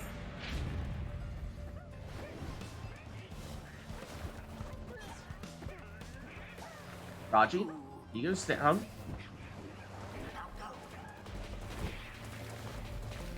Gilman, good Milda. She can cast through those barriers, remember. Ooh, Deluge hops over the cast. Goes to the throw, which is just shy. Deluge vanishes and brings back a friend. Deluge on the offensive here. That looks short with the throw. The other Deluge gets a quick throw off for 8 damage.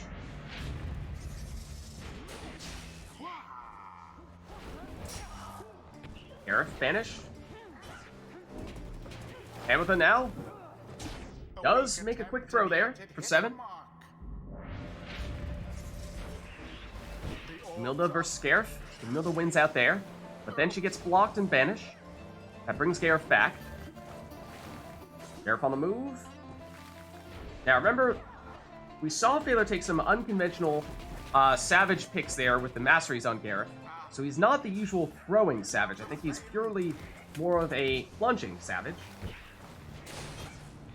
So keep an eye out for the jumps, more so than the throws. He's down here.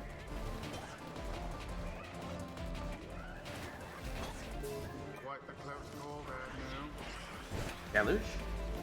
Avoids Edmilda. But how? Goes. Oh no! Oh, okay, no, that is Core's Deluge. For a second, I thought that Phaler's had somehow survived all that. But everyone down here on Core's side. Time for Phaler to throw it in with Raji.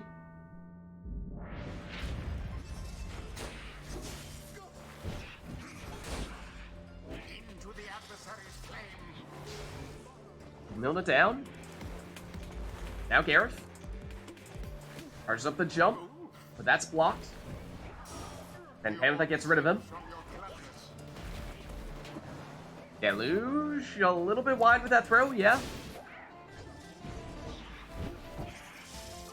Gareth can't escape with Milda. Milda can't escape from Deluge. Panther.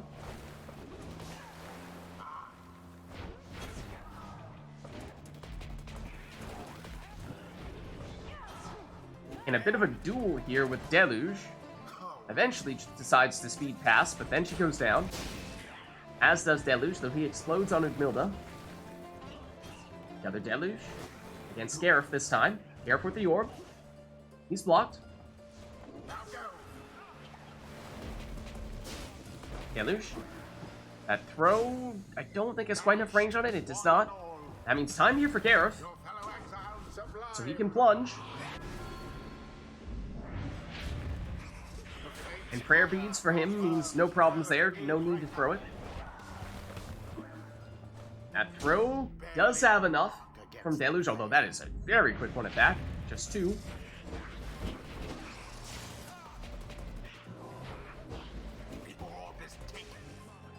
Milled it down. That brings back Gareth.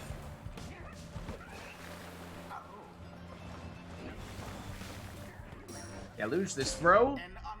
Makes it in for 4 this time. And this may be... Did Cortex Stubborn Flame on Edmilda? That may be the reasoning behind the low damage on those 2 most recent throws. If so, then that's reducing Phaler's damage by 10 when he's in the lead. You can see from this here, yeah, only 10 damage on that throw from Gareth, so that is definitely Stubborn Flame.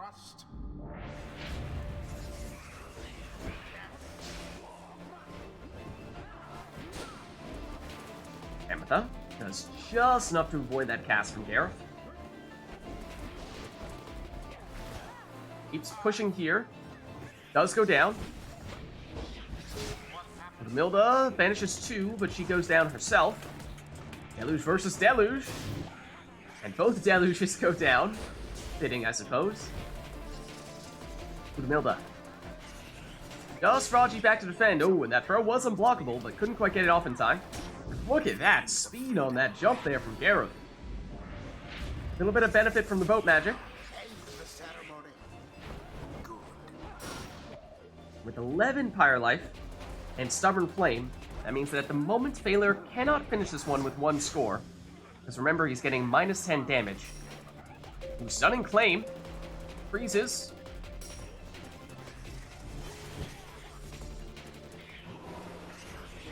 Milda gets rid of at least 2, if not 3, although Raji's back. It seemed as though Raji did not care about that Stunning Flame either. And that is Pamtha plunging for 20.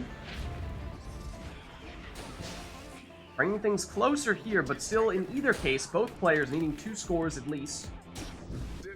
Phaler plunging for 10, and that means Core down to 1. So now any score from Phaler would of course do the trick. Might this be it? That it is. Good game. GG. Why was Raji not stunned? I'm so confused. I have no idea. That should have stunned him. And thus more glorious.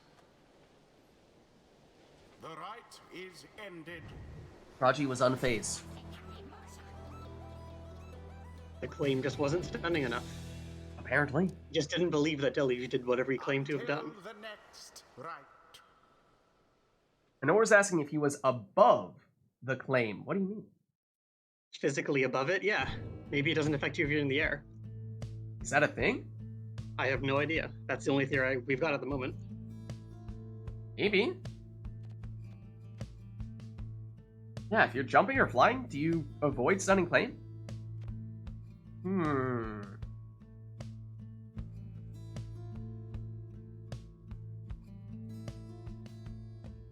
Either that or The it's vote just is crazy very boat vote magic.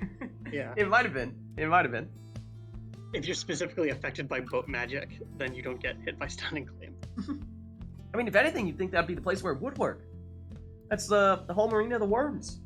They're the ones that do it. True.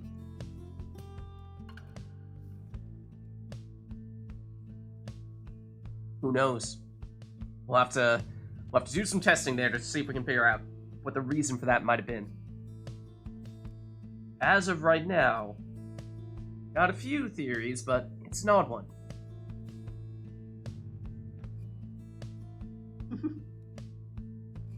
That may be. Even if there is some strange exception to the rule, might not be the most unusual thing this game has to offer. Well, perhaps in commemoration of that, Knights of the Sea. Anything else we want for this next one?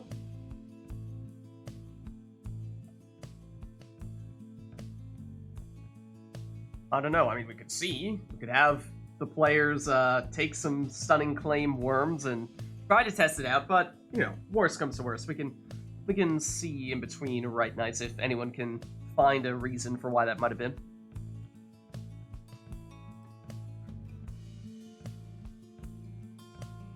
Yeah, not seeing any other requests here. Oh, hold on. Last minute request. Using exiles for my rotor. Okay. Still have time to make that happen. Harp first. Anything else, or was that it? At the very least, it's harp first. That's it? Okay. Just harp first.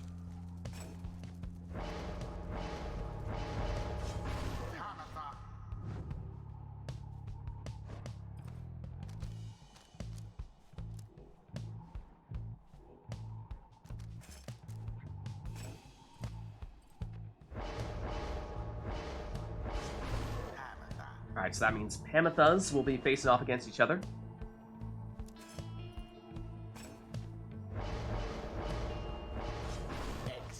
And Weblanthorn Raji on Phaler's side.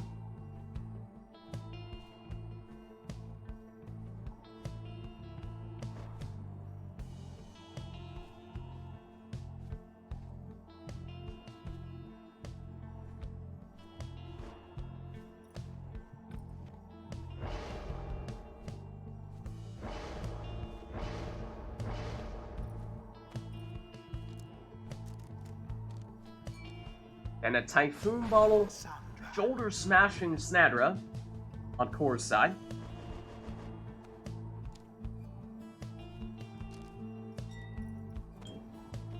Ooh, and a Star Splinter Bertrude. That's a tough one to stop, and mind you, Finler went all the way down on that right side. You know what that means. You know what that means.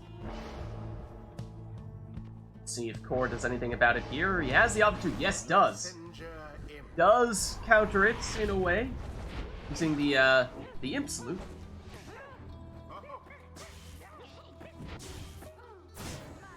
Lots of explosions there. Does Panther remaining on Core's side? No. Snadder back, but she goes down. That triggers the Typhoon Bottle. Core back here. Pametha. Oh, does not banish the other Pametha. So Phaler's still on the offensive here. Plunging for 20.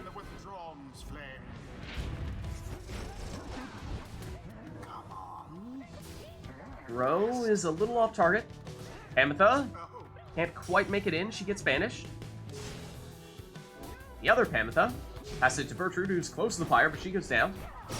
Well, then the orb in a tough spot here for Core to pick up. Without accidentally going through that portal, especially when both sides of the portal are right next to each other. Opportunity here for Phaler, though. He plunges for 20.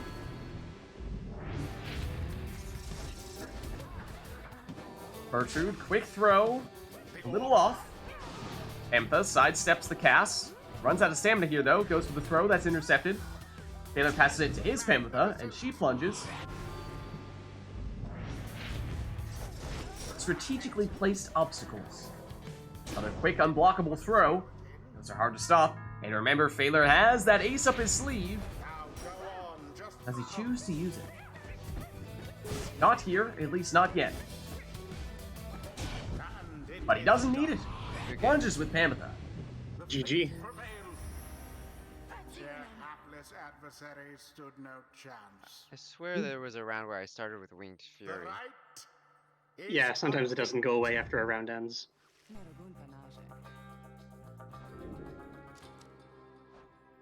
Anyone's guess as to why. The stars align.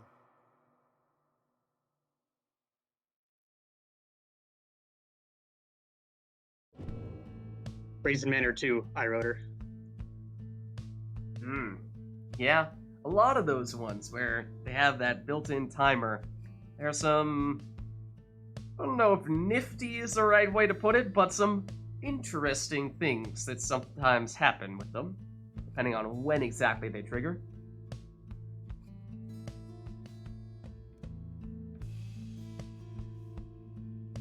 Yeah, and then occasionally they just don't trigger at all.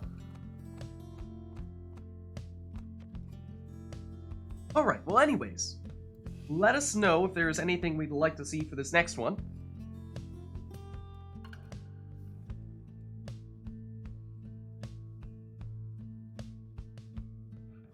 Yeah, it makes things like Siege Chance a little more inconsistent than you'd like. Understandable.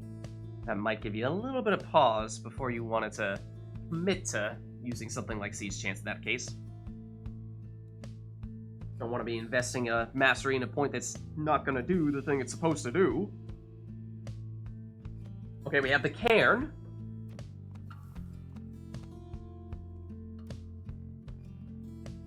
Anything else, or will that be it?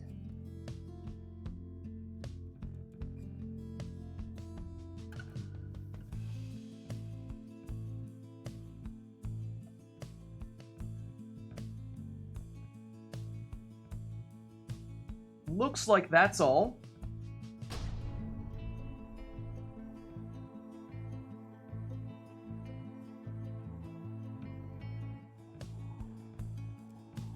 The fate, Oh, did Nor make a request and it didn't go through? the Pyre hearts. What was it supposed to be, Nor? Hold on just a second here, Phaler. It looks like Nor might have been trying to make a request. The rites. What did you have in mind? Yeah, I don't think we ended up seeing anything from you, unfortunately.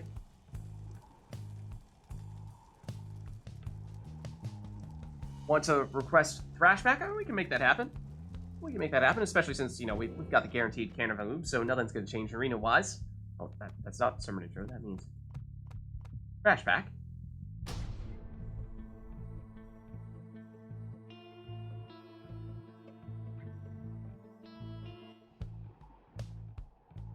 The fate versus the Pyre hearts. Welcome. Alright, so, Who shall conduct no the Exile, Mastery, or Talisman requests here, so take whatever you'd like.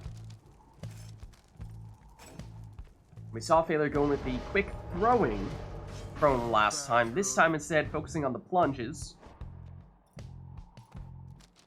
There it is. Okay, now we see it. And I wondered, Kor was the one who made that request for the Carnival, and this is where it seems as if we always see the best plays for Bottled Void, False Step, Stowaway. So I had an idea, had a feeling that was what Kor was intending.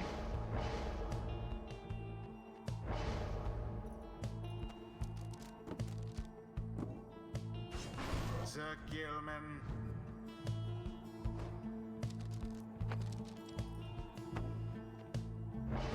And oh, Messenger this time going with Titan Tooth Messenger Imp. on Phaler's side, not the Lanthorn.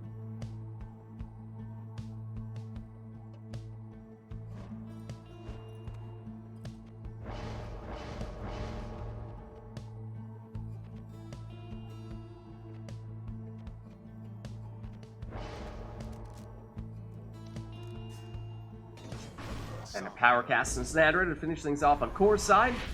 So here we go. And Bertrude gets us off to a quick start here.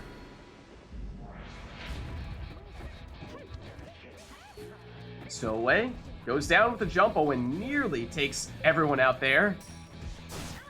That was combined with the false step as well. Or rather, I should say stunning claim. Those two things combined. And, well, here is Stowaway once more. Jumping in. Doesn't get banished in the process, which is, in some ways, actually what Core wants to have happen. In order to trigger that false step. Ooh, Raji, a little too quick for Snadra that time. Bertrude. Moving in here, remember she's a plunging rather than throwing crone this time. Does go for the throw here. A quick one. Look, Baylor's still eking out a little bit of damage there. Gilman. His throw is on target for 15.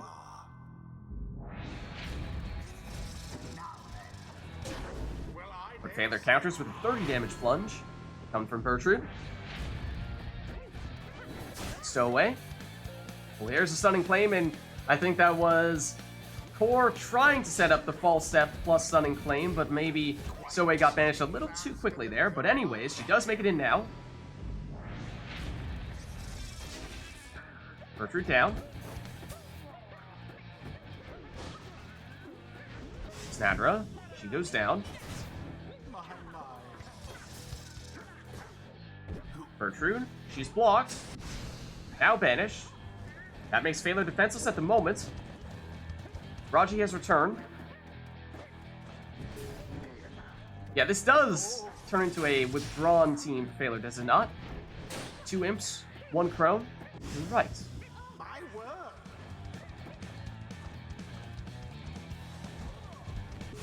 Ibroda approves.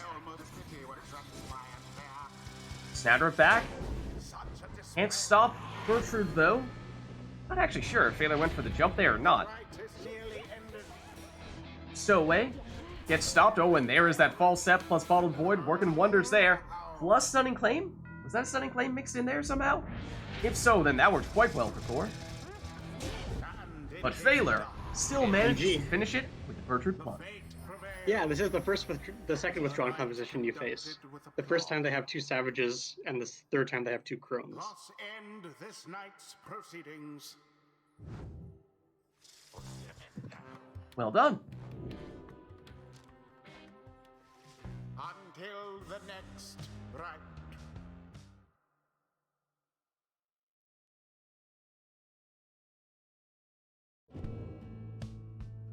Fourth time, I wrote her saying is Crone, Savage, Imp.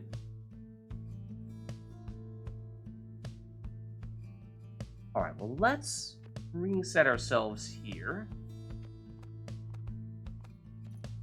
But let us know if there's anything else you want to see for the next rite. Been a while though, yeah, and that would take facing the withdrawn. I mean, I suppose you could definitely face the withdrawn 4 times. That's not out of the question. Might take a little bit of a committed effort of targeting them.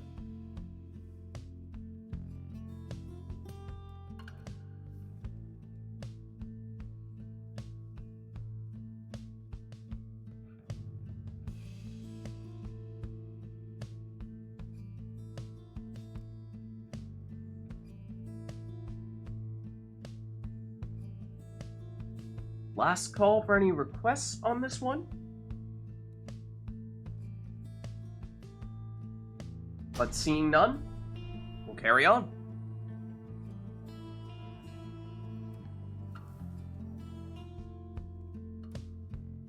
The fate shall now face the Pyre Hearts. Welcome. All right, no requests on this, so take whatever you'd like. The rites. Phalar going Prayer Beads, Pamitha. And for a second there, I was wondering if maybe Phalar was going to take his turn, trying out the all left side Prayer Beads, Pamitha. Seems as though it's been quite popular today. Sir Gilman.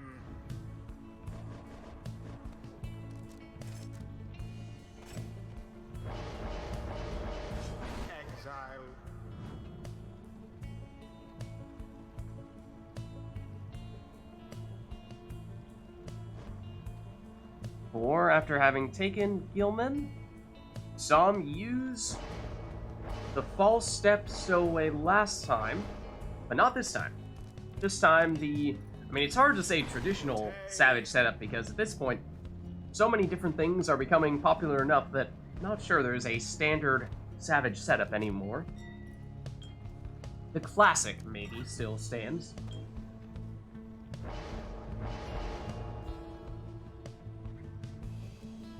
Okay, they're considering to ninja or not to ninja. Decides not to ninja.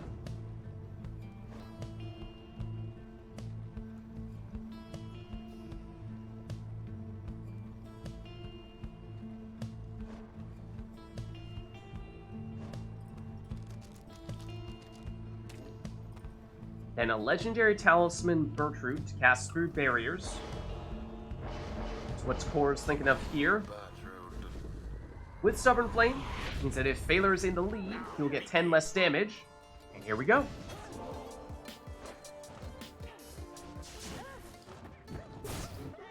Series of banishments. Ametha versus the Stowaway. Stowaway wins that one. And Stowaway with an opportunity here for 20 damage throw.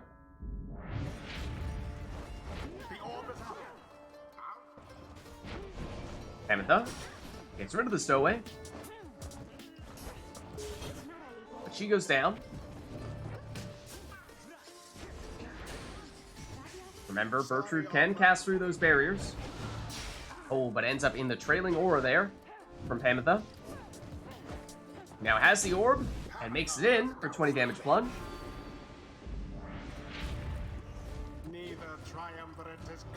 Gilman.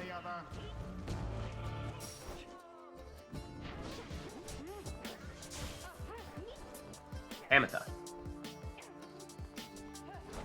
Oh, tries to go for the hard push, but falls a little bit short. Gilman. Gonna get that stamina back. Has it now, but he's blocked. Ametha for Phaler. Hard pushes again, and this time, although not directly into the Pyre, still makes it in for the plunge.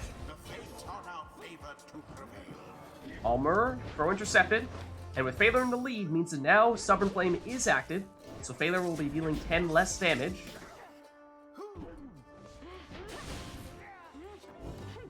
Stowaway. She's down.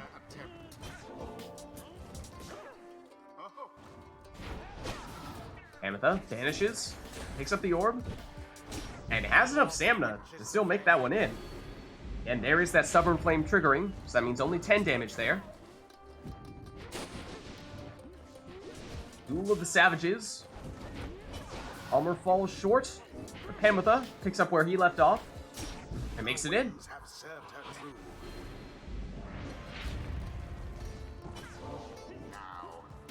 Almer with the throw, seemingly passing through Bertrude, but nonetheless makes it in.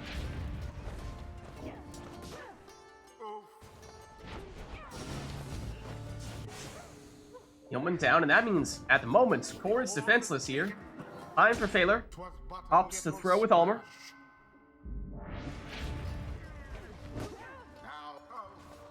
Gilman versus Ametha.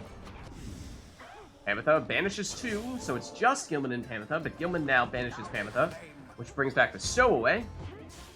She goes down. Gilman trying to see if he can get Almer here. But Almer still has it, and scores with it.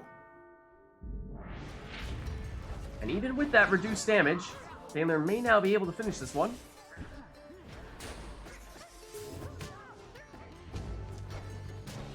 Stowaway to Bertrude. Back to the Stowaway. Stowaway's throw is intercepted. Bertrude goes down here. Gilman avoids Ametha, but then gets banished. I mean, it's just the Stowaway back to defend right now for Core. But she snipes Almer. Ametha versus Bertrude. Goes for the push, but does not make it in. Now she goes down. Bertrude with it here. Gets rid of Almer, but she goes down too. Stowaway. A little bit of time here. Against Ametha. Ametha intercepts. Has a portal. Actually takes her right next to the stowaway. Ametha again. Avoids Gilman and makes it in. Good game. Good game. It was as though the scribes themselves stood by their side. GG. Thus end this night's proceedings.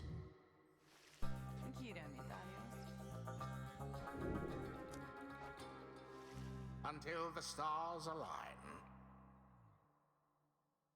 Alright, and tell you what, chat. It's starting to get a little late here, so assuming that Thaler and Core, you guys are good to stick around for a couple more rites, I was thinking we might make this one the penultimate rite, therefore making it the last rite in which we take requests, and then, of course, after that, finishing off with the Liberation Rite. How does that sound? Sounds good to me. Okay. In that case, chat, let us know what you want to see for this one, because this will be, like I said, the last one in which we take any requests. So, if there's anything that you are just waiting to see, this is your last chance to make it happen, so let's see it.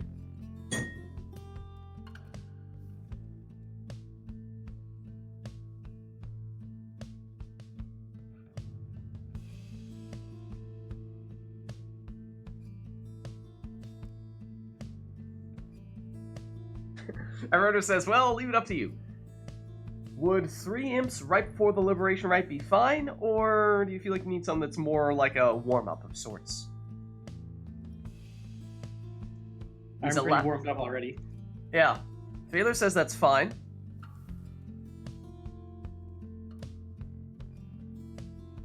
Rotor is giving you the option to veto the triple imps, it seems. Seems as though Thaler's fine with it. In which case, oh, fair game. You know, it's one thing. You know, I say it mostly just to be polite at the beginning when people are first getting in. It's perhaps best to let them get an unnormal match in with no requests. But yes, Ironer has locked it in now, so we will be going triple imps here. It's been a little while since we last saw triple imps. Usually quite common for that to get requested.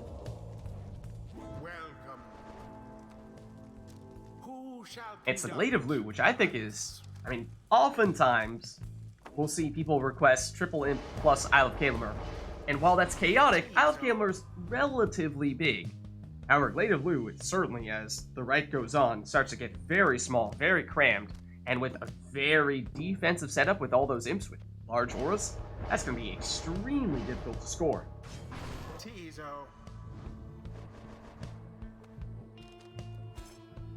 So we'll see what these two opt to do. Try to make up for that. I've said it before, I'll say it again. When it comes to these triple imp setups, extremely strong defensively, it's the offense that's the question. How do you find a way to make it past those imps and find a way to score? And like I said, especially at the Glade of Lu, one of the harder arenas to score in, that is particularly of note. Yeah, at the very beginning, Glade of Lu is, I mean, the most simple, straightforward arena, right? Basically just wide open, lots of room to work around with. And maybe the most square of arenas. Because you're right, there's a lot of vertical room, up and down. I mean, Book of Rites is probably the closest competitor in that sense, just because it's really small from one pyre to the other. But I don't think it's quite as big, north-south wise, as Glade of Lu is, at least before Glade of Lu starts getting smaller.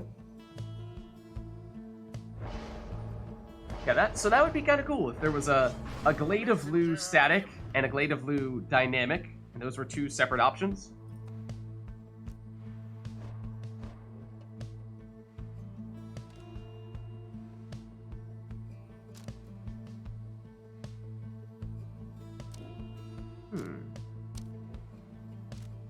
So we'll see how these two opt to differentiate their teams.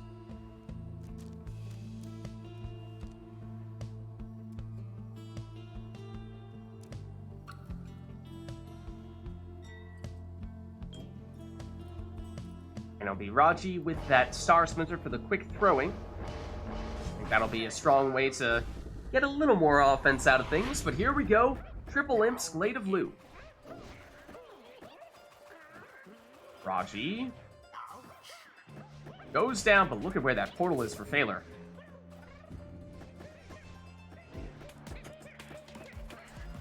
Phaler.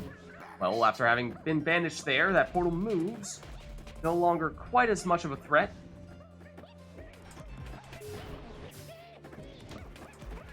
And I think that's another way, perhaps a potentially more straightforward, although inconsistent way, to set up some more offense with what is normally a primarily defensive character and all the imps. Because if you can get a good portal, then you can set up an easy score, and well, here is Core scoring when I believe that was all of Phaler's imps banished, but of course, when things get a little bit further along this ride, that's when things get interesting. As more of these roots start to creep in, there's less maneuverability. At that stage, I think we're going to find that the imp auras will cover much of the playable arena. We're not there yet, but it is, of course, getting smaller. Phaler doesn't have anyone to stop him yet, so he can make it in, and that's another thing. Is if you can make a point of scoring with your 25 damage Inner Glory Imps, that certainly, over time, will make a difference. Because it's hard to score, so when you do score, it pays to make it count.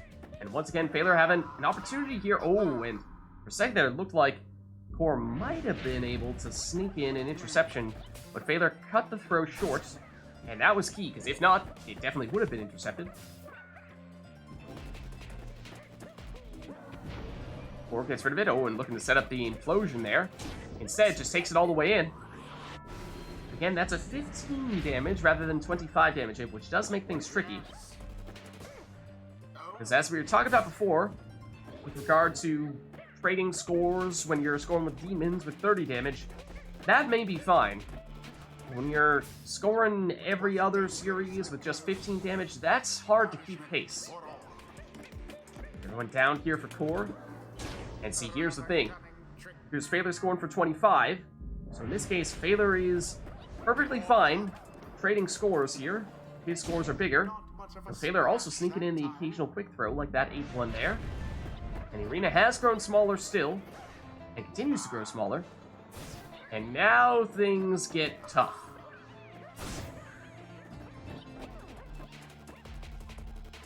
Core goes down here.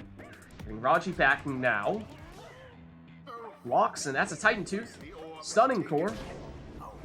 Setting up this plunge here for Phaler, and that drops Core down to 11. So one score, likely all Phaler needs in this situation, barring a very quick throw. Oh, but look at that. The big explosion, getting rid of all of Phaler's characters, setting up the throw here for Core. That means Core and Phaler, both with all 3 imps here. Core defenseless, and that is key. Good game. Good game. For the win. The fate prevail. Perhaps they do deserve their freedom after all. GG. The ceremony is complete. All right, let's head on back. Until the next rite.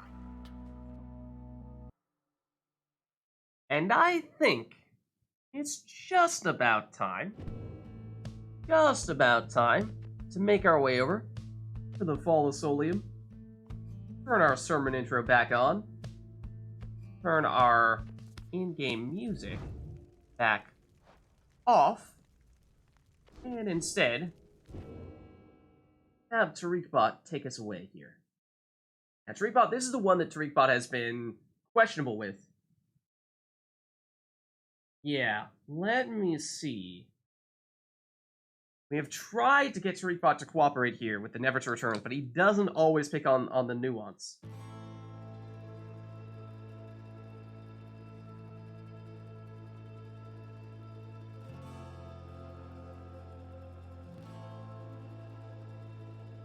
Okay, I think we have at least one of those is right.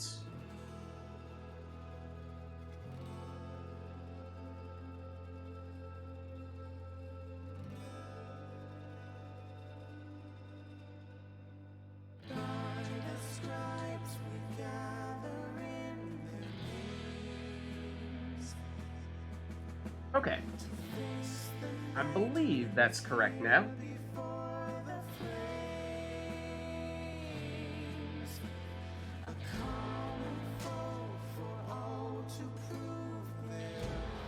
In which case, we are primed and ready to go for our Liberation Rite, our final rite of the night.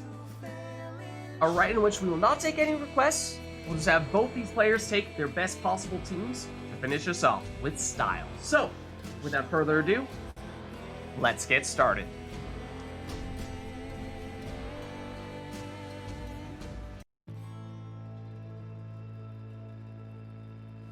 Oh, was that the Nightwings version that time? It might have been. Yeah, it was. Yeah, that's the thing. Brinkbana, I think he has a tendency to want to go Nightwings version. Know that the scribes themselves are watching. The fate, stand prepared. Pyre heart, stand ready. Now let us begin.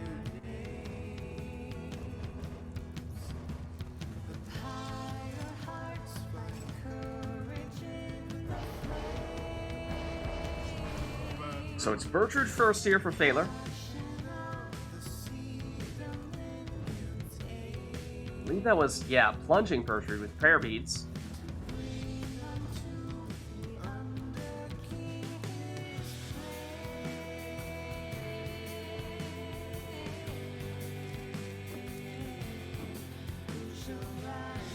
And on Core's side, it will be Gilman first.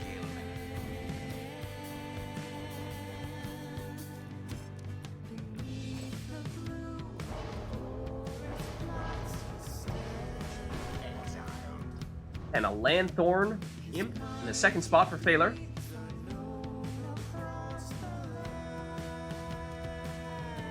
And Core perhaps also going prone here.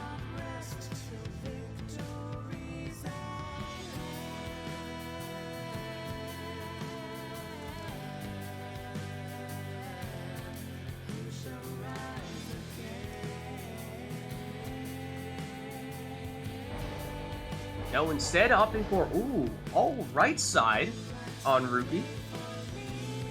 Tends to be more defensive in that case.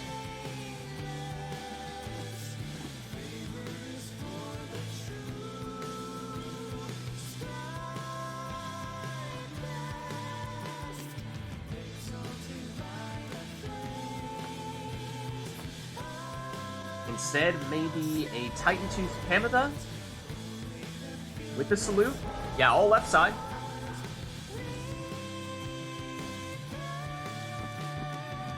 And Thaler going with Almer here, looking like basically his typical Fate team. Just instead of Dalbert in that first spot, it's Bertrude taking his place as the plunging expert.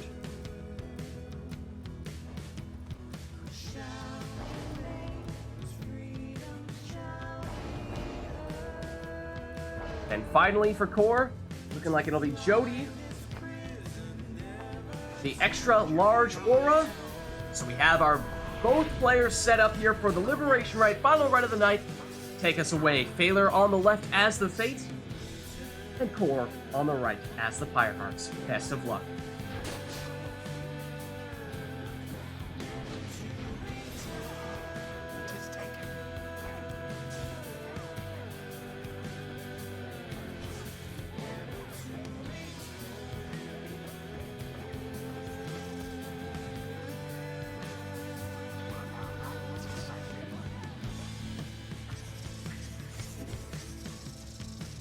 Your exile, the withdrawn's Pyre is the first to falter.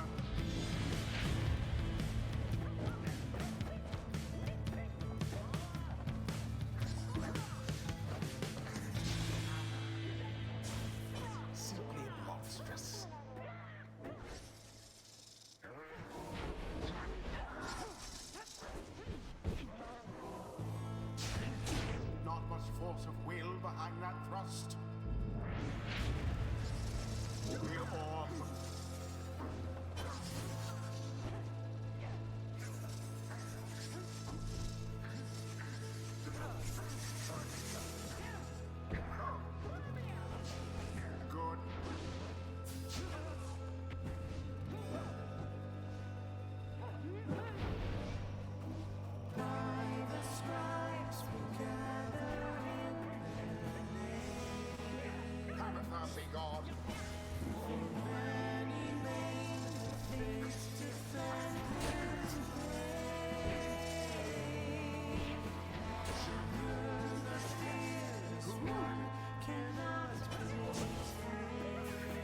No mercy shown.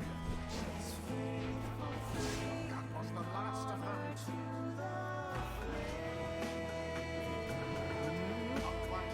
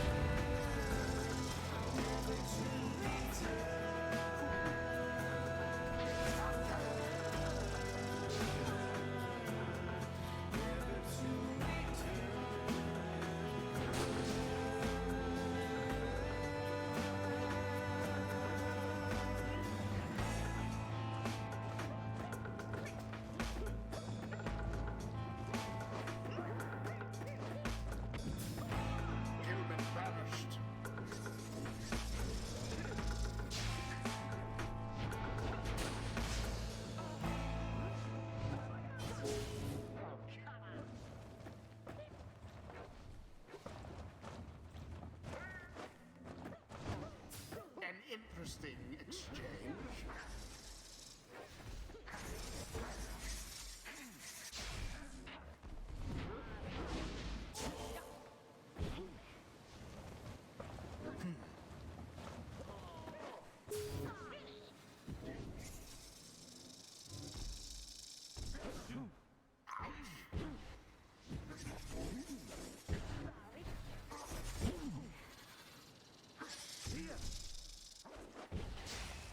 A stifled effort.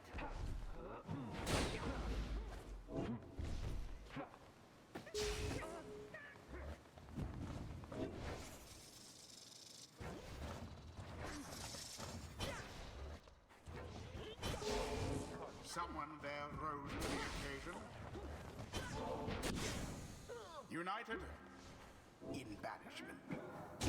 No law against throwing in the orb. No more than a lick of flame remains.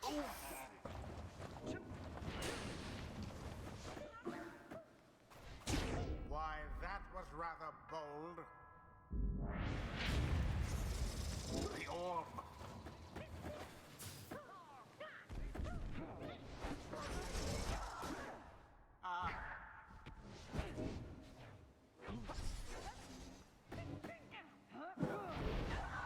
The orb is taken. In the name flame of Solium myrrh.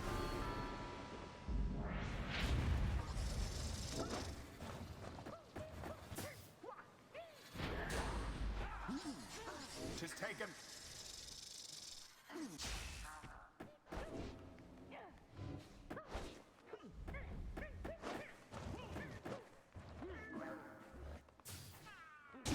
Sir Gilman's aim was true. The Pyre Heart's pyre now burns relatively brighter.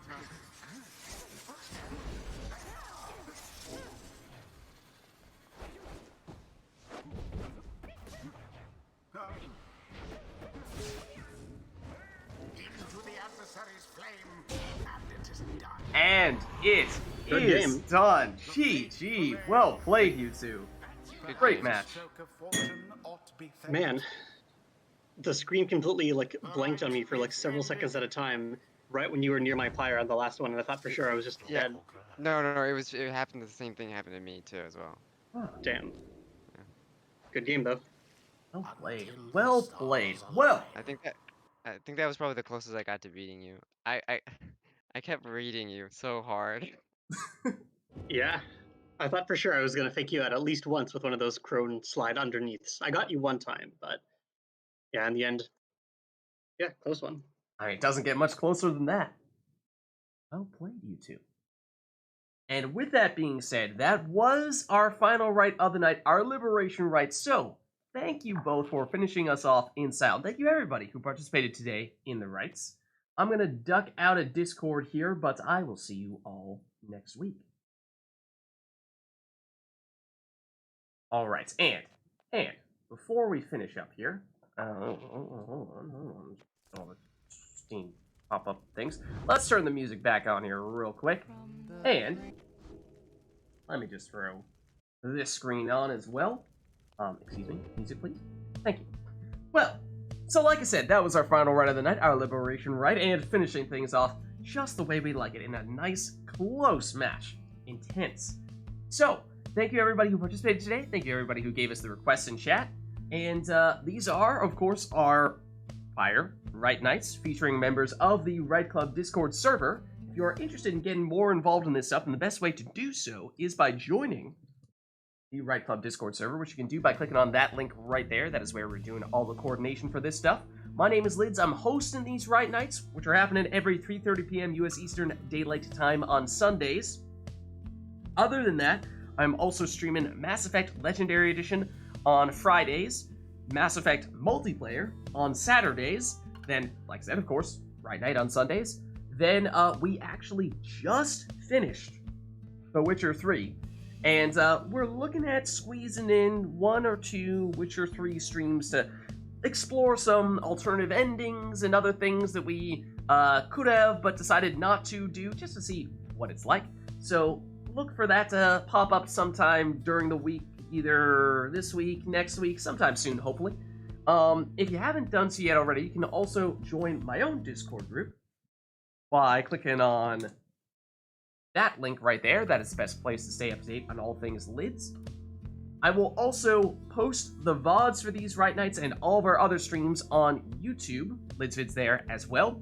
And also doing a bunch of Gwent videos, the Witcher-themed card game there, as well as just tried Thronebreaker, which is the Gwent campaign, which seemed like a lot of fun. I enjoyed doing that a lot. So let me know if you check that out and you feel like that's something you'd like to see more of. I'd be interested in doing more of it myself. If you haven't done so yet already, you can also hit the follow button to get the videos from when I go live. You can also follow me on Twitter at LidsVids. I'll post there when I go live as well. But that's going to be it for me. So thank you all for watching the stream tonight. Hope you enjoyed it.